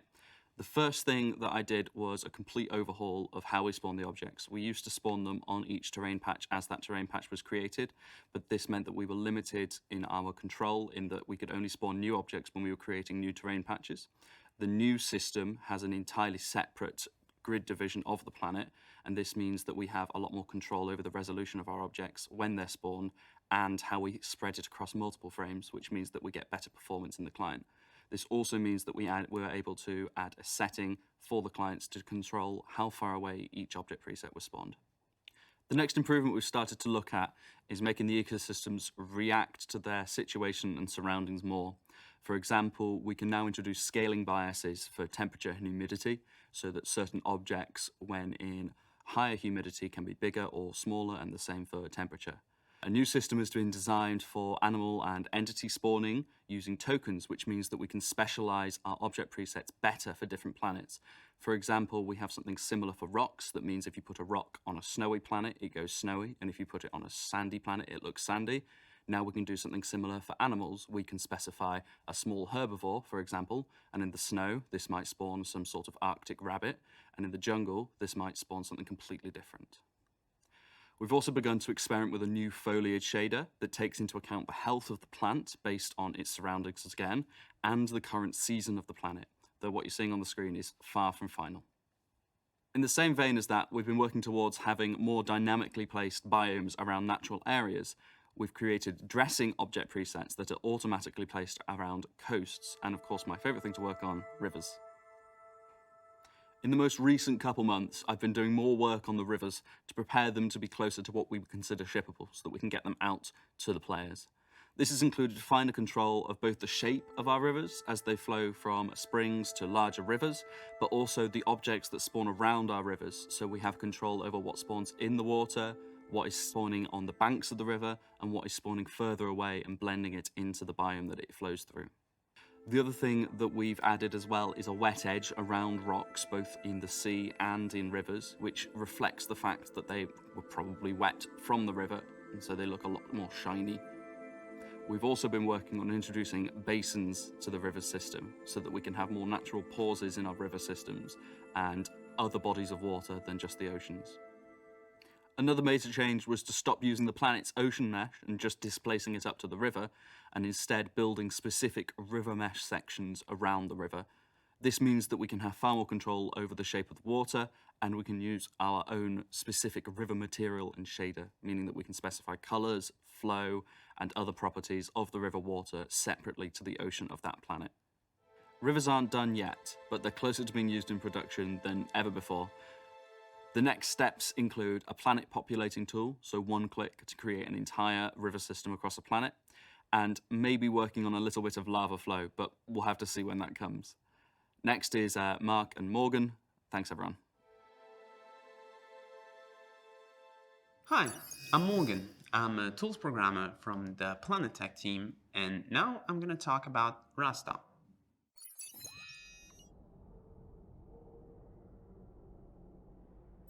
What is Rasta? Rasta is our work-in-progress tool for planetary locations creation and edition. The name stands for a mix of RTS, the game jaw, which takes the inspiration from its map editor system, and Star, as, well, you know. Its goals are to replace our previous placement system based on prefabs to a better object container-oriented solution. As our previous system was based on prefabs, any changes to location was source of issue, as it needs to re-enable a whole set of data to have things like missions or shops to work again. With this new system, any change will be easily manageable and won't require us to redo work when a change is made. Plus, as it's now object container oriented, it can be used for outposts, caves, or even derelicts, and more. It works as a modular system where locations will in fact be made of small elements that will be placed just like you do in City Builder RTS editor. And in a matter of minutes, we now have a new location where we can now create a bunch of cool gameplay. Let's go to Mark, who will tell us about the connector system. Thanks, Morgan. So, I'm Mark. I'm also a tools developer for the Planet Tech team. Do you know what's better than placing everything by hand? Not placing everything by hand. In order to do that, we use what we call connectors. Basically, artists create small parts of homesteads that we can then snap together. Every part is modular, so we can interchange multiple ones in order to have procedural homesteads. Every change is very simple. We can change the whole inside of a homestead, or only a building that is a part of the homestead. In that way, it's very easy to make a lot of different buildings. Once something is connected, it is considered a part of the whole. So it moves as one, it can be deleted and changed, and it's basically all for connectors. So back to you, Morgan. And last but not least, some of you might have noticed that the UI is not looking quite like an engine UI. And that's normal, as it's based on our in-game UI tech building blocks, and that for a reason. Well, today it's being used by our developers. One day, when it's ready and been thoroughly tested internally, we'll make a version available to you, the player. And Rasta is what will make you a pioneer.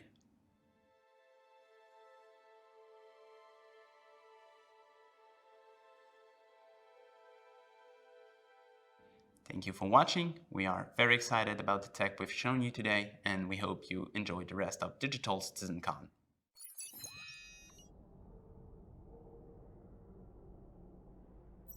So that was a small sample of what our team is working on. I hope you have enjoyed it.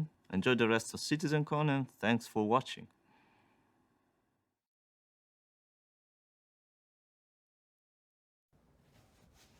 No, it's not me. It's time for...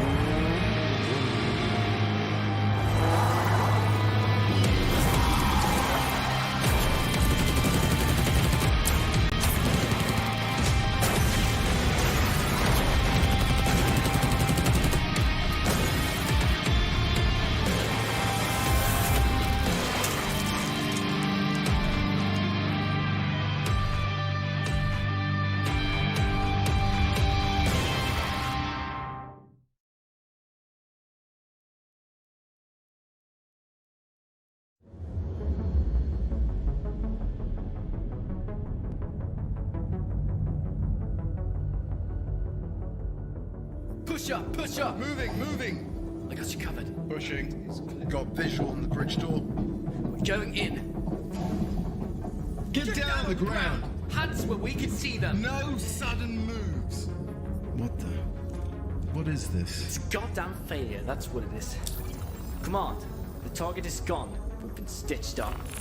Blast it. The hub's still on. When we catch this bastard, he will run out of luck eventually.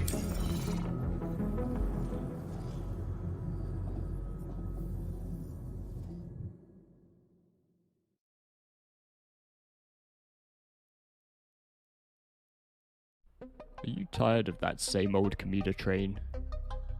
Feel like you're just one in the crowd? Was that burrito the best thing about your day?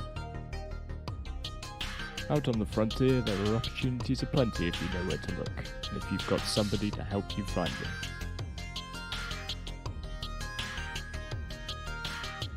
Somebody to pick you up when you're down. Somebody to watch your back out there in the black. We're recruiting across our industrial, security, exploration, and merchant divisions, so if you think you've got what it takes to make it on the frontier, think Frontier Consolidated.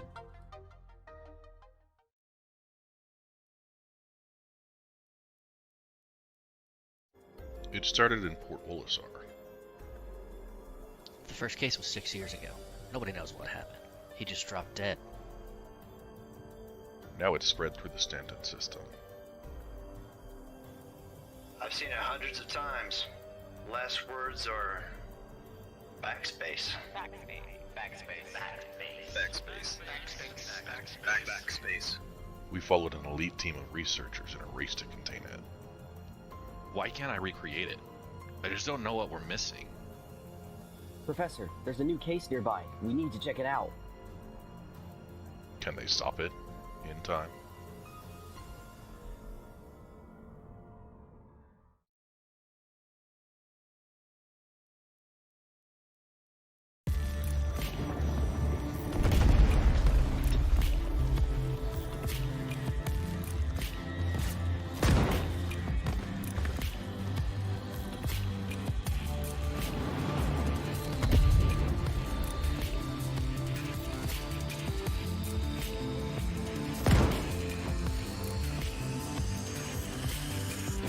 Are you struggling with your career out in the verse? We are too, but we're here to help. The Garden Interstellar Initiative. The Garden Interstellar does not guarantee fruits and vegetables will be available for all and cannot be held accountable for the lack thereof. I feel a little called out by both Project Black Space and Garden Interstellar. And hey, at least we all know what my surprised voice sounds like now. That was new. That was the Planet Tech panel, and the big news watching the chat was clearly Rastar, the beginnings of which will one day let players build their own outposts like the ones we've seen, and others still yet to come. But up next, the cosplay contest returned this year, and it's been open for a couple months now. So the community team narrowed it down to a couple finalists, and then their panel of judges have selected the winners. And I was not asked to judge this year. Why was I not asked to judge this year? It might be because they figured out I was buzzed on British cough syrup during the 2019 event. Could hardly tell. So let's take a look now at some of the finalists.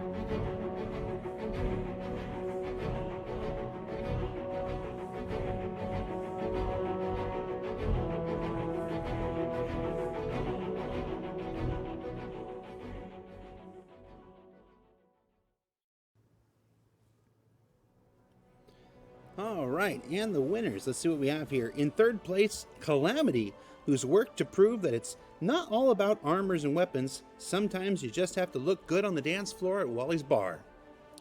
In second place, Diabolus, back again and always a force to be reckoned with, this time rocking legacy heavy outlaw armor and a laser sword. You can't just add a laser sword, can you? And finally, in first place, it's OG Star Citizen Ken Shadow, who returns with a Grey Cat Errol armor, complete with backpack created through a combination of EVA foam, 3D printed PLA, and poured resin for the clear pieces. Now, true story, I once spent the day pushing Ken Shadow around Disneyland in a wheelchair, but he never actually explained to me what his injury was. It's possible I was taken advantage of.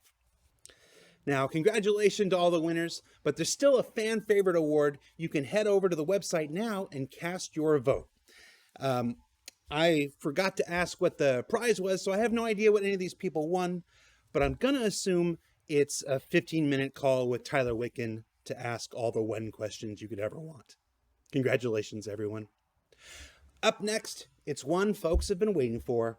Paul Rendell and Benoit Beauséjour take us through the programming and engineering looking glass with server meshing in the state of persistence. Starting meow.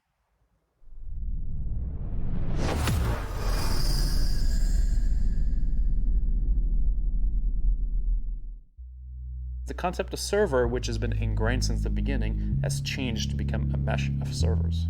So how do we solve this? The answer should be simple.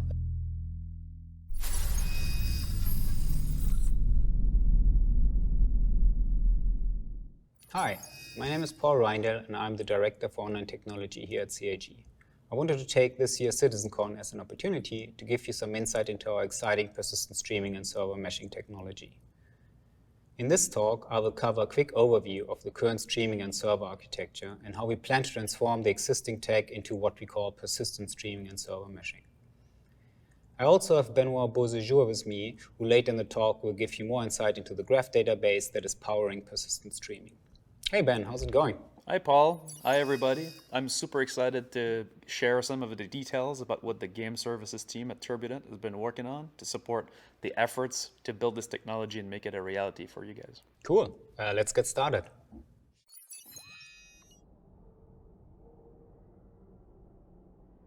Before we look into persistent streaming and server meshing and how this new technology will work, let's have a brief look at entity streaming and how our solar system is set up. Each solar system can be seen as one giant level containing every single object inside the solar system. From the sun to the wind to a rock, Stanton is one large map. Since this is a lot of data, the setup is split up into a hierarchy of nested object containers, which can be streamed in and out individually. If you look at an abstract view of Stanton, it all starts with one solar system root object container. This object container contains the sun, the planets, and the moons around each planet. Each of those locations then has its own object container, and if you take a closer look at a moon, you will find the entities placed around the moon inside this object container. For example, a space station orbiting the moon. This setup keeps repeating. The space station could be set up via multiple rooms, each defined by its own object container. Additionally to the static hierarchy of object containers, there are also all the dynamic entities which bring the universe to life, NPCs, an interactive vending machine, and of course players and spaceships. Most of these entities are made of a hierarchy as well. For example, a player has his body, an undersuit, and armor attached to it, and they are all child entities of the player. The streaming system treats these mini hierarchies as streaming groups to make sure that an object like a spaceship is always streamed in as one unit. Loading the entirety of Stanton into memory and simulating every single entity would be very expensive, especially on the client, but also on a single server.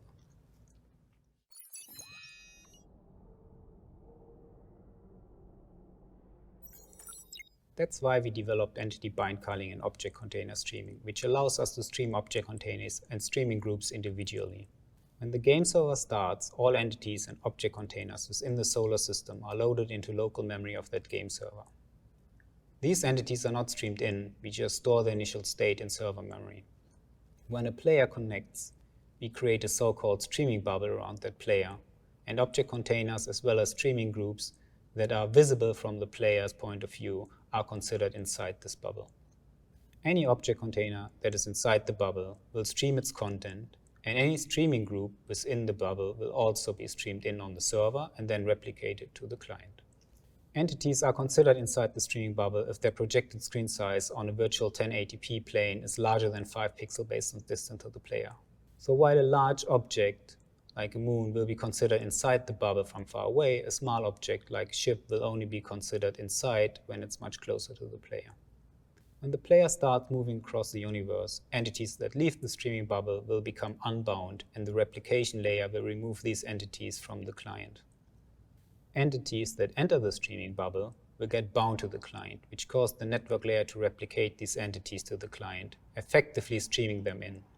We call this technique entity bind culling because streaming on the client is driven by the network layer, binding and unbinding entities. If entities are not in any client streaming bubble, so no players in their vicinity, these entities are also streamed out on the server. They go back into a dormant state where they are not simulated.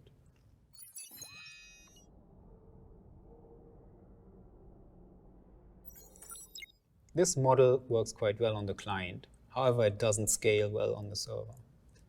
While we do stream entities on the server with no players close to them, a poor distribution of players will cause the DGS to load most entities, and the more clients we try to match to a given game server, the likelihood of a player being at every single location increases. And that basically nullifies the benefit of server-side streaming. So how do we solve this? The answer should be simple. Allow multiple instances of the game server to work together so they can split up the work. Well, it's not quite that simple. Let's have a look at the current architecture.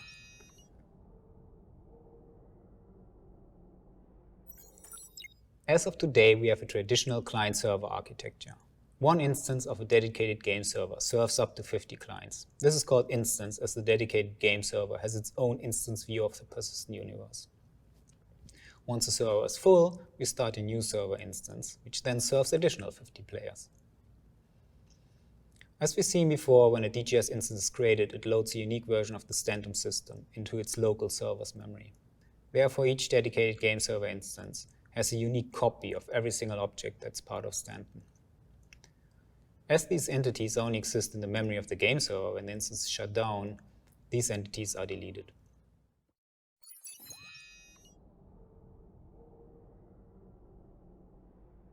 The goal of server meshing is to allow multiple DGS instances to work together and divide simulation costs between each server in the mesh. In the best case, we can scale this to infinity by adding more nodes to the mesh.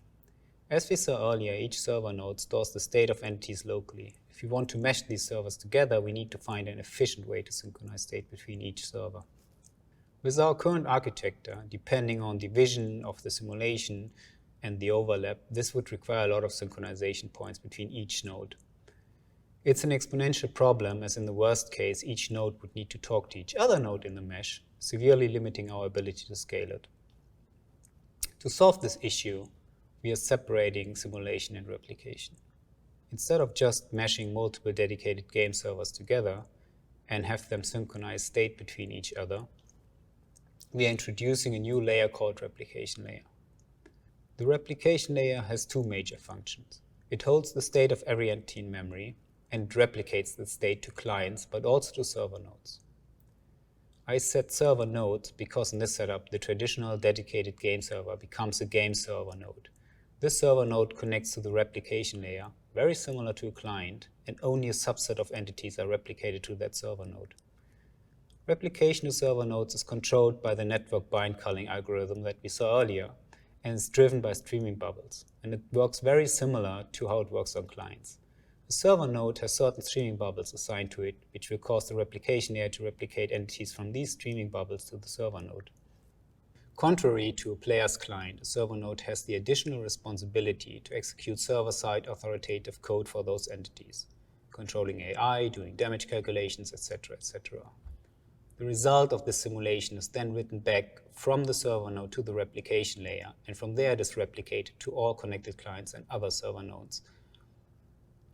Since streaming bubbles can overlap, entities may be replicated to multiple server nodes, exactly the same way how they are currently replicated to multiple clients if players are at the same location. To avoid two server nodes trying to simulate the same entity, only one server node can have authority over any given entity. And only that server is allowed to write entity state back to the replication layer. This is usually the first server node who replicated the entity, and other server nodes will only run client code on those entities. Basically, you can see a game server node as a client with authority to write the result of its local simulation back to the replication layer. Authority can transfer between server nodes. For example, if an entity leaves the streaming bubble of the current authoritative server, it is then transferred to the next server node that has this entity currently streamed in. Further, authority can be transferred between server nodes on demand in order to load balance the mesh.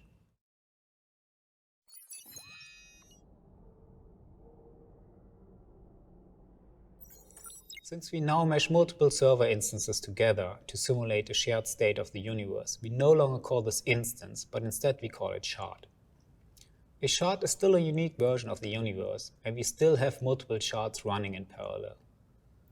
However, the server mesh will lift our current hard limit of 50 players, and it will enable us to steadily increase the number of players we can support within one shard. It will take some time, and in our first version of server meshing, we will still have a very similar situation as we have today, with quite a few shards running in parallel. However, this technology is going to enable us to start scaling the universe to become a true MMO experience. There are some fundamental differences between a shard and an instance, and for this we need to take a closer look at the replication layer and talk a little bit about persistent streaming. Previously, the entity state was held entirely in memory on the dedicated game server. And besides some selected persistent player items, all that state would be lost when the server is shut down or crashed. The replication layer is fundamentally different, as the entire state of the universe is stored within a graph database. We call this entity graph, and it's an evolution of the original iCache. When we create a new shard, the initial entity state of the universe is seeded into this database. This happens offline before we let player join the shard. When the shard comes online, the replication mesh caches the state from the entity graph. As players connect to the shard and as we start to spin up new server nodes, simulation begins and alters the state of the universe. The replication layer does not only replicate these state changes to connect players and server nodes, it also replicates the state into the entity graph. Since the entity graph is a persistent database, the state of the shard is never lost, and even if the shard is shut down, the state persists and can be resumed at a later time. Benoit is going to show you some more technical details about the entity graph. Thank you, Paul. Get ready for a deep dive into the entity graph persistence database.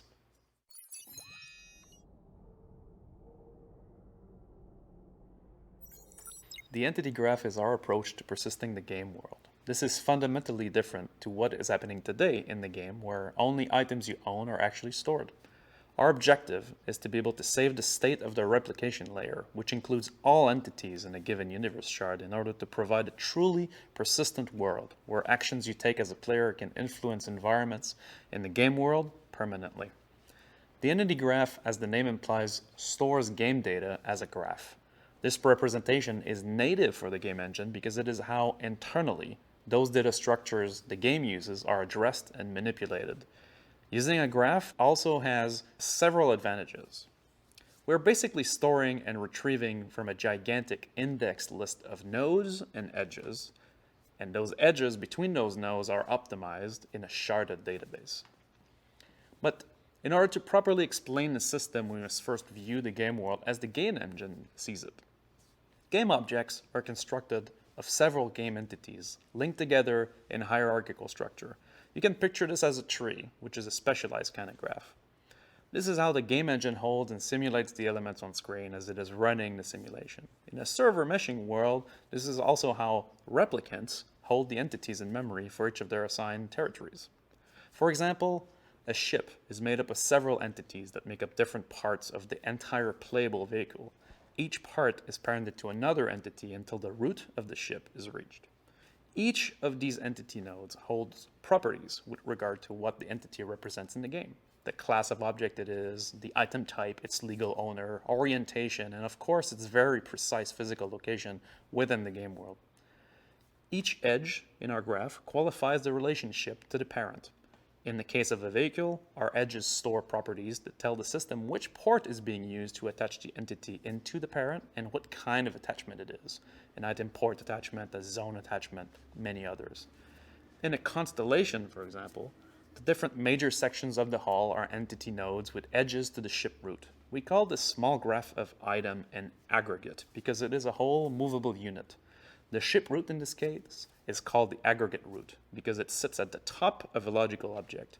You can think of what you normally call an item as an aggregate, with the aggregate root being the actual item you are talking about. For example, a first-person weapon with attached scope, mag clips, and laser sights is a small hierarchy of entities. We distinguish the aggregate roots from other nodes by giving it a label. Labels allow us to distinguish and rapidly look up and find nodes of a specific type, either when we retrieve parts of the graph or when we look up specific nodes. Those labels exist to allow correct reversal of the graph data when we query for specific things in the game world. Other labels include streaming groups, universe root, star system root. This allows us to really look up and index those types. But the tree depth doesn't stop there. Additional information is required for a fully functional ship. The insides of each of those structural entities have to be fleshed out. Object containers are the building blocks of how space division is achieved, which aggregates and what part of the hierarchy they're in. In fact, most major areas of ships are represented as OC entities attached to ship root or another OC. The shape of this data actually takes in reality is driven by designers. Of course, then, each of those object containers also contain entity hierarchies as well, expanding to have the common static and dynamic entities you're used to playing with, like elevators, beds, guns, seats, gimbals, and others. In addition to object containers that make up the structure of the ship, other aggregates can also be attached within the hierarchy of our ship. For example, a rover parked in the cargo bay of our Connie will be attached as a sub-aggregate attached to your ship's cargo grid. Same goes for turrets, which are changeable and themselves expose item ports, allowing guns to be mounted. For each of those entity nodes, a snapshot document is also stored. This document contains all the runtime values, the game components attached to those entities. This data is the dynamic part of the model where game developers can persist variables on any entity in the game world according to the rules of a game component. For example, damage state and health data are stored within the snapshot document of those ship entities. storing and retrieving data in graph form really have some awesome properties. It's a native structure to the game engine, so it gets loaded rapidly. It's very simple and effective to serialize and transport because it's just a list of nodes and edges. There are optimized databases that we can use that allow us to fetch entities recursively in a traversal rapidly, and the data set can be sharded across multiple database instances reliably. One key element here and one big advantage of having a graph data is also that we can reduce writes. So in order to reduce that, all the hierarchical changes that we need to do can be minimized. For example, if we want to detach mutation command will detach an entity from the hierarchy. In this case, a single edge must be erased, which is a very inexpensive operation. A nice side effect of this is also that it's the same operation whether we're detaching a single entity or an entire aggregate. In both cases, the single edge must be erased in order to perform the detach. Rolling away in your stowed rover, detaching a gun from a replacement or for a replacement, or selling a turret becomes really a cheap operation to persist. That is good because that happens very frequently. Compared to a columnar approach where index columns must be maintained for every write, linking all objects to the aggregate root, this is really a great performance improvement.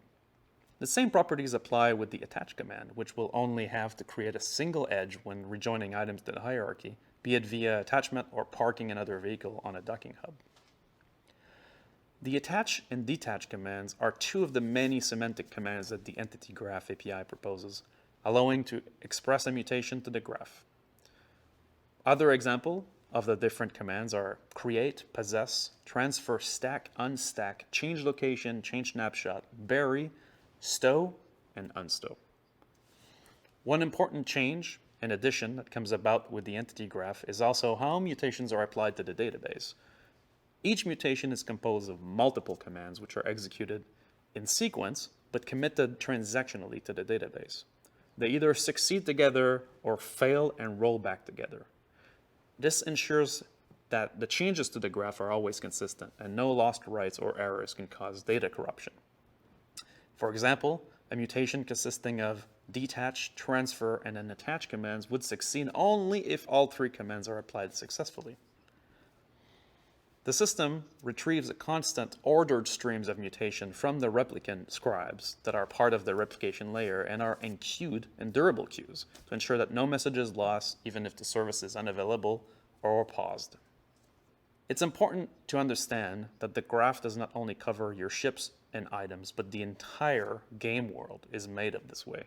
Your ship is actually attached to the zone host location you travel in. Your playing character is attached to your ship seat when you are piloting it, just like planets are attached to their star system routes.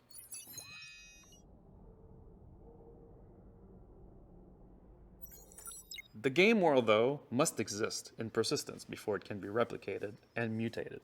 This is part of a process called seeding, where a new database is created by the replication layer. It is during that process that millions of entities are initially created in a sort of a big bang.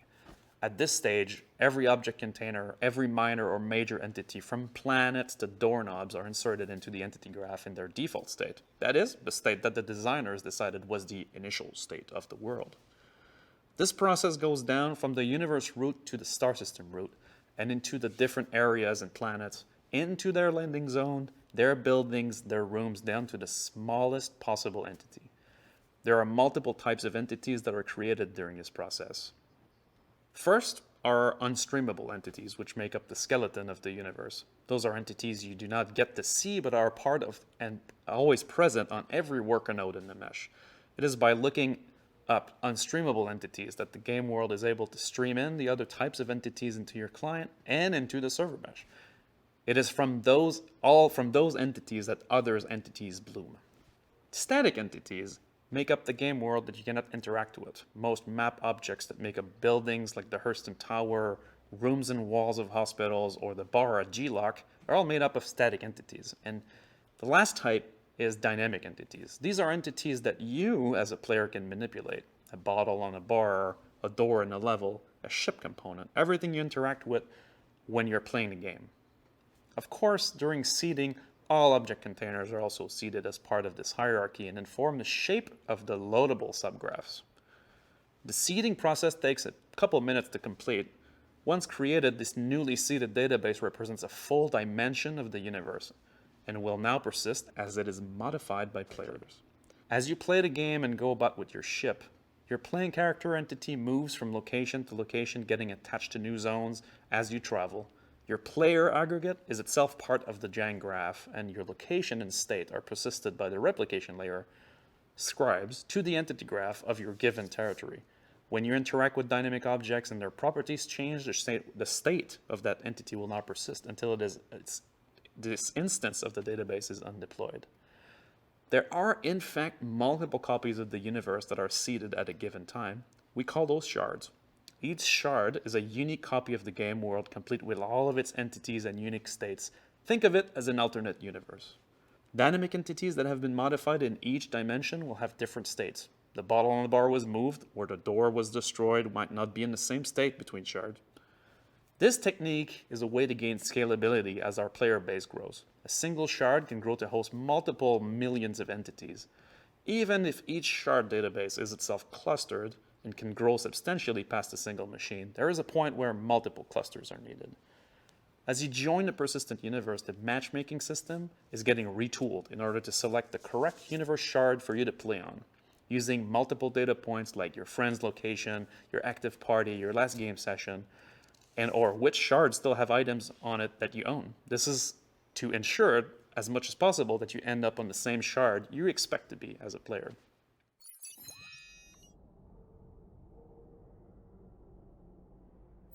In order to provide a seamless game experience, it would be terrible if you lost items you used when you were in a given shard versus another, or if your character was bound to a shard forever.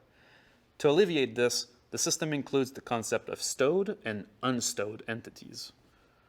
An item is considered unstowed when it is currently active in a shard database and being actively simulated on by the worker nodes of the replication layer. Stowed entities are player-owned entities that are stowed in inventory containers or location inventories. Those entities live in another database entirely, called the global database, a large clustered database that spans all shards. Aggregate roots in that shard are stored and linked with edges to inventory nodes. Any entity in a shard can have an inventory node in global for stowing things in it. For example, a box entity that is unstowed in a shard would have an inventory node in the global database to store its content. This allows to keep unsimulated entities in a non-shard specific database while keeping the live aggregate within the shard. As you transition between shards, your playing character gets unstowed into the selected shard. This process effectively moves your player aggregate data from the global database to the shard database. Your player entity now gets simulated by game worker nodes and is being updated at a regular rate as you play and move around the game world. Accessing items that are stowed, like a ship, from the ASOP terminal is basically reading the inventory contents of the global graph at your location. Same goes for personal inventories or cargo inventories. When you request a ship to be spawned, the system will unstow the ship onto a landing pad by submitting a shard mutation. Alternatively, when a ship gets despawned during parking at a rest stop, the ship gets stowed back into the global database, making it available for unstow in any shard. The global database is where all of your stowed items will live. Hero items will always be available for unstow in any shard if they are not already in use. The process of stowing and unstowing also helps to alleviate problems related to entity authority so that only game worker nodes in the right shard can update unstowed entities in that shard. This brings about a nice property of the server meshing and persistent streaming architecture in that the state of the entities are being persisted transactionally during play, be it in a shard or a global database through stowing. A single server crash, or 30K, should no longer result in item loss. This model also has a real scalability benefit that stems from the separation of the read-intensive workloads that are isolated to the global DB from the write-intensive workloads that are handled by the individual shard database. The global graph exists to provide seamless access to your belongings no matter what shard or alternate universe you're currently playing in.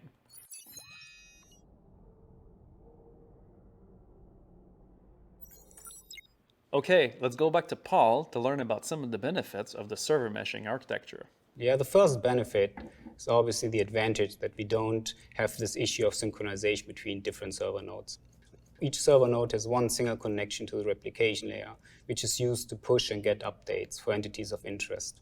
The second advantage is that the same streaming and replication logic that we already use for clients can be applied to servers, and that server nodes will only stream in a small area, which will greatly increase performance. It also allows us to increase resilience down the road. As long as a client is connected to the replication layer, the client stays connected even if the server node crashes.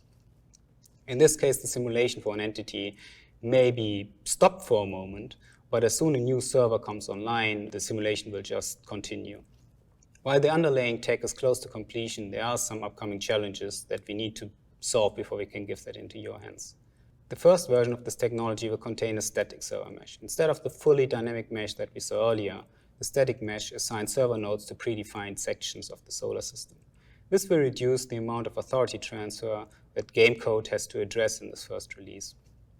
There will also be a lot of challenges for the game services and game feature teams. Or maybe Benoit can give a little bit more.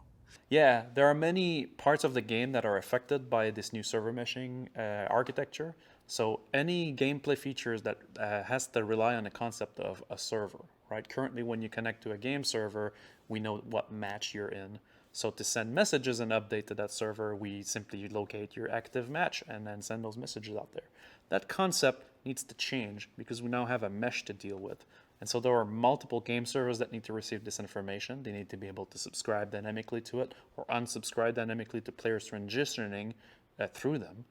So you can imagine that this will affect things like missions that currently are spawned locally on the game server. These now need to be spawned globally within the shard and also persist their state. So all services that are attached to missions, whether it's the quantum system in the back end or the quasar tools, need to now know about the concept of a shard. This also goes deep into like things that are mechanical, like getting global chat to work on a server. That concept now needs to be extended to the shard, where this will probably push us to implement this as a location-based chat, for example. And so many teams in the company now need to change their feature to take into account the meshing technology that's behind it, because the concept of server, which has been ingrained since the beginning, has changed to become a mesh of servers. Yeah, exactly. So I also want to shout out to the network team who's working on the replication layer and the bind culling, as well as the persistent tech team who's working on the entity and object container streaming. And as Benoit said, also all the other teams that work on gameplay features or gameplay services that are affected by this new technology. There are a lot of devs working on this, and we are very excited to push on this new technology. Thank you for your time.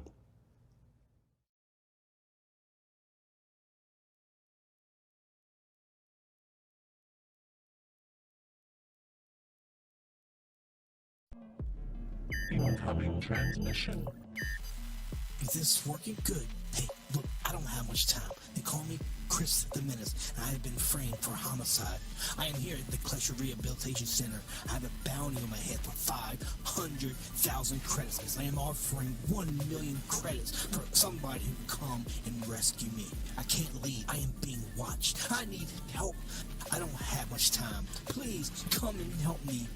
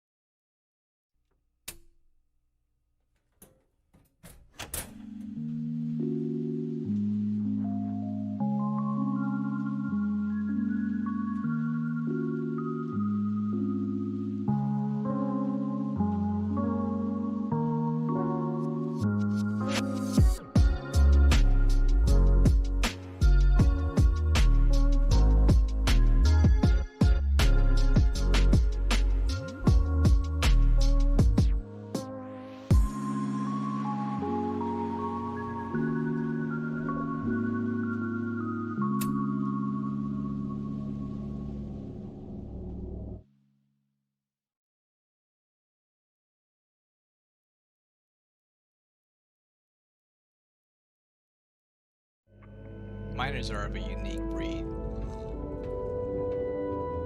It's not about doing the job, It's about doing the job right. No matter how small or big, you need the right tools.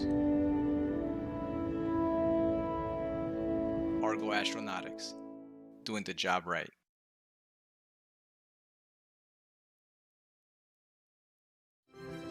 From our starfarers to our labs, offices, and facilities, and in communities around the verse, we're continuously innovating to provide the energy solutions that advance modern life.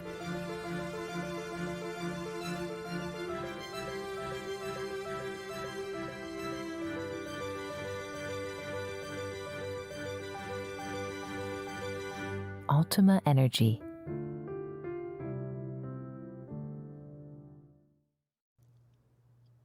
Who said he could use my set? All right, fine. So we're going to redo the whole thing now with no graphics and orange lights. Ready?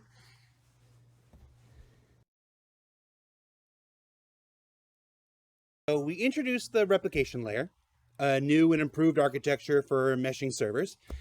It solves our problems observed in the naive meshing approach, namely multiple connections and authority.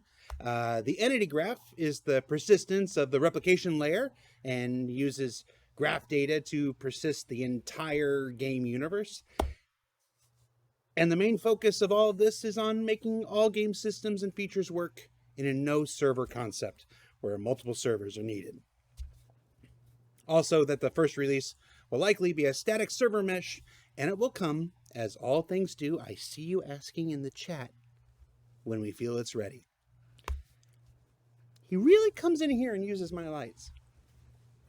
Now, moving along, earlier in the day, we saw the first look at the Anvil Liberator, revealed earlier today during the Ship Talk panel. So check out the website to learn more, and you can submit your questions for the Q&A on Spectrum that'll be released in the coming days.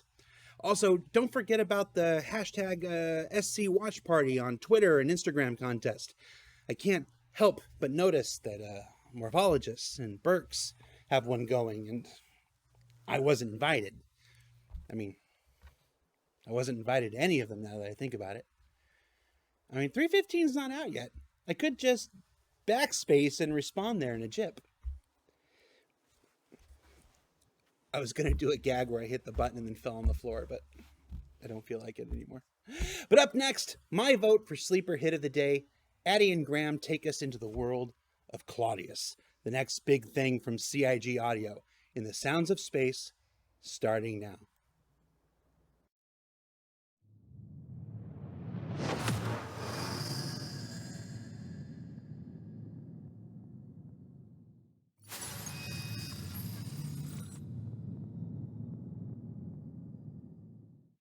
Hi, my name's Graham Phillipson, and I'm lead audio programmer here at Cloud Imperium Games.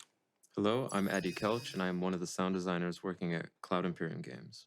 And we're here to talk about some of the big developments we've got going on in audio tech, specifically SIG Audio and Claudius, which is a new audio engine layer and associated tool that we hope will greatly improve the development experience of our sound design team.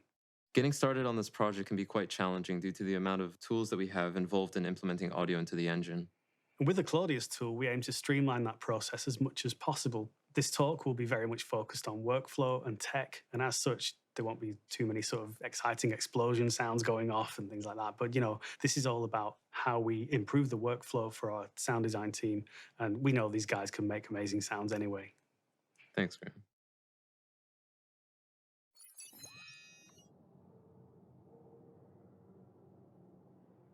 So before we get into the new stuff, let's take a little look at the history and where we are now and what inspired us to go down this development path.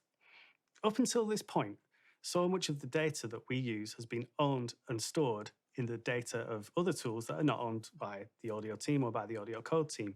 Tools such as Mannequin, the character tool, TrackView, UI code, DataForge. All of these tools are designed for other teams to work with, and audio can sometimes feel like a bit of an afterthought within those tools.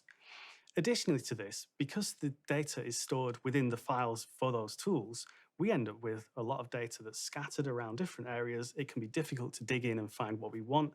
Also, when we're loading these tools, we have to load up all the data. So for example, if it's an animation tool, we have to load lots of animation data when really we're not actually working with that. There can be huge learning curves involved and lots of time spent switching between tools that impacts our development by swallowing up time.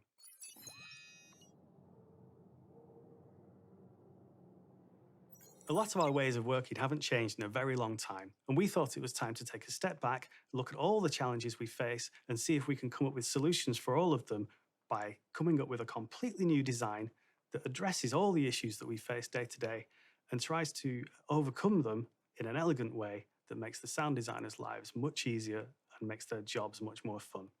And this is what we came up with. So with Claudius, what we did was we put workflow at the very core of the design. From day one, when we started working on the design of the SIG Audio and Claudius systems, we wanted to make sure that workflow was always the focus of how things were working. We never wanted the tools to get in the way any more than they need to. And we wanted to make sure that the tools could be as smooth and as fun to use as they possibly could be. I think that this designer comes first workflow is quite important, and it's going to become an integral aspect on this project.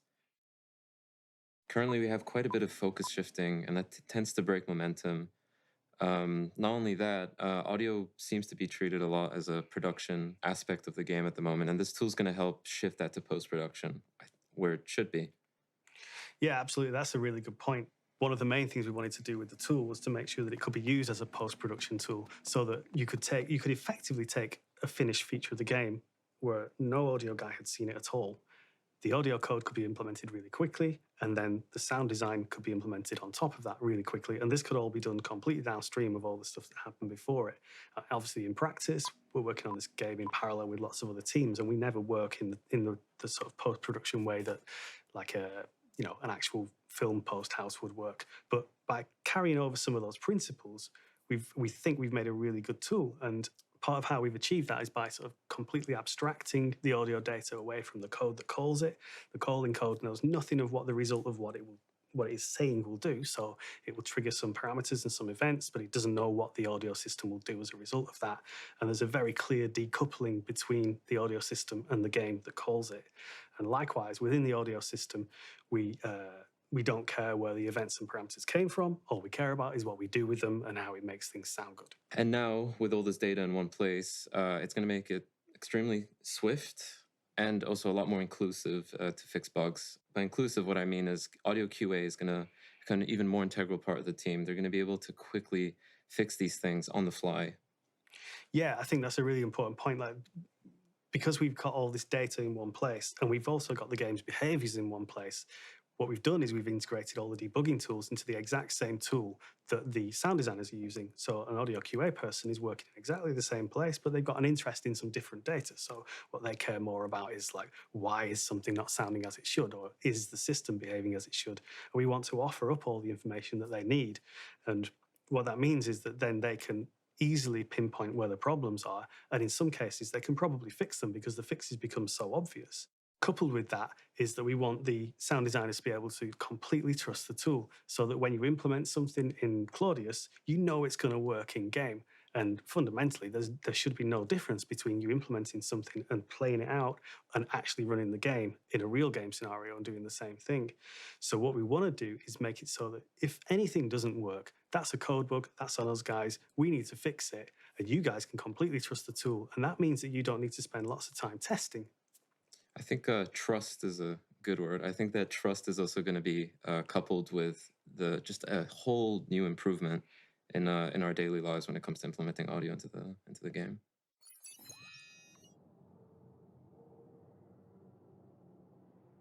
So let's take a little look at Claudius itself. What we've done is we've introduced a visual scripting language that allows you guys to implement whatever you want, and we provide tools that hopefully allow you to do all the creative things that you need to do with the audio. But the design of Claudius under the hood is interesting, because the tool itself doesn't hold any data of its own. All it does is exposes data that exists within the game engine. What this means for us is that live update, as in when you make a change in the Claudius tool, it live updates in the game and it immediately responds, and the change that you made is immediately apparent in the game. That means it comes as standard. because we're actually operating on the data that the game is running with. And actually, because of the design, it's not possible to implement an audio feature without implementing live update. And that was at the very core of this design, because again, we were completely thinking about workflow, about ease of use, and about limiting the amount of time you guys spend sort of, rebooting the game or, trying to get your actions to be reflected in the game. You already mentioned it, but I think that, little to no code support aspect of Claudius is really going to be groundbreaking for us. I think that life is going to become iteratively a lot easier as we're able to just quickly, just not, again, focus shifting, right? That's not going to really be a thing anymore, and that's going to be great. Not only that, all these parameters that we want to get access to based on the data, we're going to get access to that by just going into the game, playing with something like a weapon, and by picking up that weapon, now that's going to, be inherited by the character. So it means that we're going to be able to attach all these different sounds to that gun based on what the player is doing. And I don't know, it's going to make so many of these things possible, and it just wasn't before. Yeah, what we're trying to do is make so much data available to you where you need it and in an intuitive way. And what that means is that, when you, as you say, if you spawn a weapon in the game, it immediately becomes visible in the Claudius tool. And if you perform an action on that weapon, such as firing it or reloading it, those actions immediately become available and visible in the Claudius tool and available for you to implement. And what that means is that we're putting the implementation right alongside it happening in the game.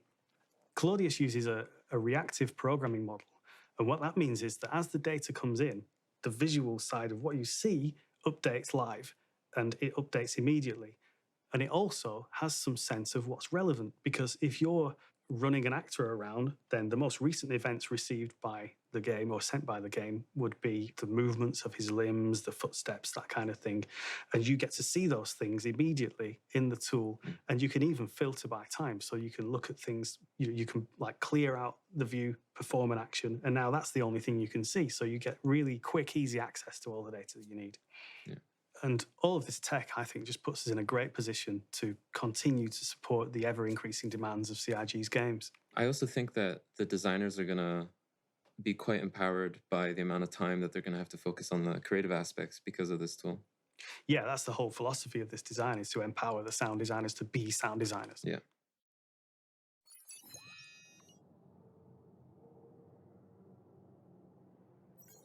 So let's take a look at a practical example, marking up a weapon in Claudius. As we've mentioned, all the events and parameters that arrive in the Claudius interface are things that have happened in the game. The game is just describing what's happened, and it doesn't have any preconceptions about what the audio system should do. It simply provides data. So, for example, the weapon fired, it now has 5 rounds in the magazine. The weapon fired again, it now has 4 rounds in the magazine, and lots of other information as well, such as the weapon fired and there was this much atmospheric pressure around it, or it was out in space and there was no pressure. All these sort of contextual things become available. And the decisions about what that data actually means to you guys all completely come down to you. So all we do is we, as programmers, is we provide as much data as we possibly can in a place where you can use it. What amazes me about this tool is it's going to just be as simple as, hooking up a couple nodes and seeing the results in the editor. Not only that, all this complex logic that we have, we're going to have access to all these parameters super easily. So the idea of, let's say, having a different reload sound based on the amount of ammunition in the mag it's going to be, rather simple to implement. Yeah, absolutely. What we've done here is we've gathered all the data that may or may not be relevant to you, and we don't mind whether it is or not. We deal with all that code side, the efficiencies of that, and you guys get access to any data that you may or may not be interested in. So you could do like crazy things if you wanted. You could make it so that the reload sound sounds different if there are, like you say, if there are different number of rounds in the mag, but you might want to make the reload sound different if the character's wearing armor or not. Yeah. I mean, that makes no sense, but all this data becomes available to you, and it's totally up to you guys what you do with it. So we're opening up lots of possibilities. I think that comes back to empowering the sound designers again. I think all this freedom creatively it's going to be great. Yeah, absolutely. And I think that sort of giving you that creative freedom, I think, is going to be amazing to see what comes out of that. Because for example, we can have something like a parameter that says whether it's nighttime or not. And if you wanted, you could change the whole aesthetic of the game, change all the sounds based on it being nighttime. Yeah. And that would require no input from the code team because we've given you the data that you need. Yeah.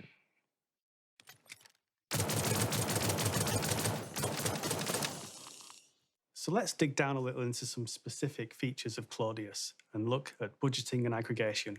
In this video, we have a set of audio trigger spots that are all playing the same sound. We haven't applied any sort of budgeting to them, so they all play, they're all taking up resources, and we can hear them all, so the mix can be a little bit sort of muddied by just how many of them are playing. I want to show here just how simple it is to deal with that and to reduce the budget for the sounds that they're playing. So here we go to the audio source settings, and we're going to add a new category, which is how we budget, and we're going to reduce the number of sounds in that category that can play at any one time. As I said before, this all updates live, so every change we make now is going to be reflected in the game. And when we spin back to the game view now in the editor, you'll see that because we set the budget to 5, only 5 of those sounds are now playing, represented by the sort of lighter green. We can go back and we can change the budget, and again, that will, we'll drop it a little bit more. And you can see now only the closest 3 to the camera are currently playing. And then we'll just whiz the budget back up so you can see they all come back again when you do that. Now, that's the budgeting feature, and that's one tool to sort of reduce the amount of resources we use. But what we also do is allow you to deal with what happens when all those sounds that are not allowed to play because of the budget are prevented from playing. So what we do is we have a system called an aggregation system. And every single one of those sounds that hasn't been allowed to play can contribute to a further sound that attempts to represent that crowd of sounds that were not played. So here we're going to do a really simple example. We're going to hook up a sort of more musical tone to this aggregate. And what this aggregate will do is it will represent all of those sounds that aren't playing. Now, we offer lots of parameters to this aggregation system, but the aggregate is aware of how many sounds it represents. It's aware of the position. It's aware of the spread of them. So lots of information is made available to the sound designers so that they can represent this mass of sounds with just a single audio source. Okay, so now we can see that there's a further light green blob in amongst all the dark green. And what that is that's the aggregated sound. So that will move to the center of wherever the crowd of non-playing sounds is. And as you can see, it kind of skips around in this video, but we have smoothing options so that it doesn't sort of jump around and become jarring. It just moves around as quickly or slowly as you want it to with the crowd of sounds that it's attempting to represent. And what this means for us is that it makes it a lot easier to sort of clean up the mix if you've got a lot of things that have been added to a level. They've been added by a non-audio person and with maybe not so much understanding of the consequence of that. It gives us really easy ways of dealing with that. You can see here, if we increase the budget, the aggregated sound moves further away. And then if we completely reduce the budget to nothing, then you end up with just a fixed aggregated sound right in the middle of all the sounds that are playing. All the sounds that are not playing. Now, this is a really simple example. None of these sounds are moving, but if they were moving, then that blob would move appropriately to the position where all those sounds were moving. I think what this tech has showed us is for ambience work specifically, the designers are going to have quite a lot of creative freedom to kind of go wild and rely on this technology to help us clean up not only the mix, but the voice count and the channel counts. It's also a good way for us to create accurate background dialogue, or as we call it, walla, for bespoke locations. And I think it's going to bring a lot more life to locations. Absolutely. But also, aggregate logic doesn't have to be used for those purposes. It can be used for more abstract purposes as well. So we can use the logic system within the audio system to understand how many of a certain thing exist in the game. So if, say, every tree tells the audio system that it exists, we don't necessarily want to play a sound on all those trees, maybe unless it's windy, which is a decision we can make if we want. But we can track counts, so we can track how many of a certain object type there are, and we can use that information to inform something like the mix. So you can have a mix that's maybe specific to forests. You want something to sound like a forest. You want to bring in some ambience that makes it sound like a forest. And that can all be driven by this set of data that we're not actually playing sounds directly on, but we're just using it to inform the mix. Another feature that we have in Claudius is logic inheritance. And what that allows us to do is to implement a set of audio logic on a certain audio node and then inherit it on child nodes of that node so that we can override it, repurpose it, or make it just basically do the same thing as the parent node does. Now, that's quite an abstract thing to say, I know, but what it means is that we can use a single set of events and parameters to express audio across multiple nodes in the game. I think this comes back to the example that we used before about, a weapon reloading. And so by overriding that logic, we're going to be able to place audio events on specific parts of the weapon and make them perform based on what the character is doing.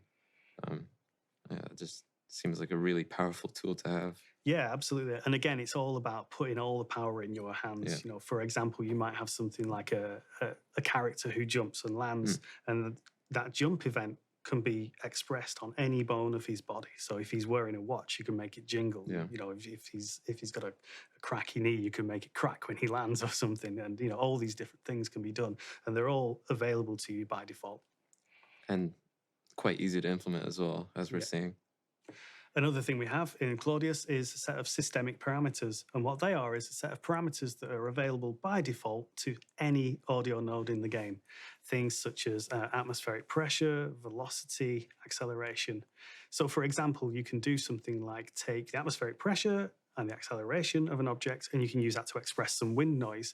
And that's something that previously would have required code support, but you guys can just dive in and do it on literally anything. You can add a SIG audio component to something that the audio system's never seen before, and you can start expressing the audio on these things in this way. Claudius, I think, rationalizes the whole process of being a sound designer on this project. All that relevant information is going to be in one place, and it's going to be quite digestible, especially for people just getting started. Yeah, absolutely. We want the sound design process to be as organic as possible, and we want you guys to have the freedom to just express yourselves, and that's the point of getting all this data to you by default. So let's take a look at an example of something you can do using SIG Audio and Claudius without any code support. Here, we're adding a SIG Audio component to an entity type that's never had one on it before. It's a really simple thing to do. We just drop the component in DataForge, and then we can jump over to the editor and we can spawn one of these things. And I'm going to use the example of a plushie here. And what we're going to do is we're going to use some of these systemic parameters and events that come for free without any extra code support, and we're going to use them to express. It's a bit of a silly example. We're going to use them to express the contents of this plushie. So what looks like a cuddly toy right now is going to turn into some sort of water container. So we're going to put a kind of water sloshing loop on this thing. So we need to respond to its spawn event and also its despawn event. So the sound stops if it ever gets despawned. And we can add an audio source that is the water sloshing sound. And then if we hook that up, it's going to start playing that sound. But the way these sounds are set up is that they don't play anything unless certain parameters are set on them. So they're muted until, for example, they have some sort of rotational or directional movement on them, because you don't want an object to just sit there playing a sloshing sound when it's not moving. So we're going to hook up some parameters as well. We're going to hook up the systemic acceleration and velocity parameters. And we're going to just demonstrate a little bit of, we're not going to go into sort of too complex logic here, but we're just going to demonstrate a little bit of what you can do. So we're going to multiply them by each other. And then the result of that, we're going to set it on a couple of parameters on that object. And then, as I said before, everything is live updated. So we're going to see the result of what we do here. We're going to hear the result of what we do here immediately once we've done it. So just finish hooking this up, and we'll pass over to the editor view once that's done. Oh, one last thing we need to do before we can make that happen is, because this entity's already spawned, we need to send its spawn event again. And in Claudius, you can send any events that are set up for debugging reasons, which is really useful. So now we can see the green blob, which says the sound's playing, but we can't hear very much because there's no velocity or acceleration. Now, as the character runs around carrying it, we can hear the sloshing sounds, we can hear them play when it's dropped, and all this is coming from this set of parameters in Claudius that are being multiplied together just for a bit of fun. So all that was done without any code support. The code system had never seen that entity before. It could have been literally any entity in the game. And what we've done there is we've been able to express the contents of that entity without any additional help from the code team. So that's a really sort of freeing thing for the sound designers to have available. As we've seen with how easy it is to implement something like this, we have a lot of control over the physics, and it gives us no reason not to add sounds to literally everything in the game that's interactable and that can move. It's going to bring a lot more life. The speed that we can get this done with, it's going to make iteration a lot more plausible. And yeah, I think it's going to have quite some interesting outcomes. So yeah, it opens up a line of creativity. It opens up a line of experimentation. And that goes, hand in hand with how quickly this was achieved. Yeah, absolutely. And I think, the example there was quite a silly one. It was putting a water sloshy sound where it doesn't really belong. But as I said, it doesn't matter what that entity is. It could be a little cuddly plushy thing, or it could be like a 400-foot tower that's falling and hitting the ground. And those same parameters can be used to express the sounds of that thing, to express the weight and the size of that thing. And this tech isn't sort of limited to props and carryables. It can be used on literally anything. Anything that can move, you can express its movement using these parameters.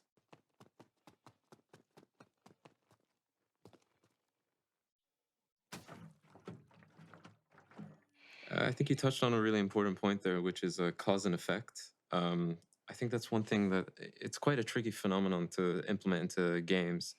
But with Claudius, it's going to be, almost a breeze. We're going to be able to hold values based on a parameter, for example. So let's say if you shoot this plushie, it'll, trigger a very high value for that movement, and based on that we'll be able to change the sound that happens after. So let's say if you shoot the plushie, pick it up again, instead of a cute cuddly noise, it can make like a really angry, like, why did you shoot me, sort of grumble.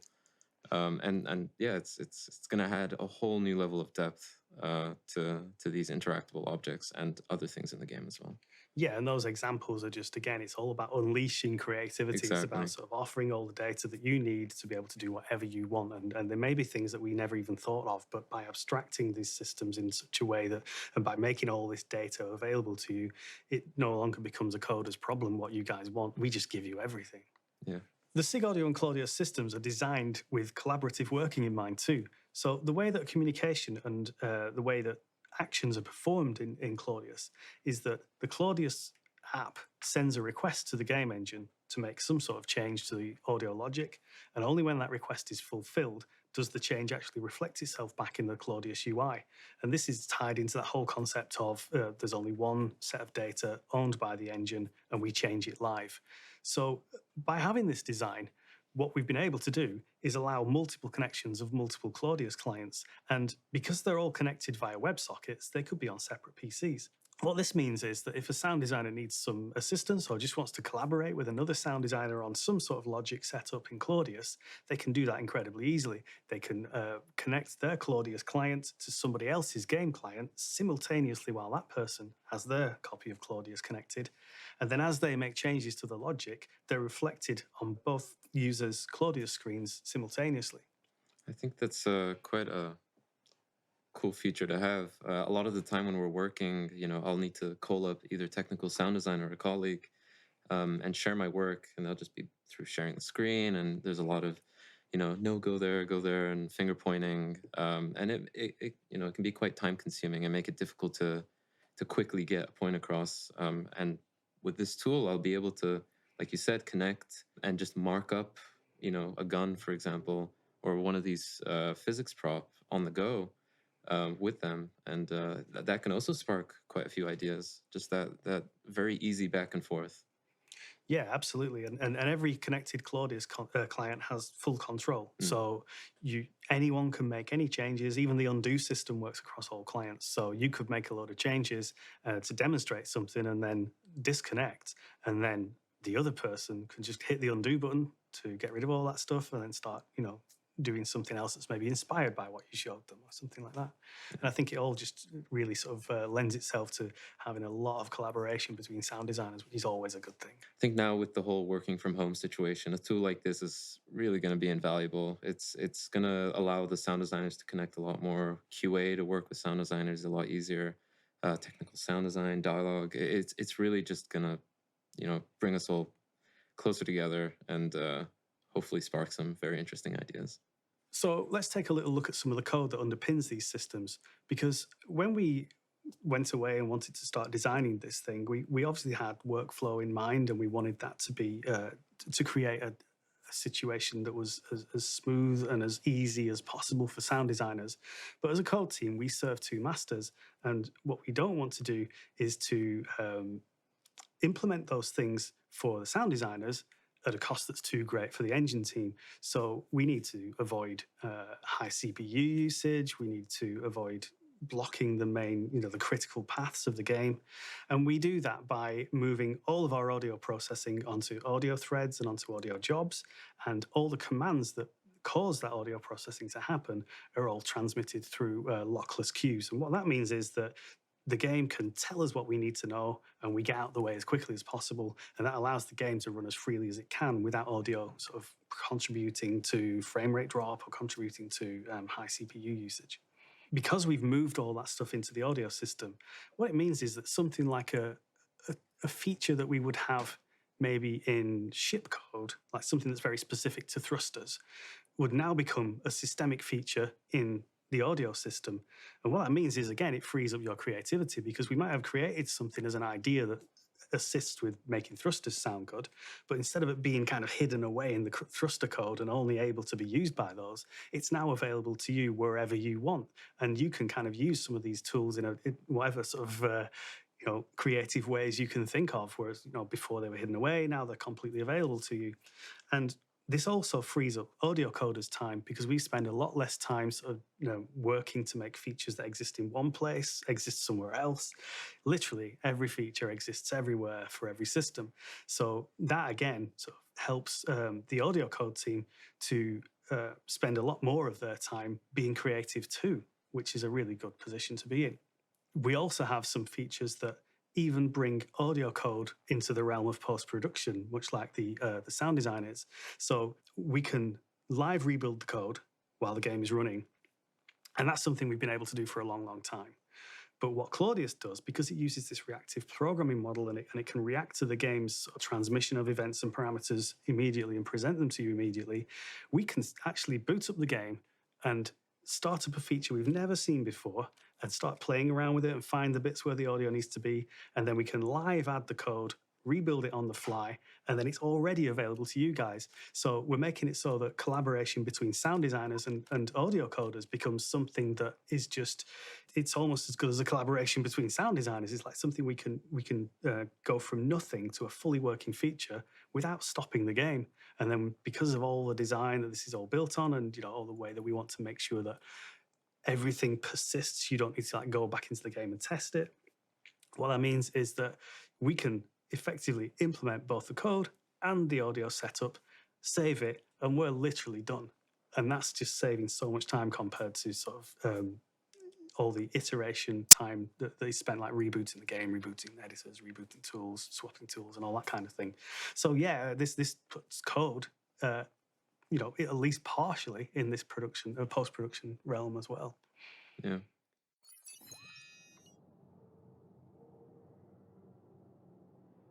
So we've looked at a lot of the features that we've already developed for Claudius, but we have lots of plans for the future too. The design of SIG Audio and Claudius aims to solve future problems before we know what they are, and where it can't solve them completely, it's going to make it easier to solve them. As new game features come along, and we don't know what they're going to be yet necessarily, we want to be able to support them as quickly as possible, but also we want to be able to reuse everything we create. And the SIG Audio and Claudius design is central to that. It's all about reuse, and it's all about having systemic features that are available to sound designers. I think what's so great about this technology is that we're going to be able to take all this information from the game, bring the audio engine into the game engine, and just make it all so easy to access. I think one key aspect of Claudius, the audio team is really looking forward to is sympathetic audio. So this is the cause and effect that we were talking about before. I think having this like one event trigger another, for example, it's going to make the game a lot more cinematic. Everything's going to be real time. We're not going to have to pre-render all these events. It's basically going to become procedural, which means that a lot of these scenarios that you get into, a lot of these different contexts that you can get into while you're playing the game, we're going to accommodate them, and you're going to get really just vastly different experiences every time you do something. And this is because we can infer so much from the game data and create those links to create a beautiful experience. A lot of the time we think about like, how can we sonify this nonlinear spectacle of a game? And I truly believe that is through cause and effect. It's having things done in real time and conveying all this information to the player that can be critical. So if, for example, you're flying and you start to enter a debris field or an asteroid field, that all those things can start having an effect on the environment around you. You can start hearing creaks. If you're entering the atmosphere, you can tell like that your ship's going through some strain, and instead of pre-rendering it can happen in real time. It can take values from like atmospheric pressure, temperature, and it's going to be quite a amazing experience for the players. Yeah, absolutely. I think at the core of sympathetic audio is this idea of resonance, and with the sympathetic audio design that we have, we'll be able to give objects resonant frequencies, and we'll be able to make it so that if something sort of broadband in its frequency spectrum goes off, like a huge explosion or something like that, then you're going to expect a lot of metal panels and glass windows and things to rattle and resonate in sympathy. Sympathetic audio in sympathy with the explosion. And all we really have to do is just set up the logic for that to happen, and it'll happen. Really eager and interested to see what the players are gonna have happen to them through their playthroughs. Yeah, absolutely. And I think all the features that we're looking to develop are all about bringing this game to life more and making it more cinematic and making it just feel more immersive. Yeah, super high fidelity. Yeah, absolutely. So we're looking at sort of improving the mixing support so we can gather some of this. We've got a huge amount of data coming in now that can be used in lots of ways to decide which sounds play and how those parameters affect those sounds. But we can take a step back and look at the bigger picture and say, we've got all this data that's telling us what's going on in the game. Can we then use that to sort of decide how the game should be mixed? So, for example, if you're exploring a moon or something like that, you're going to want to hear a lot of the ambiances and maybe some distant mining going off and things like this. But then if you sort of end up engaged in battle with someone, that's something that the audio system's aware of through the data that's coming in, and maybe it can change the mix so that those ambient things don't really get so much of a look in anymore, and it's all about the battle focus and things like that. And then again, as the battle ends and that kind of scenario falls away, we could automatically analyze the data and say, okay, we're now back into an ambient situation, so let's raise the level of some of these ambient sources again. Yeah, I think that importance to what the player needs to hear at that moment. I think that's especially on the FPS side, that's gonna really be valuable. So that concludes our look at some of the features and tech that we have in development in the SIG Audio team right now. Hopefully, it's going to make the lives of the sound design team much easier, and hopefully some improvements to the way the game sounds too. Yeah, I think the sonic aesthetic of this game is going to change for the better because of these tools and because of these workflow improvements. Cool. Yeah. Okay, well, that's it from us. Thank you very much for watching. I hope you enjoy the rest of your CitizenCon, and I really hope next year we can all be back together in person and we can see each other in person then. Thanks for watching. Goodbye. Thank you.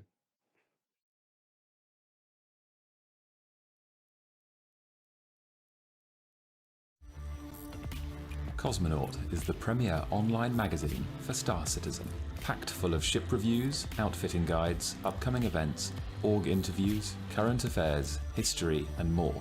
Cosmonaut is your comprehensive guide to all aspects of life among the stars. Our talented team of writers, editors, designers, photographers, and artists are all passionate pilots and aim to bring you stellar images, incisive articles, and incredible design. Season 1 of Cosmonaut is available for download now. Head to www.cosmonautmagazine.com to get all 12 issues completely free.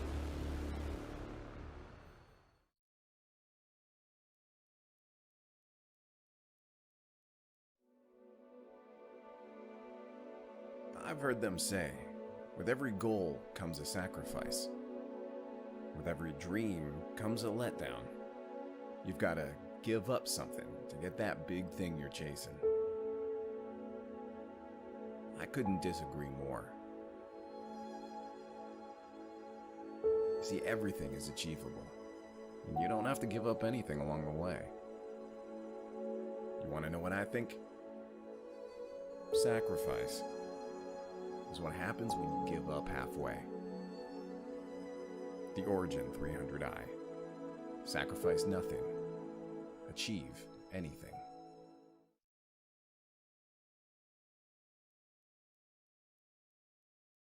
This is Jack. Jack is a successful trader. Unfortunately for Jack, he encounters local pirates. They want ransom money, just a fraction of his profits. Jack refuses the proposal. In his mind, he is a hero. Now, Jack is dead, and all of his belongings go to the pirates anyway. Don't be like Jack. Be smart. Pay ransom. Sponsored by the Sinister Incorporated Pay Ransom Campaign.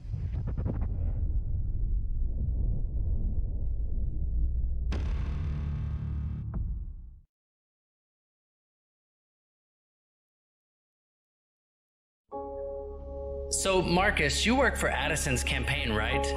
Yeah. Did you guys get some sort of a winner's bonus? Well, yeah, we got a bonus. Oh, you did? How much? I did get myself a Phoenix as a going-away present. They got you a Constellation Phoenix? Hang on, why are we traveling on this rental Taurus, Marcus? How was I supposed to know you'd prefer the Phoenix? Oh, God, Marcus. You know what? I'm just gonna go have a shower. Route has been plotted. Quantum in 10. Guys, there are no towels. You know, I think I had some towels in the Phoenix. Oh no, just stop. Sorry.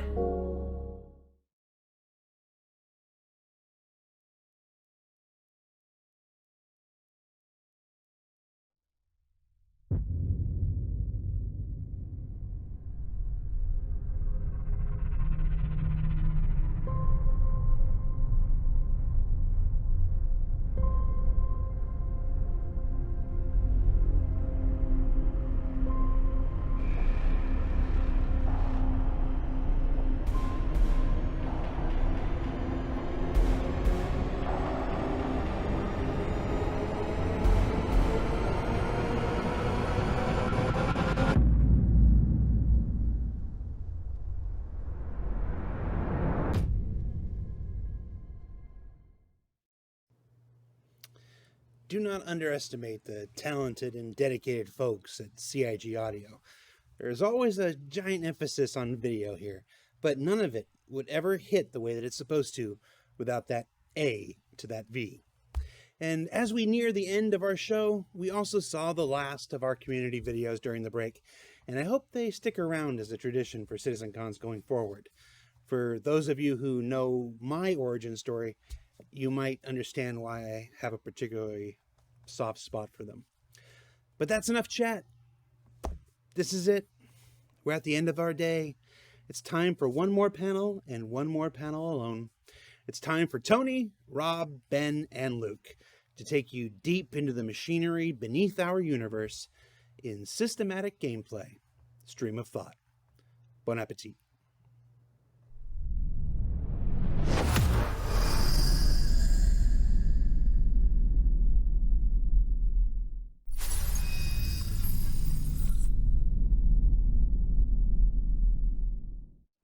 Hi, I'm Tony Zervek, Director of Persistent Universe for Star Citizen. Today I'm going to tell you about some of the new technology, features, and content that we're aiming to deliver over the next several quarters, and how these things are going to impact your gameplay experience. To assist in that endeavor, I brought along a few others to give you some additional perspective, including SGS Assistant Director Rob Reininger, Senior Systems Designer Ben Dorsey, and over in the UK, Lead Designer Luke Presley.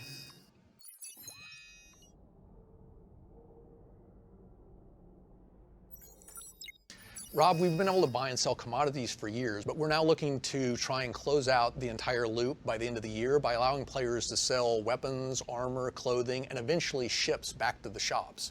One of your favorite aspects of this has always been what it means to treasure. Can you elaborate a bit on that? I think it's huge because now it gives me a purpose to go out and collect the stuff, because players are very meticulous. They'll go out and pick up every single gun, weapon, armor off of other players. Like loot generation is something that the Frankfurt team is working on.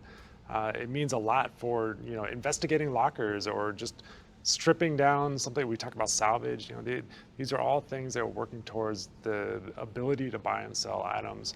But most importantly, it's just curating your inventory, right? It's getting rid of this stuff. It's another form of reward. So I think it's a huge addition to the game. Sure, and it also plays a big role in character advancement, right? Yeah. Because you can realize the equity from items that you've purchased in the past. In other words, I buy a particular laser rifle. Now I decide that I want the better one. I don't have to buy that one starting from scratch. I can actually sell my original one, assuming it's in pretty good shape, and I basically pick the optimal shop at which to sell it. You know, that's a shop that deals in that specific item. Then I can actually get a pretty good price for that used item. I can then take that money and apply it and the differential towards moving up the ladder and basically getting better and better stuff. And so just like in the real world, it's like you don't usually start from scratch and buy a house and then basically have to buy another one from scratch. You basically take your realized equity in your original and you throw it into the other one and you just pay the difference.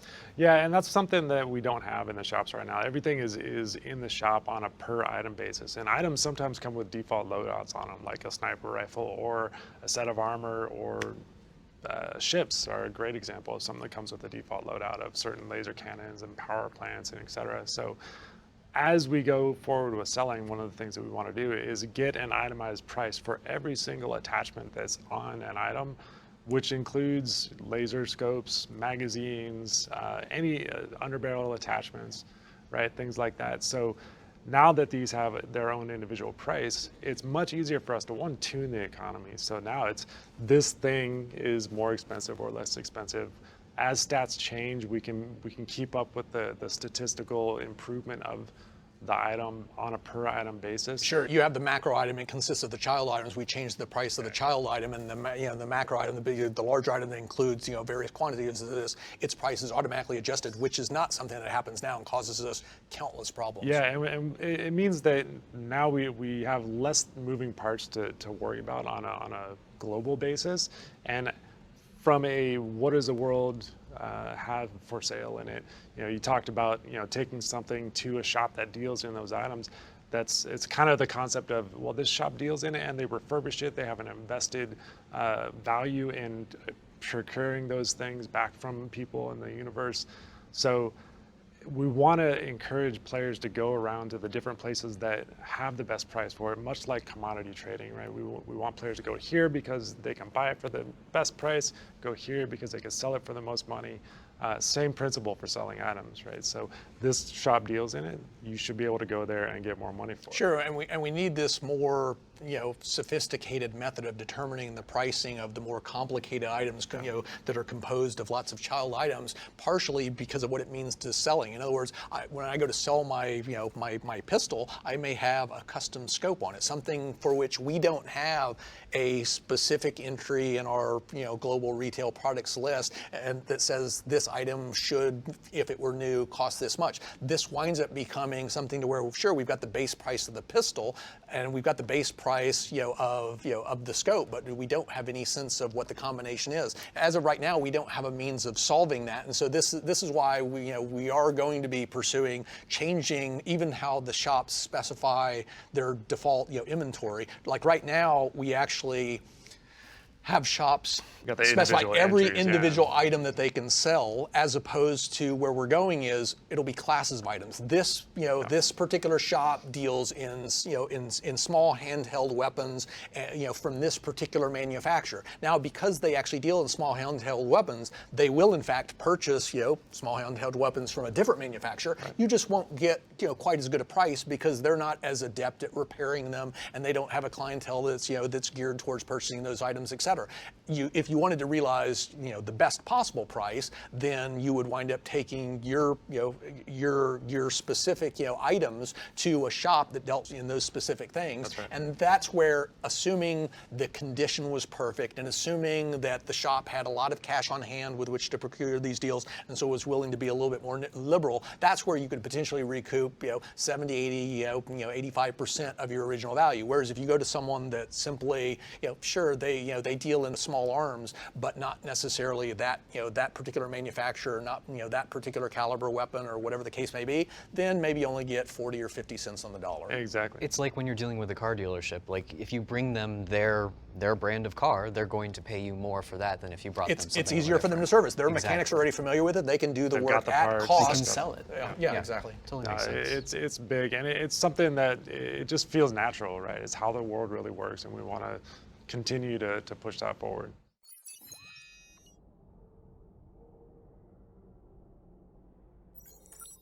.15 is a huge update to the game because of the localized inventory that's going to totally change the game. There are several aspects to this, and that starts with, I'd say, the personal inventory manager that Rich Tyrer and the actor feature team have put so much work into. They're going to cover that in a separate discussion, so we'll leave that out of here. Over on our side, we've got the vehicle loadout manager, which has been adapted to only allow you to modify vehicles that are in your immediate vicinity. And then we've also added a new mobiGlas app called Knickknacks. Reiniger, so you've spent the last couple of quarters heavily focused on this. Go ahead and walk us through what's changed, starting with the front end menu.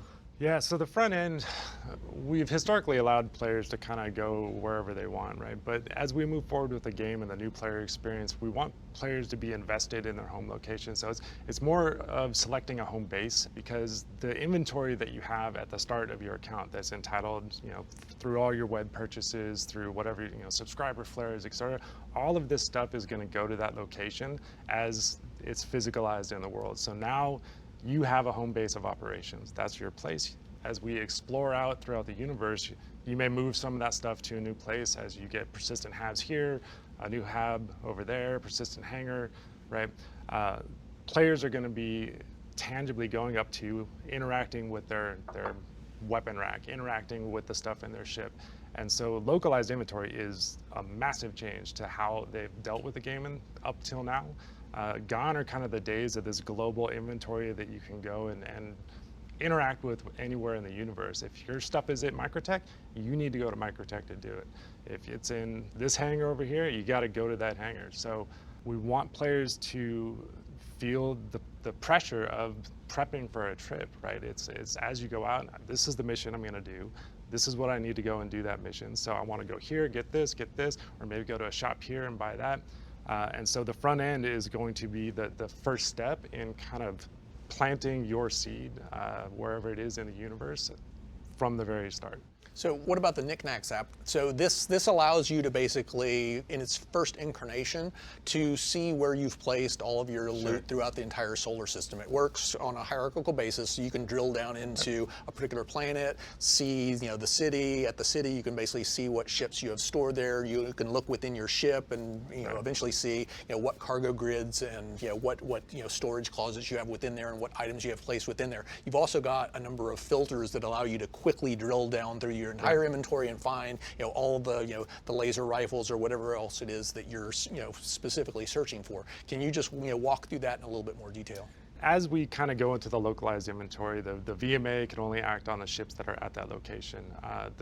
You kind of lose perspective of the global view because the personal inventory manager that the active feature team has done has removed the PMA, which was also your kind of global view into your personal items. So the Knickknacks app allows you to kind of see where your stuff is distributed around the world at the individual location level. So whether it's in a ship or in a hab or in a hangar, right now the locations are basically cities or stations. pretty much any place that has a shop that sells items, that can be some place where you can store stuff. So the ships also have their local inventories associated with them, so you can store things in the ship. And the Knickknacks app is good because now if you want to find laser rifles, you can search by type or subtypes. Basically the same things that you see in the shop, so the categories that you see in the shop UIs. That's the same level of interaction and filtering that you'll have in Knickknacks. We've spoken a bit about how it's going to evolve in the future and what new capabilities we would wind up adding to it. Trading, with other players is one of the things that's at the top of the list.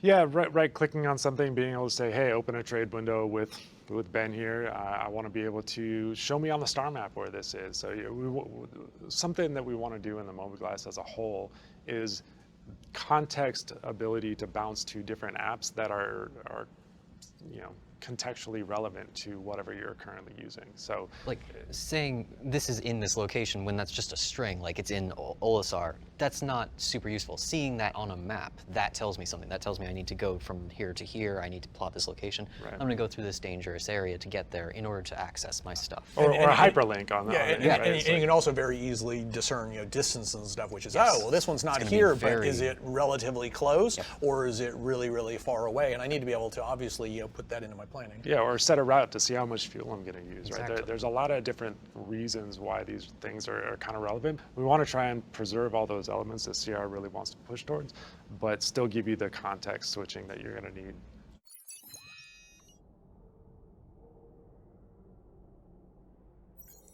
Another area that's currently under heavy development is physicalized cargo. It consists of multiple facets and will be released in stages, with the first one relating to shop purchases injecting physical entities rather than what I would call render proxies into your ship. This is going to convey all sorts of benefits and advantages, to the gameplay experience. The first and one of the most obvious is simply the fact that now that you've got a ship that has physical entities placed within it, then when another player winds up disabling, boarding your ship, they can actually extract, that cargo from you. There's value there that they can actually take.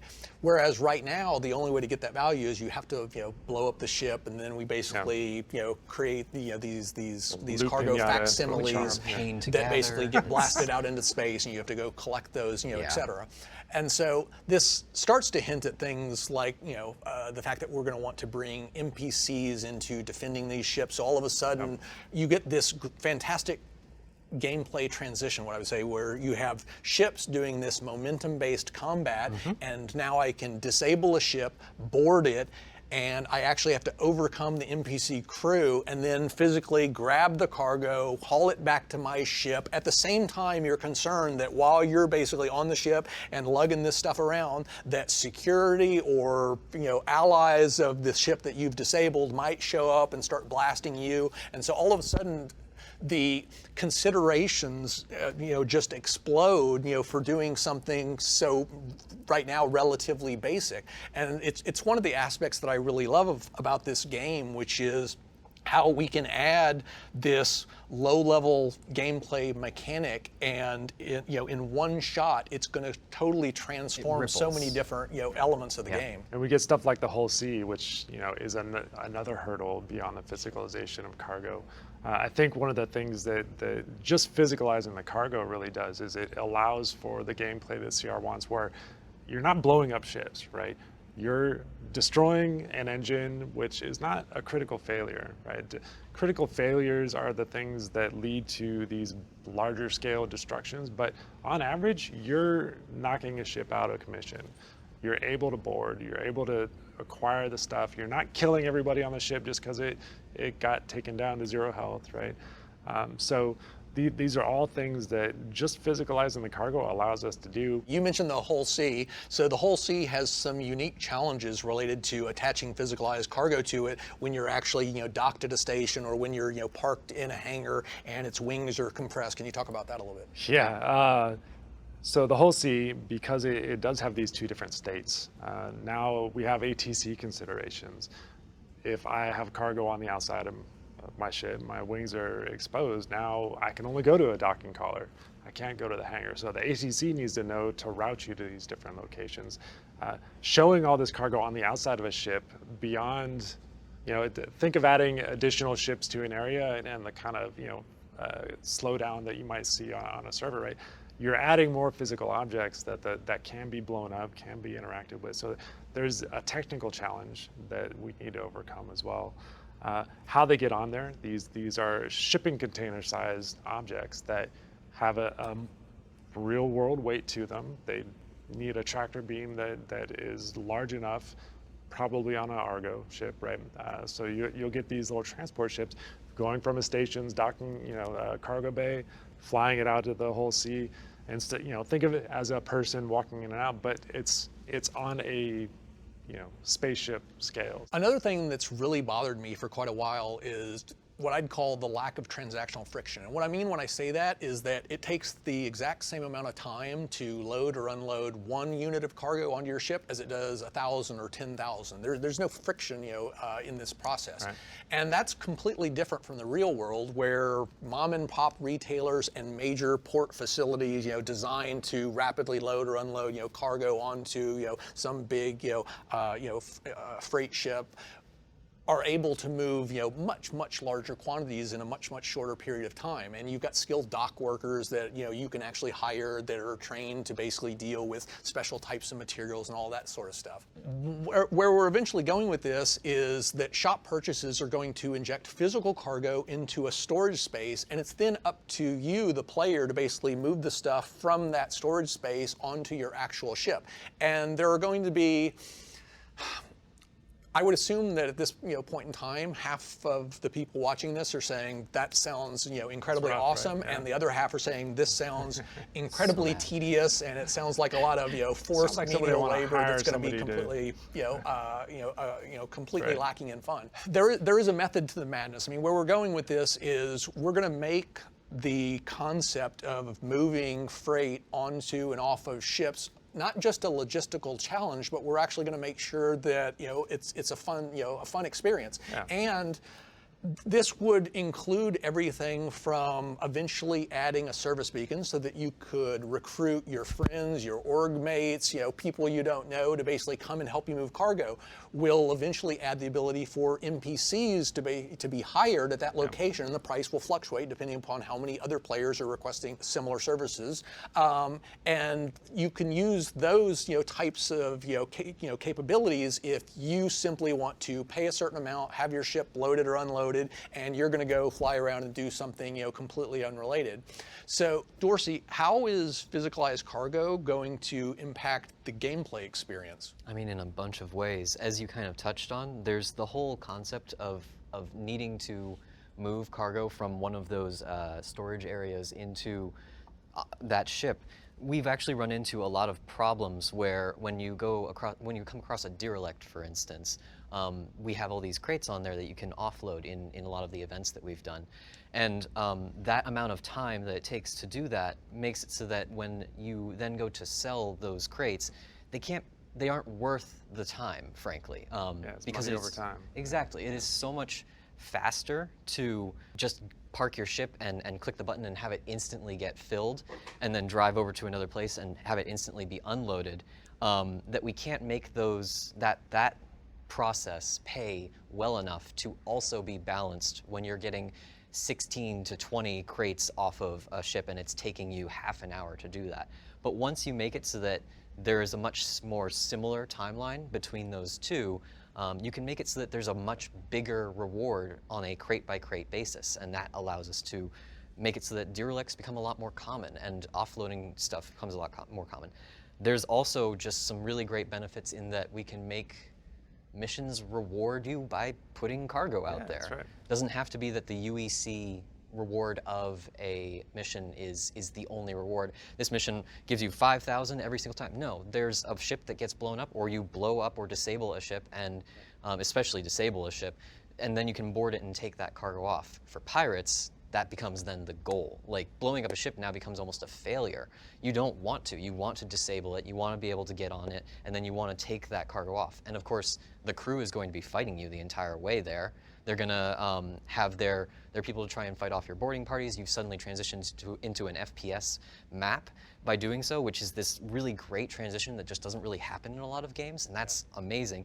And even just from a pure like gameplay system standpoint of carrying that crate, that is a very powerful state for the player to be in that they are vulnerable. You can't be shooting a gun and carrying a crate at the same time. That's actually one of my favorite, things about this entire process is the fact that we're finally going to reward the player and basically provide this differential in the challenges. Yes. To where we've long had, blow the ship up, the ship basically ejects some cargo, Right. you tractor beam it up, and now you basically got your reward. But what it's missing is that transition from FPS from ship-based, momentum-based, combat to where you're shooting your big guns at these things, et cetera, and now you're sneaking around corners, and you may or may not try to be stealthy, and you're basically trying to extract the cargo out, and the crew's basically coming out of the security areas of the ship and patrolling for you and trying to stop You also you. got friends trying to protect each other too, while the other people are trying to move stuff, right? And tractor beams are based on weight, so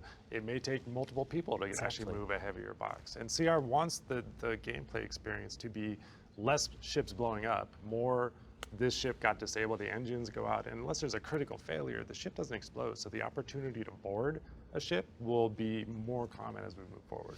There's one other thing I wanted to talk about in this area, and that's you've heard me talk about this often, which is eventually I want the whole transport occupation to kind of revolve around what I call like a hub and spoke model, to where you've basically got big port facilities that are specifically designed to provide the quantity of inventory and the and all of the infrastructure to quickly get that stuff on and off certain ships, as opposed to small mom and pop retailers that are really just intended to deal in a very small number of items. And one of the more significant problems we have in the game, because we don't yet have that level of realism, is related to we've got a small mom and pop retailer, and we need to have a decent amount of inventory so that it can satisfy demand across potentially 100 different players, all grabbing theoretically one or two or three items.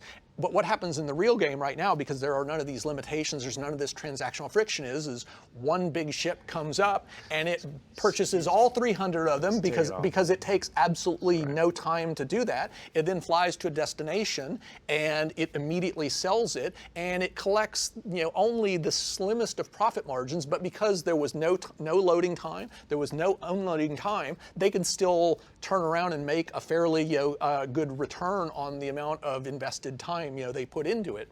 And turning all of this cargo into physicalized entities and basically adding these logistical challenges to where you have to move stuff on, move it off, you have to be more careful with volatile cargo. Bigger crates will require Argos to move them, or cranes, or forklifts, or whatever the case may be.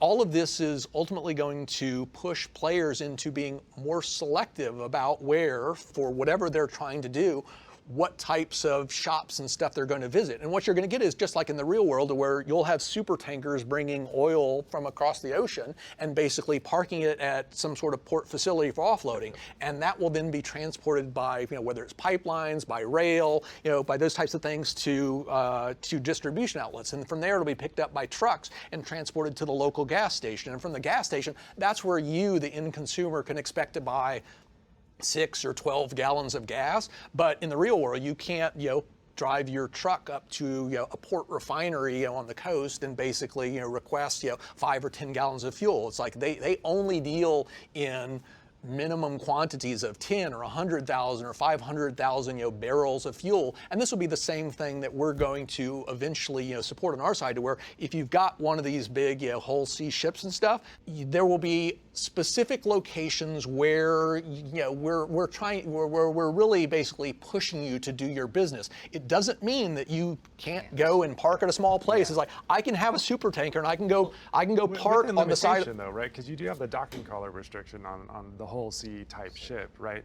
But I think this is what the going to the per box model will actually do for us, because we can just make those small mom and pop shops only have the smaller volumes of commodities, right? You talked about how if you can only unload and offload one box at a time, I'm not going to do a Caterpillar there. Like, there's nothing stopping you, but there's something. That's just it. If my ship holds 10,000 units of inventory and I don't have any of the automated stuff, and you don't have enough dock workers, I can't hire at this place. There literally aren't 100 NPCs or 500 NPCs that I can hire for any amount of money. They're literally just not there. Then you're going to have to do it yourself, or you're going to have to request some friends to help you. And it's simply too tedious. It's not that we literally prevent you from basically going there and extracting the material. It's that it's simply not going to be worth your time. You're going to have to invest so much time and effort into doing that all of a sudden you would need an astronomically high profit margin. And long before the profit margins on that particular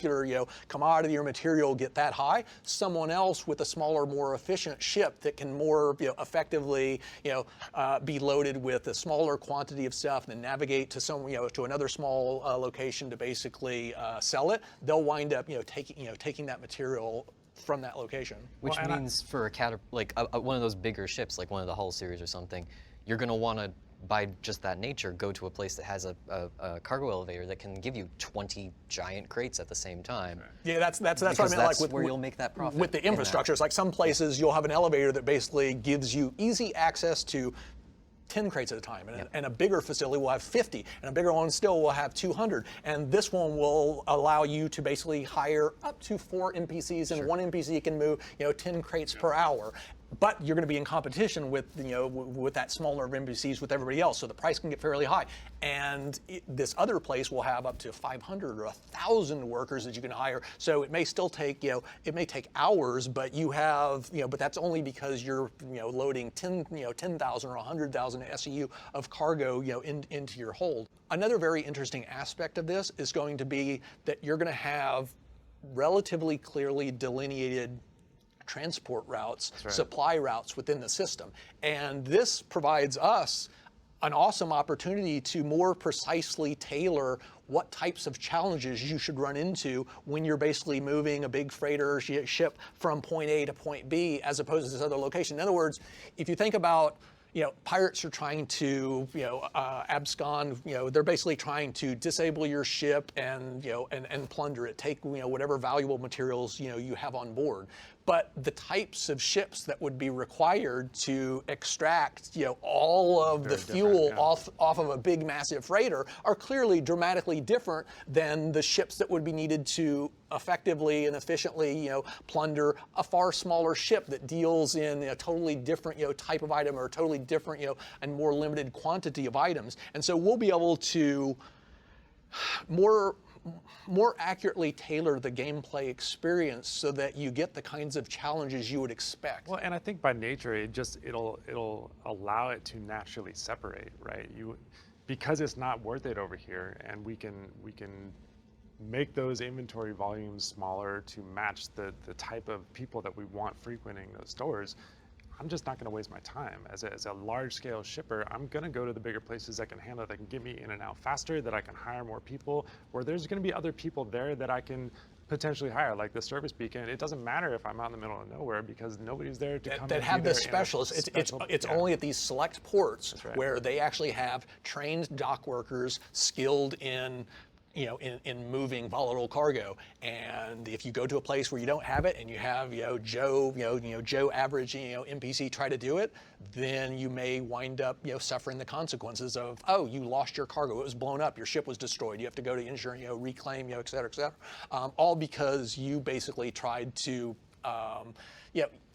use a facility that was not appropriate for for the types of actions you were trying to do. It's just not tailored to it, right? So it's I think it'll be a good change for the game. The key point from my perspective, though, is as much as possible, we don't want to necessarily make it black and white, right? Which is, it's not that you literally, as the owner of a whole sea, you're not able to buy fuel here. It's more that you can buy it there, but it's going to, if you're buying more than 10 or 20 units of it, it's going to be, you're going to basically have to deal with the repercussions of trying to get all of that stuff onto here. And it's going to take a tremendous amount of time, and you're going to wind up having to pay an exorbitant premium because you're basically going to be depleting them of their entire inventory supply, et cetera. And so it's really just the logistical challenges that you would face trying to exploit non-optimal locations for the unloading or for the loading or unloading of your cargo would simply not be worth it. Well, and I think another good point is that as you push the inventory to its limits, your bid-ask spread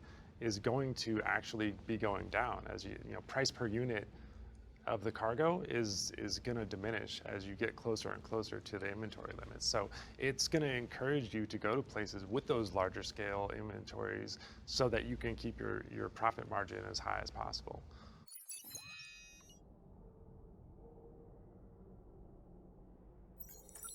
We completed the basic foundation for reputation late last year, and followed that up in the first quarter with the release of the Delphi Mobiglass app that allows you to see exactly how different NPCs and organizations feel about you.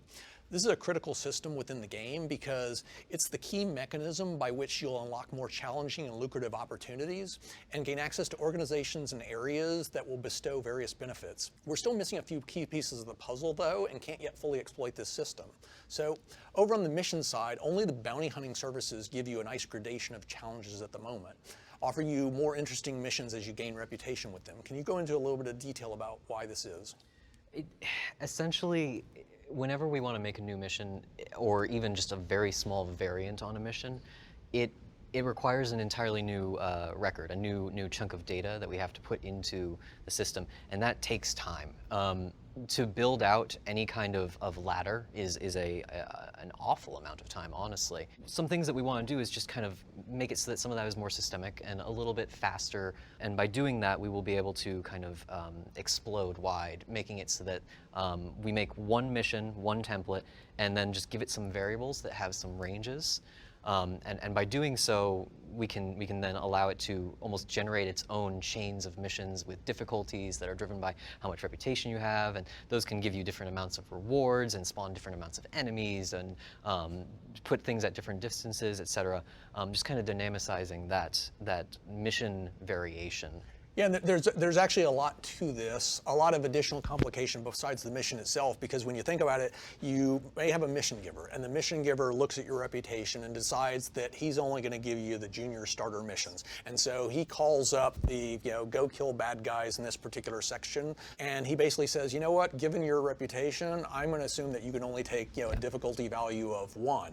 And passing a difficulty value of 1 into that mission will only create 1 or 2 guys, and your reward will be of a considerably lower rate than it would, than what it might otherwise be. As you do that mission, you build up reputation with him. All of a sudden, he's passing, higher difficulty levels into that mission template. And one of the complicating factors that we face is we need to be able to take this template, and before we've actually instantiated it, before you've actually accepted it, we need to be able to extract information out of it and process that. And what I mean by that is we need to know, before we've created the mission, how much money you should reasonably be paid in order to do this. And we need to know, we need to have a sense of where this mission might actually take you and what the current status of that area is. Or is he sending you into an area rife with pirates, or is he sending you into an area that's, got tons of security and it's the safest thing in the world? Or an active supernova, or like any number of things that are terrifying to go. And this is part of the reason why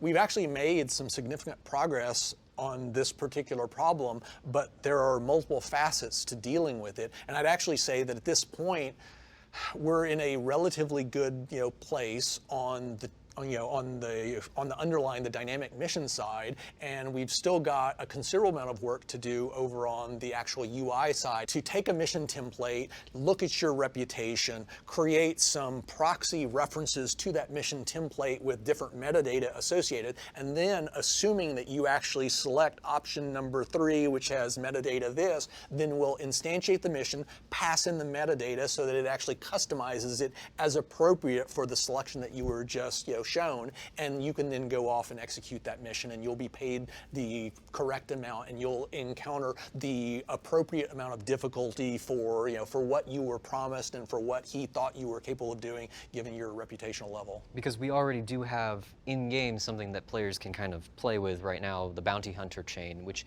is effectively what this will look like to players. It's just a matter of that took a lot of setup, and now it should be something that we can pretty much like click a few buttons and we're good to go. That's exactly like in the end, it's all about allowing you to as quickly and easily express a solution to the problem of I've got a mission giver. This mission giver is going to dispatch you to deal with with bad guys.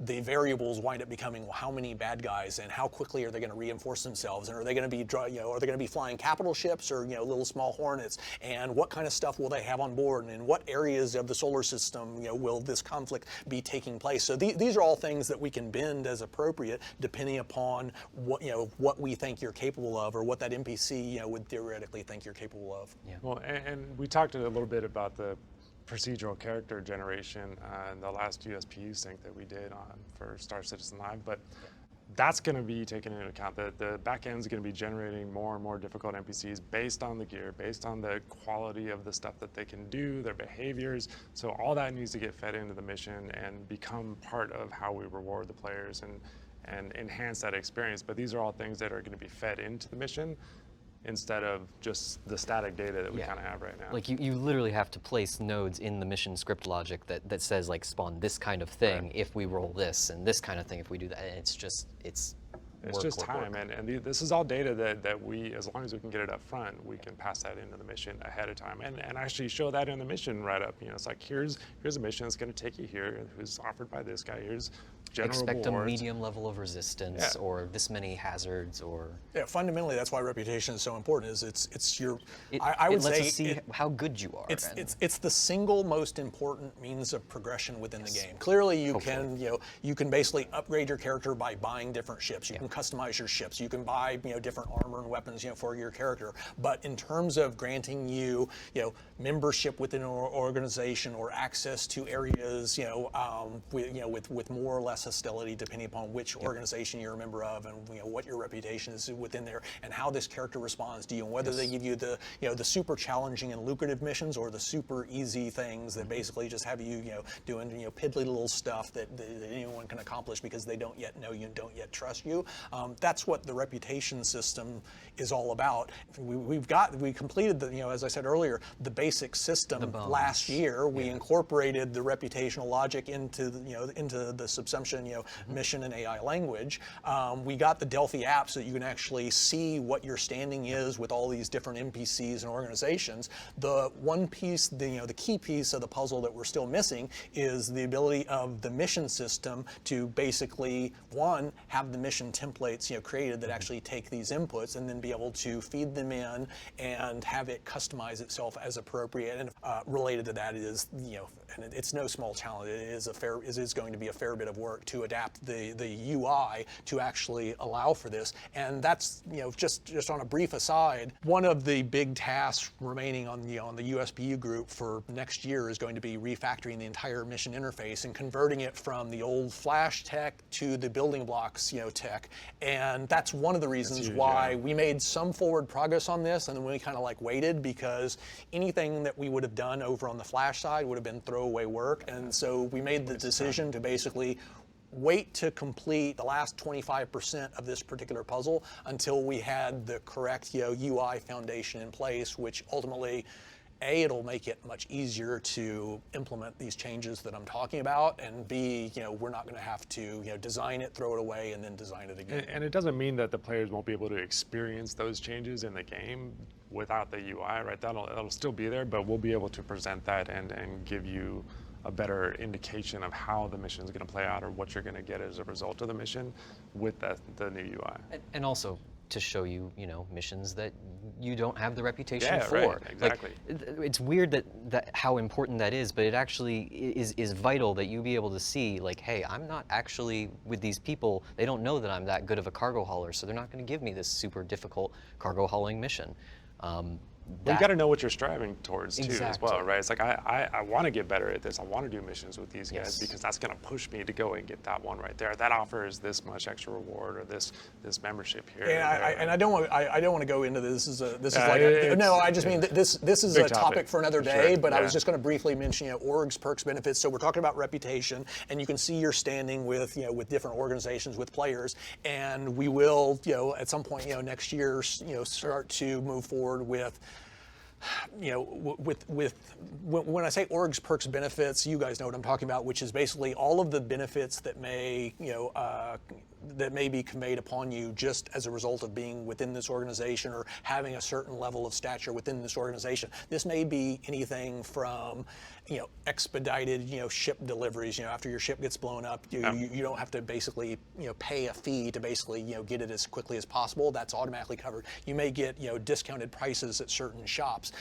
You may simply not get a hostile response from pirates in this area if you're a member of the Pirates Guild and things of that sort. And so this plays into what we're talking about here, because you're able to look at an organization, you're able to understand what kind of benefits it conveys to its most exalted members, and then you can decide whether or not you want to basically try to increase your ranks within there. And in terms of doing that, the challenge is simply having enough mission variety and diversity to enable the player to feel, hey, I started out, he didn't trust me, he gave me the real simple, not particularly lucrative mission, and I've been working on this for days and days and days, and I've been moving up in terms of the difficulty that I faced, in terms of the reward that I was offered, and finally I got to the promised land, and now I basically have membership within the organization, and now I can basically go to Grim Hex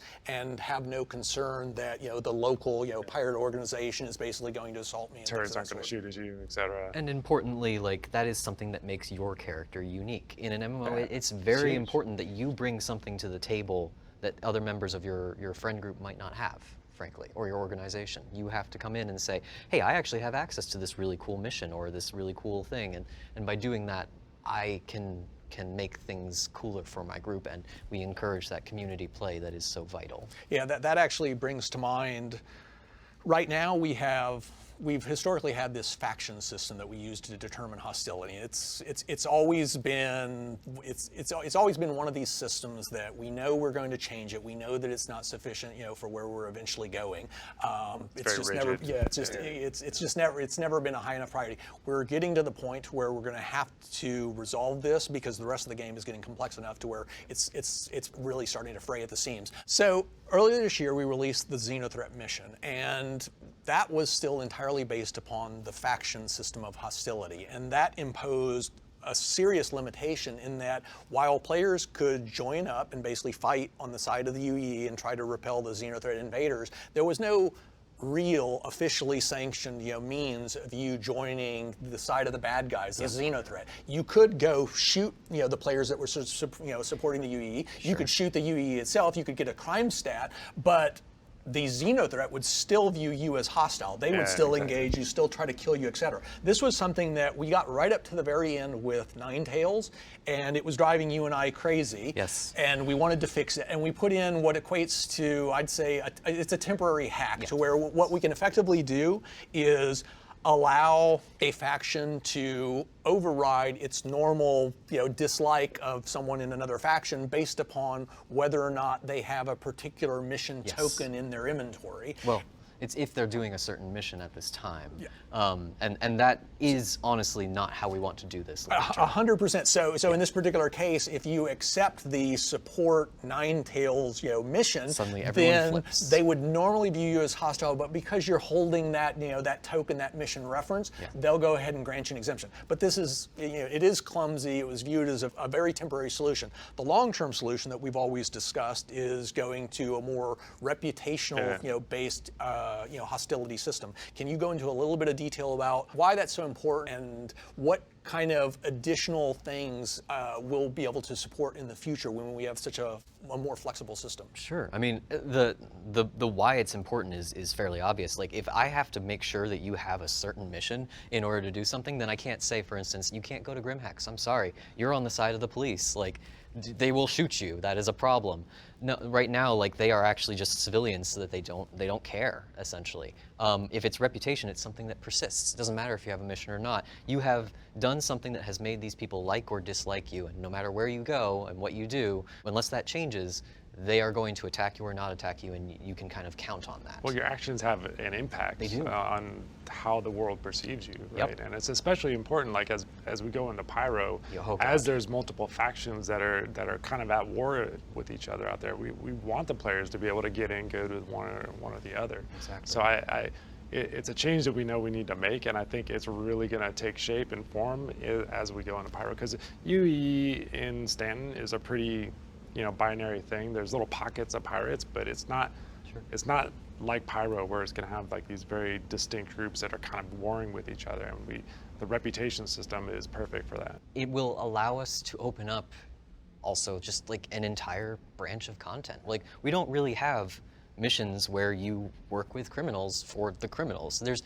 nothing that really makes you a long-term criminal player. Your crime stat can be wiped. You can kind of, get rid of that source. It's not something that I am a criminal player and I log in and I'm going to do these kinds of things. I'm going to be on this side of things. These people hate me. These people love me. That allows you to define your character. That allows you to define your play style. That allows you to define where you're going to do and what you're going to do in the game. The entire game shifts if you have the ability to say. I would say it's much more like the real world, where it's the concept of what hostility, it eventually equates to binary. Either I engage you, either I attack you, or I do not. But in between, there's literally just a sea of grays in terms of this organization hates that one, this one likes this one, this one doesn't like, this one's neutral towards that one, etc. And you wind up having inevitably some sort of unique mixture of all of these different things. And so in the end, we will prioritize these things and determine, it's like, oh, well, you're a member of the walk old ladies across the street. Well, I like that. Oh, but you're also a member of the Pirates Guild. I really hate that. So even though I like that one, I'm still going to attack you. And so it's much more flexible in terms of determining all of these complex relationships that players are eventually going to instill upon their characters. Like, it's not going to be either I'm left faction or right faction. It's like there's going to be lots and lots of different organizations, lots of different NPCs, and your standing with those will be all over the map. Some players will be in really good standing with this. Some players, will be really low on this other one. And the level of variability that we'll be able to support with the reputation system is just going to be far, far superior to what we have now.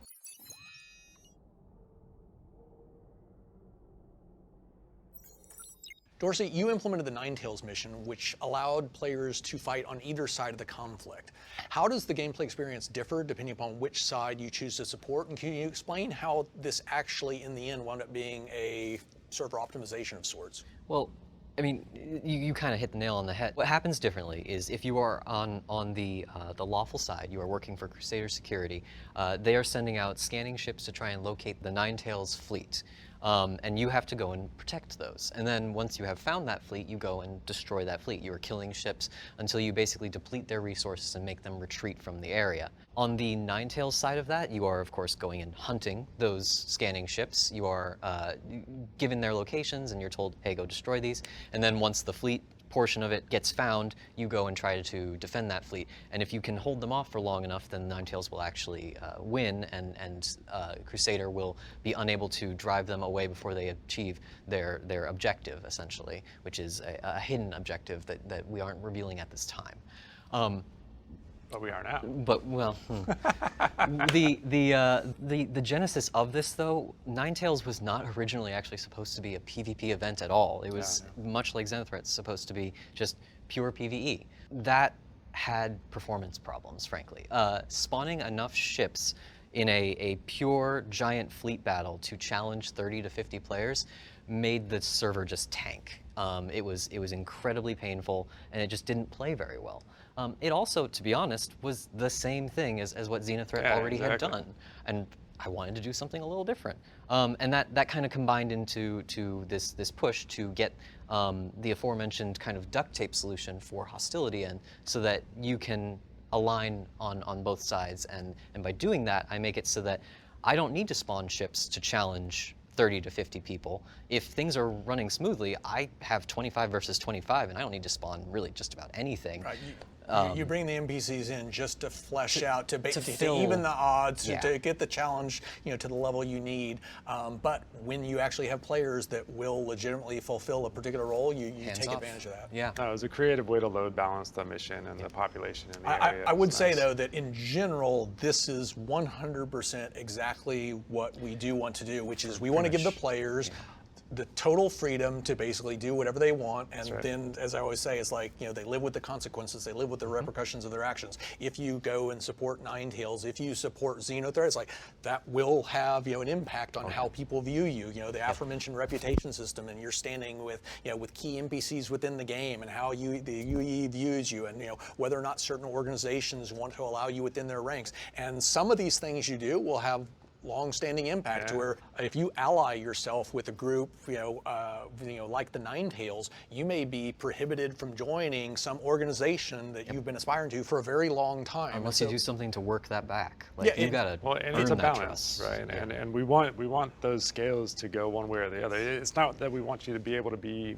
perfect with everybody all the time. Like that, it comes at a cost. It depends upon the severity, right? Which is, if you do jaywalking, well, then sure, someone is not going to find it that difficult to basically assume that from now on you'll stay on the right side of the law, so we'll go ahead and let you into our transport guild. If, on the other hand, you're committing acts of piracy and murder and everything else, it's like, oh, well, now I'm not sure that I actually want you in our organization, which adheres to all the laws of the nearby area and everything of that sort.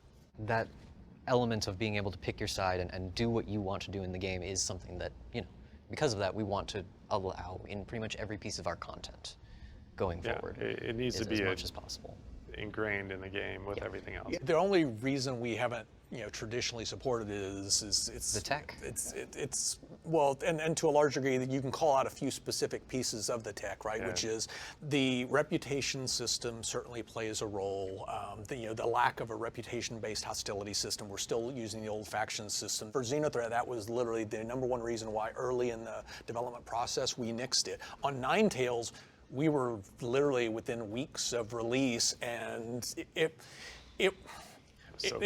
was going to bother me to put out a second one that had the exact same limitation as the first. And so, despite the fact that it was going to be an unattractive hack to fix it, I wanted to fix it. It did. It completely changed the experience. And so it is, what I always refer to as, it's duct tape. We'll get some value out of it as soon and as quickly as we can, convert the hostility system over to the proper reputational version. We'll do that. But in general, for the short run, we can continue to use this hack for some other missions that we have in the hopper. And once we have that reputation version in, we will update Ninetales to handle that, and it will play better as a result. Yeah, that's actually another point that I want to touch on a little bit, which is, so we did Xenothreat and we released it, and then we basically brought it back and did some relatively mild alterations. We changed how 2 middle phases basically transitioned automatically between them as opposed to being distinct, so that we could have the whole salvage process, and then you had the climactic battle, and then it kind of rolled around, but there was still salvaging during the later part.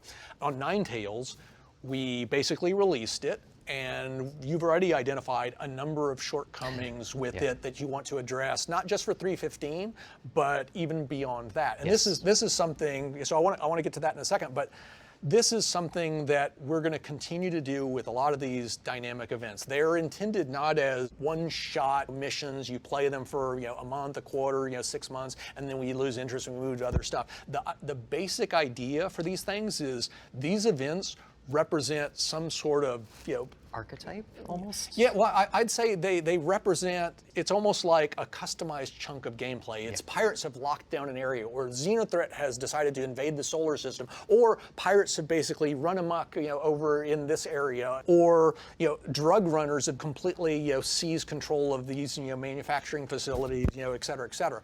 And the idea is that we'll have all of this information over within Quantum, and then we'll look within our extensive library of these events, and we'll decide which one most closely matches that. We'll customize it as appropriate and then trigger it. And so the idea is that we're layering all of this custom handcrafted designer content onto this systemic background. Yes. And so we really get the best of both worlds. We get a nice, logical, systemic universe that ebbs and flows, it evolves, it basically changes logically in response to player actions. But at the same time, we get all of the incredible stories and the explicit dialogue and the intricately designed challenges that a designer has put a lot of time and thought and effort into doing.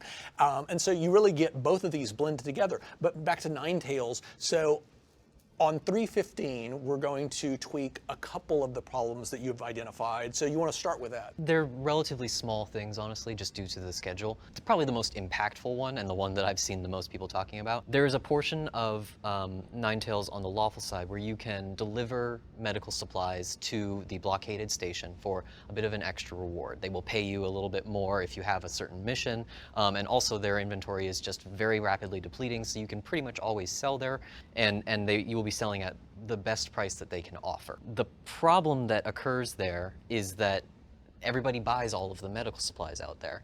And while that's really cool on a realism statement, with the game in the state it is and with trading in the state it is, that means that a lot of people can't participate in that part of the mission. And that's problematic, particularly at this point where we want to be testing how those play. We really want people engaging in that part of things.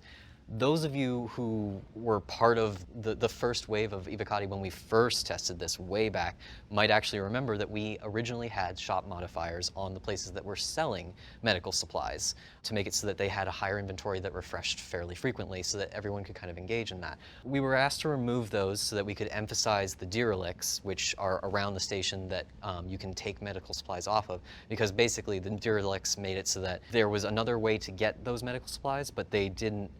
It took so much more time that there was really no reason to do that if you could do the it actually goes back to what you were talking about earlier, which is I can buy them instantaneously from the shop and there's no loading time, and then I can move them over here and I can instantly unload them. If I had to physically pull them off, you could more easily balance these things. Whereas right now, I really do have to go manually pull each individual one off of the derelict ship. And so I'm incurring all of the the physicalized cargo expense on one side and not on the other. And so in the end, sure, just due to the sheer amount of time, it's like it takes me 30 minutes to get 12 boxes this way, or I can go buy 50 boxes, in a split second. Which one are you going to do? Some people might still do the derelicts because they're fun, frankly. It's a fun little FPS raid, but a lot of people are going to look at the dollar signs and just go, okay, this is obviously the better option. That being said, we're probably going to put back in, it's actually a pretty easy, I left them in there because I had a feeling we might want them back. We're just going to flip a switch and probably put those shop modifiers back in. We've seen how people play the derelicts. There's plenty of them in Xenothreat.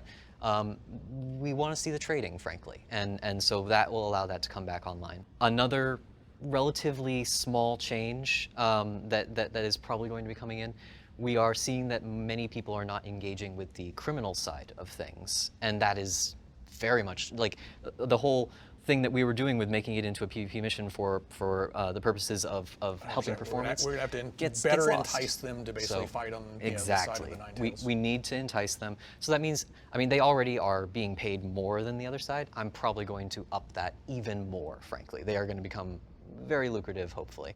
That is the short-term solution. And this is where, ideally, helping out the Ninetales building reputation, ideally, we would be able to offer other benefits of being in that organization, other things that some percentage of the players would aspire to and want, other rewards that you get for building up your standing with them. Which won't be for 315, 100%. But that is definitely where that is intended to go. The other thing that we might want there is a system to dynamically modify jurisdiction, because one of the big punish points that happens to a criminal when they are helping on that side in that area, despite the fact that Ninetales has supposedly taken over this area, when they get killed, they go to jail, which is a bit weird, frankly. We originally did want to make it so that you wouldn't get brought to jail, but there just wasn't enough time to fit the tech into the schedule. There still won't be for 315, but that is a longer term thing that we want to have, is the ability to kind of dynamically modify these jurisdictions. That shed light on a problem, right? Yeah.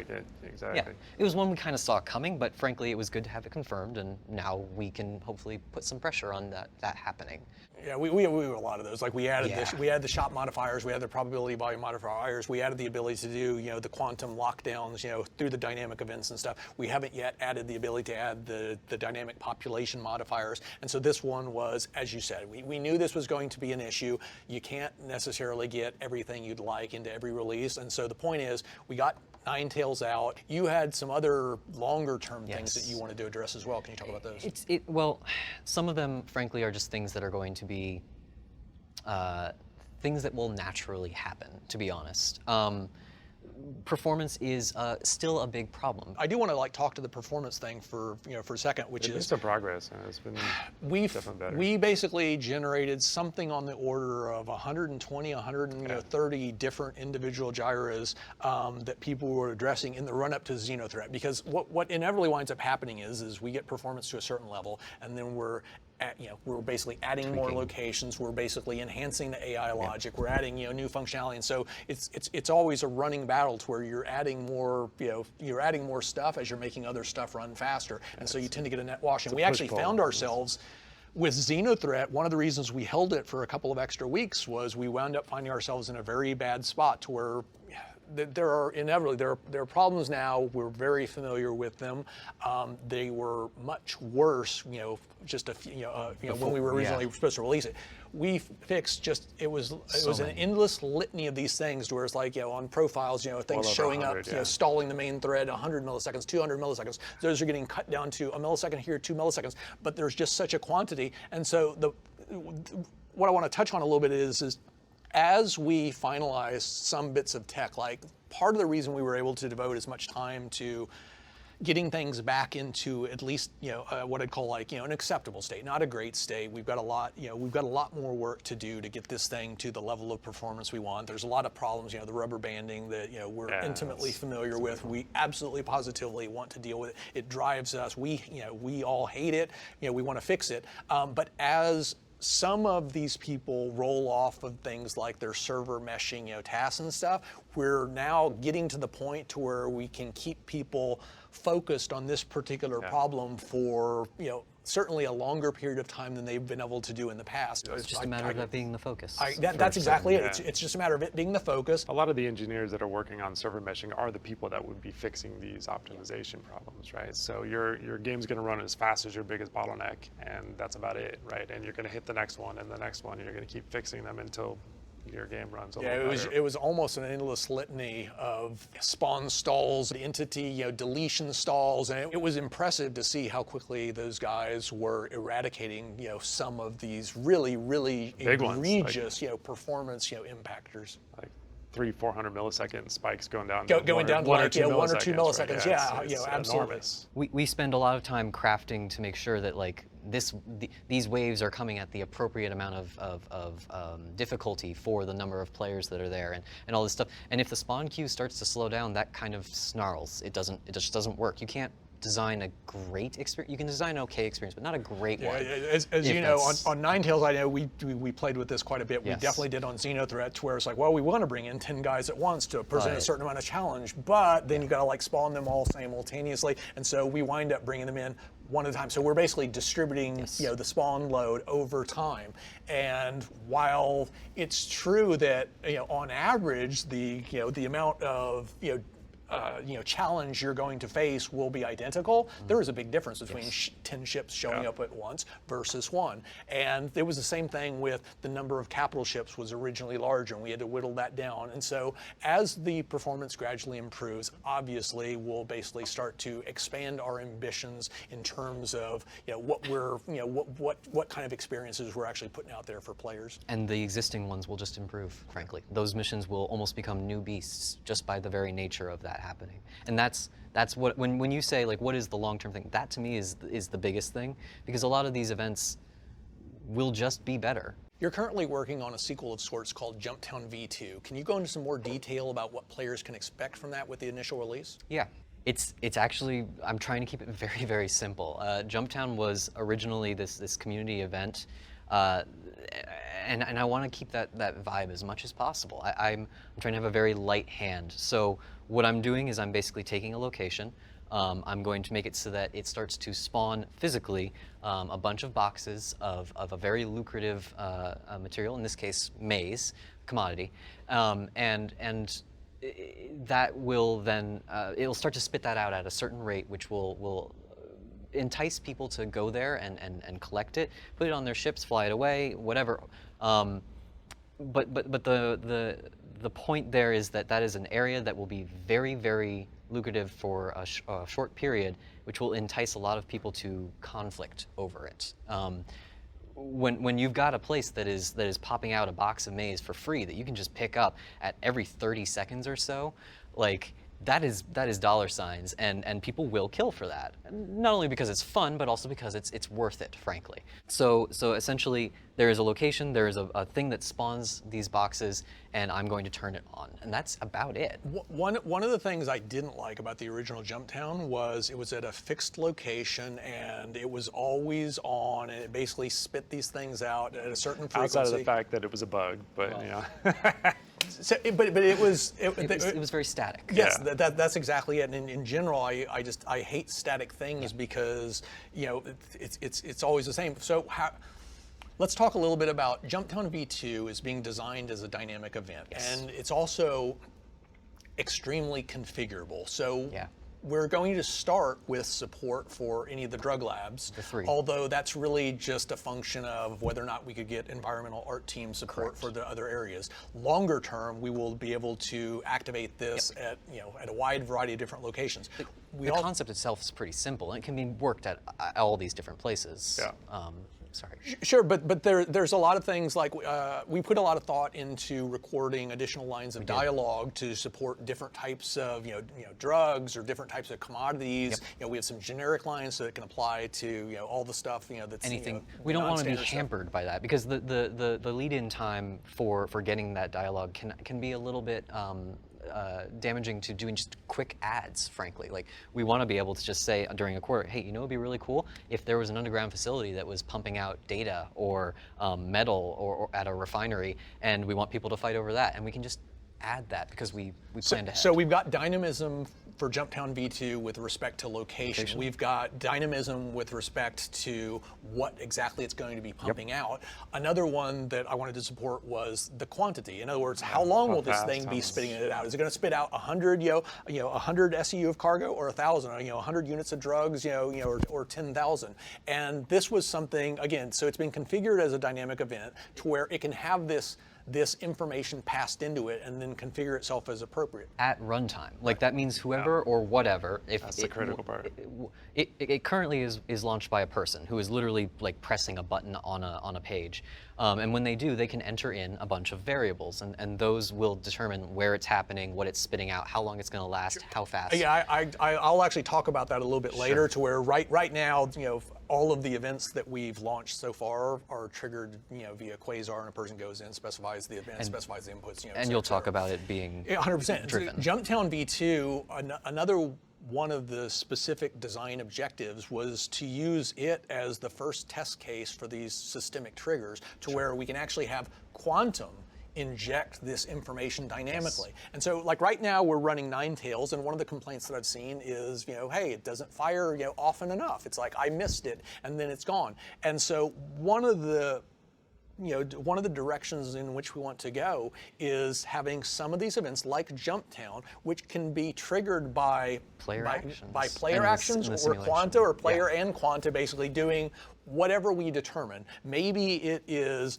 a certain amount of drugs are being bought, sold, lots of drug runners are basically traversing this shipping lane. Whatever kind of conditions we want to put, and then we can measure both on the quantum side, eventually, and then even in the short term, on the players, is like, how many players are basically moving drugs back and forth here? How many players are basically, dropping commodities off of this location? And if we have a dynamic event compatible with whatever these, whatever these conditions are, then we can go ahead and automatically trigger it and inject those customized parameters into it, so that it basically more accurately represents what's actually going on in that area. Right now, we're just shortchanging that, but eventually, yeah. Yeah. That's actually, I like the whole, jump town concept, but my favorite aspect by far is the fact that it's being designed as a test case for some of this, up and coming, systemic technology on the back end, so that we can start to go, oh, at 3 a.m. conditions, were met, and we're going to go ahead and trigger jump town,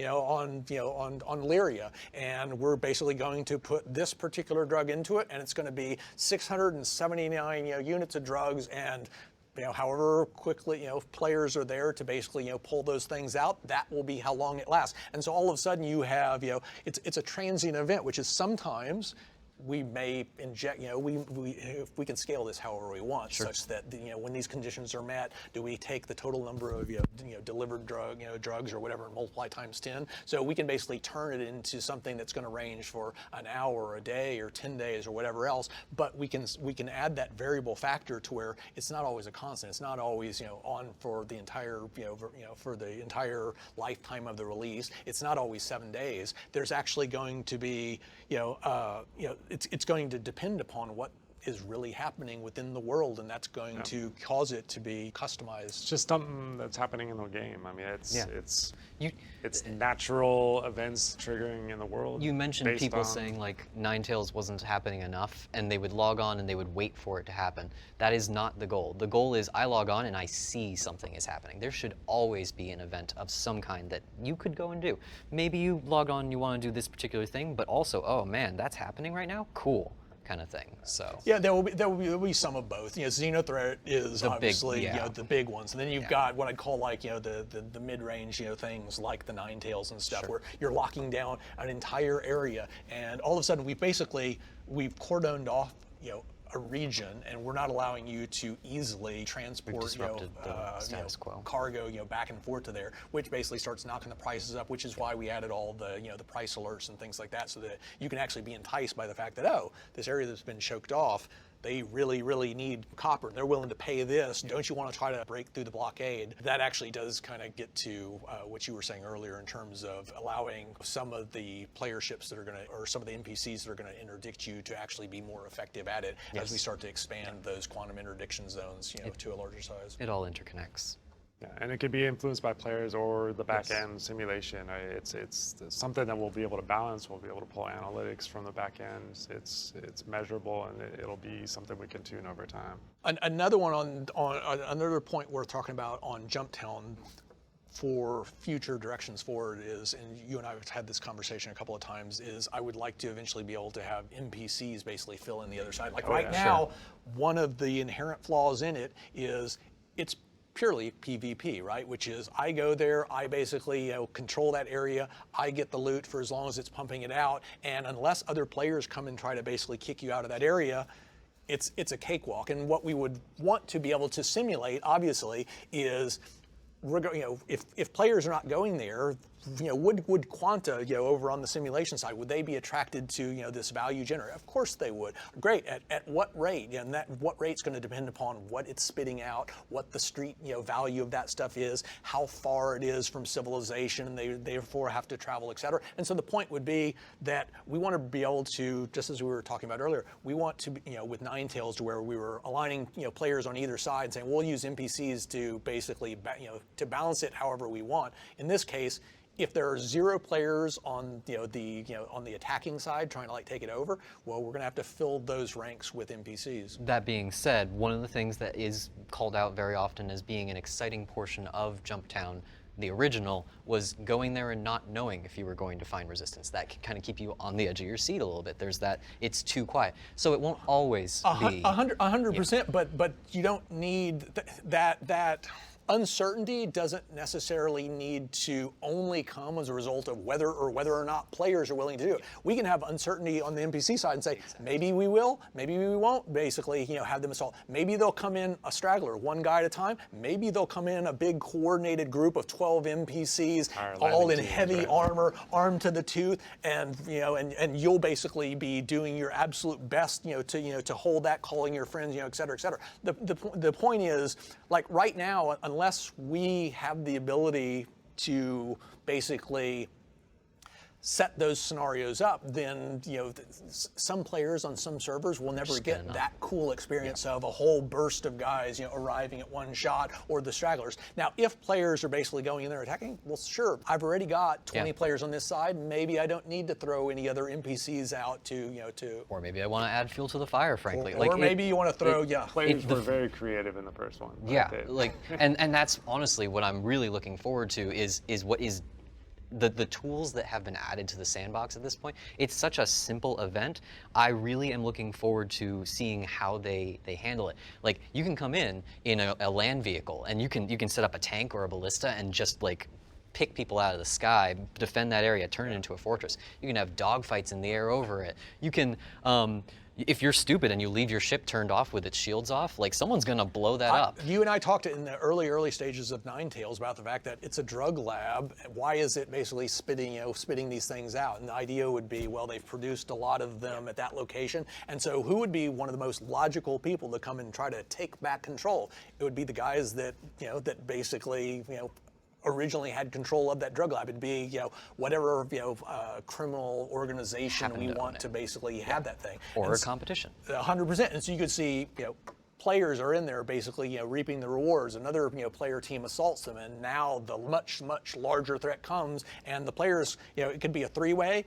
The players could team up, with each other to basically hold them off and then split the goods, et cetera, et cetera. So the real point to my mind is it just comes back to is configurability, which is I want to be able to vary the location, vary the the type of material, vary the quantity of that material and the frequency with which it's produced. I want to be able to vary the challenges you'll face trying to basically hold it, and all of a sudden that starts to become representative of what we're trying to do with all these different dynamic events, which is we want to make templates that we can. I always call it object-oriented content creation. It's such a common concept over on the coding side. You don't really see much focus over on the content creation to basically put all of these rules and procedures and processes in place so that you can basically build nice modular chunks of content and easily link them to other pieces so that you're not reinventing the wheel every time you're doing this.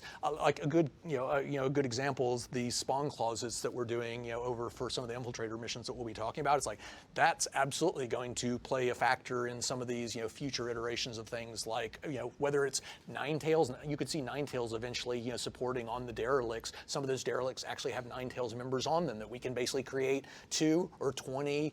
We can create them over time. We can basically change the or taking what their over the loadouts station. There's so many things you can do with that. So. Yeah, Pyro is going to be a good test bed for a lot of that stuff, just with the strife that is supposed to be going on out there. So, looking forward to it.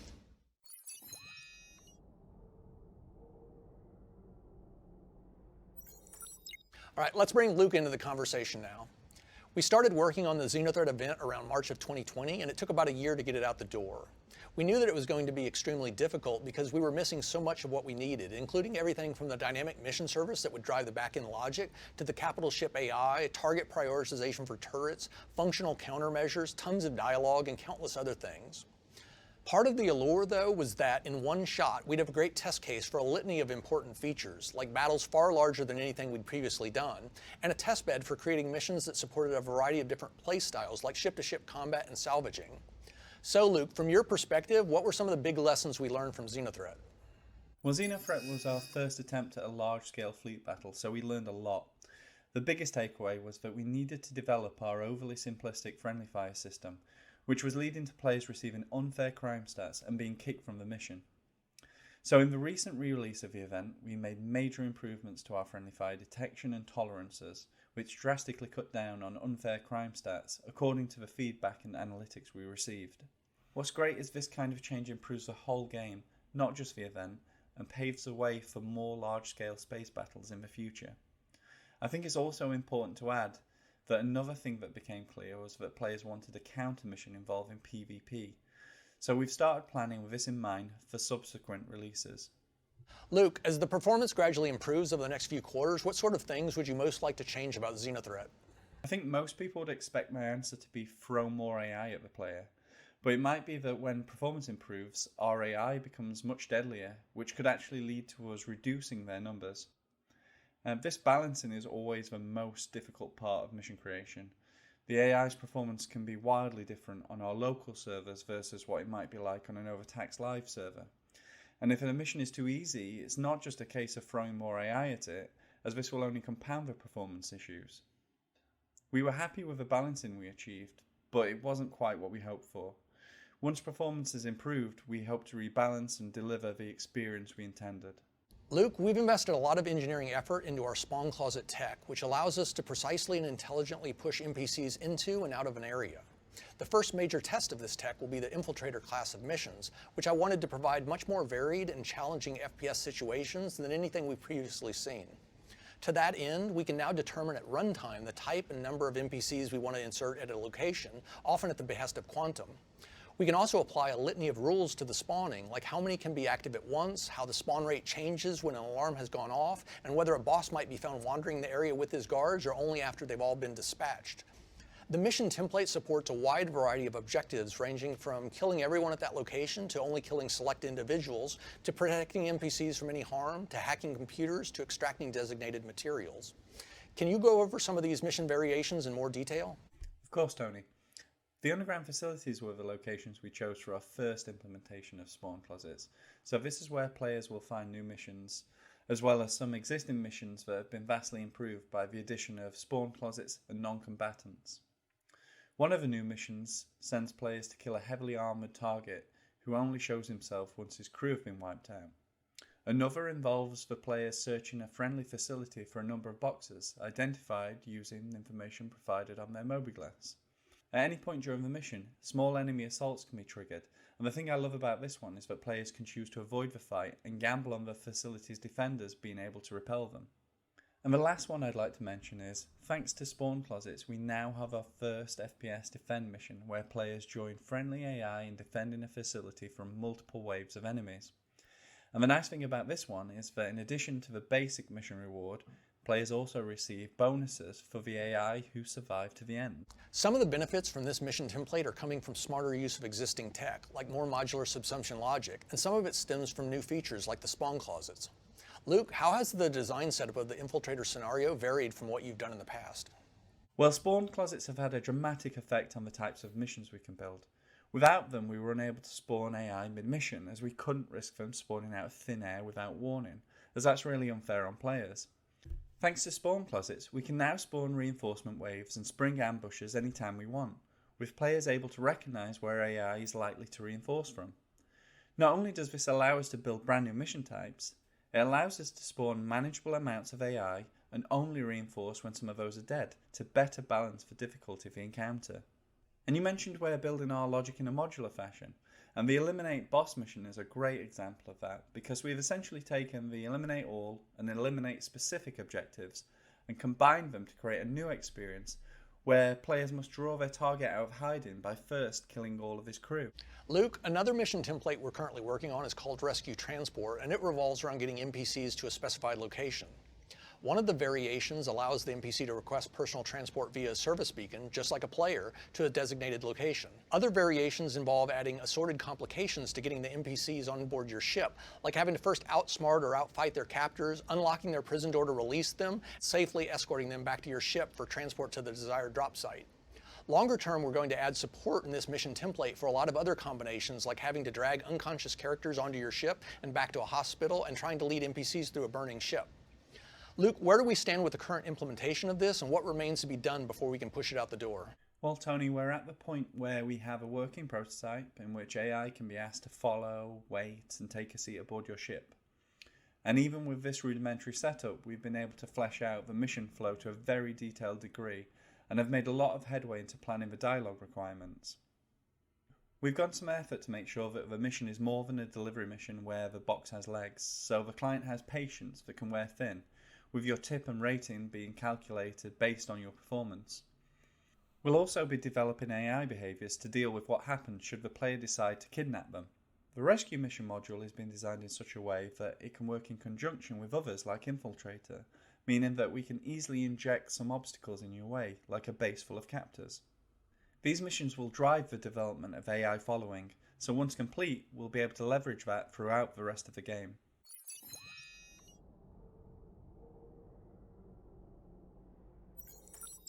I want to pivot now and give an update on some of the systemic functionality that I detailed last spring. I said that we were soon going to have quantum controlling a few select bits of the universe and that we were going to be very measured in the rollout. We remain on track to activate these changes with 3.16 at the end of the year, and this initial release will allow quantum to dictate 3 encounter frequencies, the prices of 3 commodities, and everything related to combat assist service beacons. As the simulation is refined and more of the linkage to the game is completed, we will expand the scope of these early tests and enable quantum to play an ever larger role in shaping the universe. So let's go over how the gameplay experience is set to change.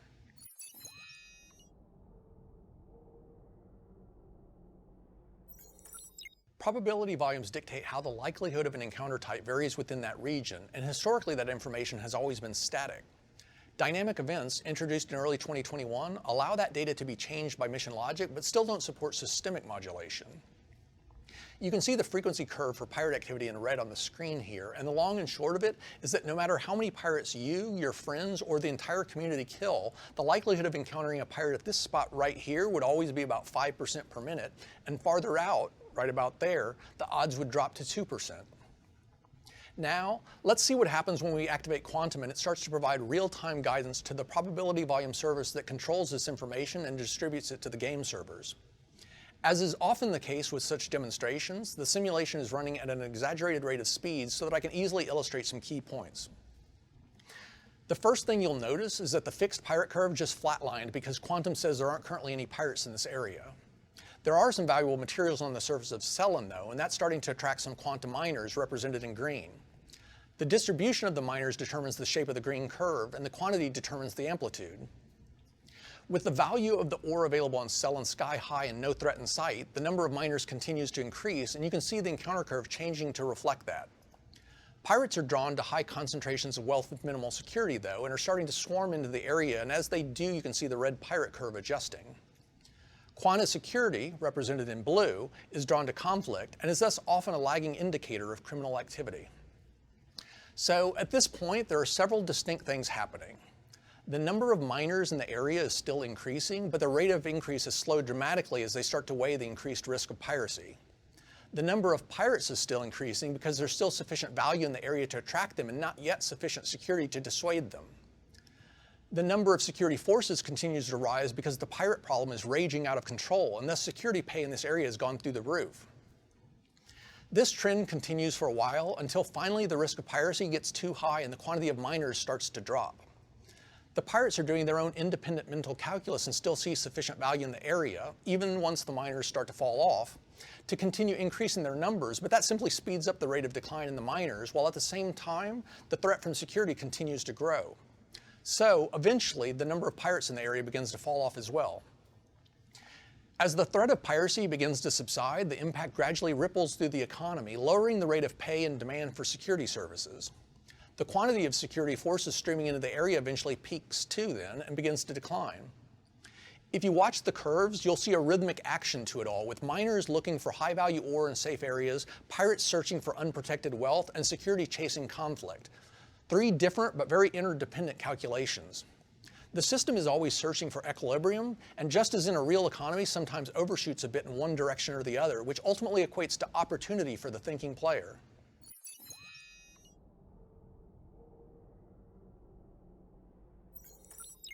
NBC Combat Assist service beacons have historically been generated via probability volume data, and were thus every bit as static as the encounter frequencies that I just covered.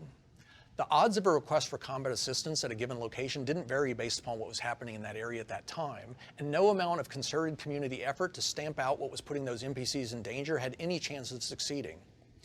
To illustrate what's changed, let's jump back to quantum. The miners are back in force, but there aren't yet any pirates, and thus there aren't any requests for combat assistance. Just as previously occurred, though, the pirates are going to slowly sniff out this opportunity and begin gravitating to this location. As their numbers increase, so will the odds of conflict with the miner, and thus the likelihood of a combat assist service beacon being issued. You can see a few contracts now represented by the green icons. Quantum is dictating how many beacons should be present in this area in the exact details, such as how much alpha UEC is being offered, but the data is actually maintained by the service beacon service that interfaces to the game servers and exposes these contracts to players. So, every contract that you're seeing pop up, which is a direct result of the amount of conflict happening within Quantum, can be seen and accepted by someone within the actual game. Security has started to show up, but isn't yet a major force, and the risk of piracy has gotten so great that some of the miners have decided to exit. The frequency of combat assist beacons is a function of both the quantity of miners and pirates and clamped by the minimum of either. So, as the miners depart, the number of outstanding beacons drops. Security has now reached the point where it's really starting to deter the pirates, and the reduced number of miners is just adding fuel to the fire. So now the number of pirates starts to fall off pretty dramatically, which also impacts the total number of active beacons and instantiation frequency. Player actions are fed back into Quantum, such that if a lot of beacons are accepted and the NPC is successfully defended in the game, the security risk as perceived by the pirates in Quantum will increase, thus affecting their sense of whether the risk justifies the reward. This means that not only will the system ebb and flow of its own accord, but your actions within the game will directly impact the simulation and thus the overall state of the universe. There's one other important thing that I want to mention here, and that's the value of the additional context that Quantum is providing. We now know exactly who issued the request for combat assistance and even the likelihood that multiple ships might be involved. All of this information can be packaged up and associated with the beacon so that when and if a player accepts the contract, the instantiated mission can be customized to better reflect what Quantum says you should be seeing.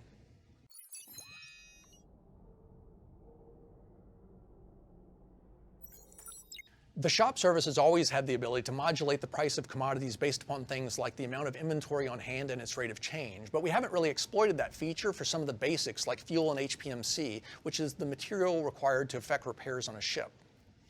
One of the reasons for this is that it's one thing to have tradable commodities fluctuate in value according to some algorithmic logic that doesn't consider anything beyond the confines of that particular shop, but it's quite another when those materials are critical to playing the game. Now that we can properly gauge demand based upon factors external to the shop though, even if the simulation logic still needs a lot of work, we're going to flip the switch and let the prices of fuel and repair materials start to undulate. So let's bring Quantum up again. The Tram and Myers mining outpost on Cellin has been selected so that we can see its real-time prices for plasma fuel, quantum fuel, and HPMC. Keep an eye on these prices as the Quanta arrive on scene. A few of the miners are from distant locales and will be looking to top off their quantum fuel tanks, and that increased consumption is causing prices to trickle up just a bit. Plasma fuel is jumping quite a bit more though because it's in constant demand due to the fact that the miners routinely have to traverse the surface of the moon looking for valuable deposits of ore to extract. The price of HPMC hasn't budged because there hasn't been any conflict in the area, but that's about to change.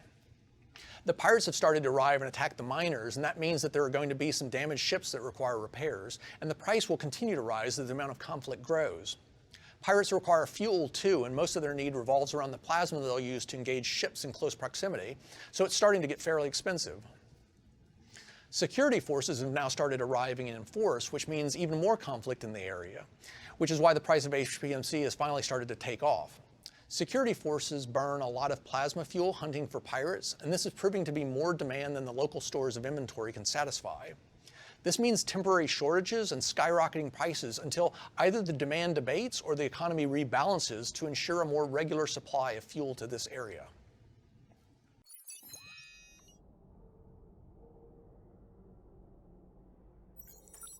Up until now, all of our dynamic events have been manually triggered by someone loading up Quasar, selecting an event, specifying the input variables, and activating it. This works fine for major events that are intended to run for a long period of time, but it's problematic when the event needs to run multiple times per day or only when specific conditions warrant or needs to be customized based upon the current state of the universe. The solution to this problem is systemic triggers, which are small analytical programs that let us specify what sort of conditions within Quantum warrant the creation of a dynamic event and allow that event's inputs to be mapped to all sorts of simulation state. I'm going to bring Quantum up one last time and highlight the location of the 3 drug labs within the Stanton system. Raven's Roost is on Microtech's moon Calliope, Jumptown is on Crusader's moon Yella, and Paradise Cove is on ArcCorp's moon Lyria. For this test, I've removed all commodities except for drugs, and thus any green quanta you see moving around are focused on moving these illicit narcotics. A systemic trigger has been set up that monitors the total drugs purchased at any of the drug labs, which you can see in the graphs below the star map. If the total amount of drugs purchased at one of these locations over a period of time exceeds the specified threshold, it will trigger the Jumptown V2 dynamic event. The location and quantity of drugs sold would be passed to the event as inputs, which the mission logic might use for any manner of things, such as temporarily overriding the shopping data at that site for the duration of the event. The shop service that communicates with the game servers is linked to Quantum, and thus all player transactions in the game are filtered back into the simulation, and their purchases are therefore just as relevant to the totals as those initiated by Quanta. All of the drug labs are seeing a bit of action, and Paradise Cove looked like it might be the first to breach the threshold. Some red pirates have started moving into that area now, though, and the green freighters have started to flee. It looks like they've decided to focus on Raven's Roost, and you can tell by the constant level of elevated purchases that they're probably going to trip the trigger pretty soon. There, that's it. The conditions for the systemic trigger have been met. You can see that Jumptown V2 has now been added to Quasar's active dynamic events list at the top right, and below that you can see the input parameters that it was sent, which include the Raven's Roost location and a numeric value of 916 for the total purchased drugs variable, which the actual Jumptown V2 logic uses to configure how many free units of drugs the location will produce over the lifetime of the event. The ultimate purpose of systemic triggers, then, is to allow us to easily and programmatically dictate when and exactly how handcrafted custom content will be layered onto the background tapestry driven by quantum systemic logic. As our library of dynamic events grows and the sophistication of the simulation evolves, you'll eventually find that it's difficult to tell where one system ends and another begins, and the whole experience will just feel more engaging and unique than what either technology could deliver by itself.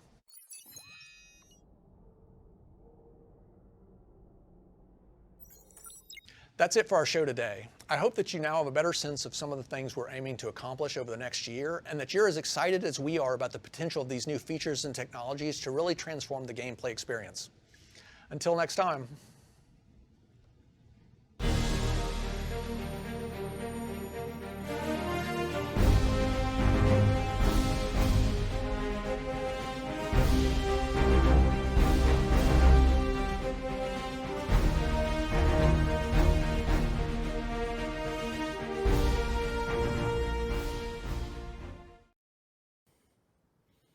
So that's it. We're done. That's the whole show. Another CitizenCon in the bag. This one's a little different than others, but still our chance to come together safely and celebrate our shared interest and commitment to making Star Citizen everything we all want it to be. So what did we learn this year? You thought I was gonna do it, but I gotta bust those bingo cards, right? If I had to guess what we learned that I'm just the lucky one that gets to sit here in front of the work of dozens of others putting today together, themselves in front of the work of hundreds more who dedicate their efforts day in and day out to making the biggest and bestest damn space game ever. It's my honor and that of the team here to represent their work every week, every month, and every year. For CitizenCon 2951, I'm Jared Huckabee. Until next year, have fun, be safe, tell those you love that you love them. I love you, John. And now here's Chris Roberts to take us home. Well, I hope all of you enjoyed everything you saw today.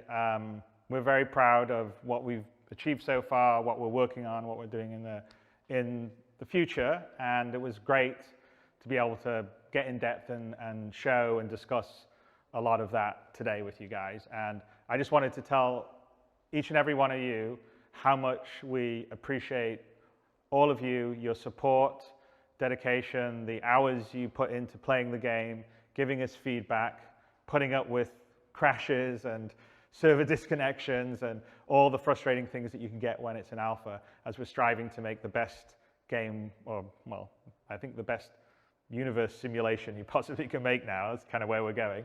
From myself and the team at CIG, we're incredibly lucky to be in this position, because I think no one else in gaming has the luxury that we do to really sort of dream for the stars and build something of the ambition that Star Citizen is. It's been a longer journey than I imagined at the beginning, but the game we're building is far more complicated, far bigger, far more possibilities than I conceived I would ever get to do.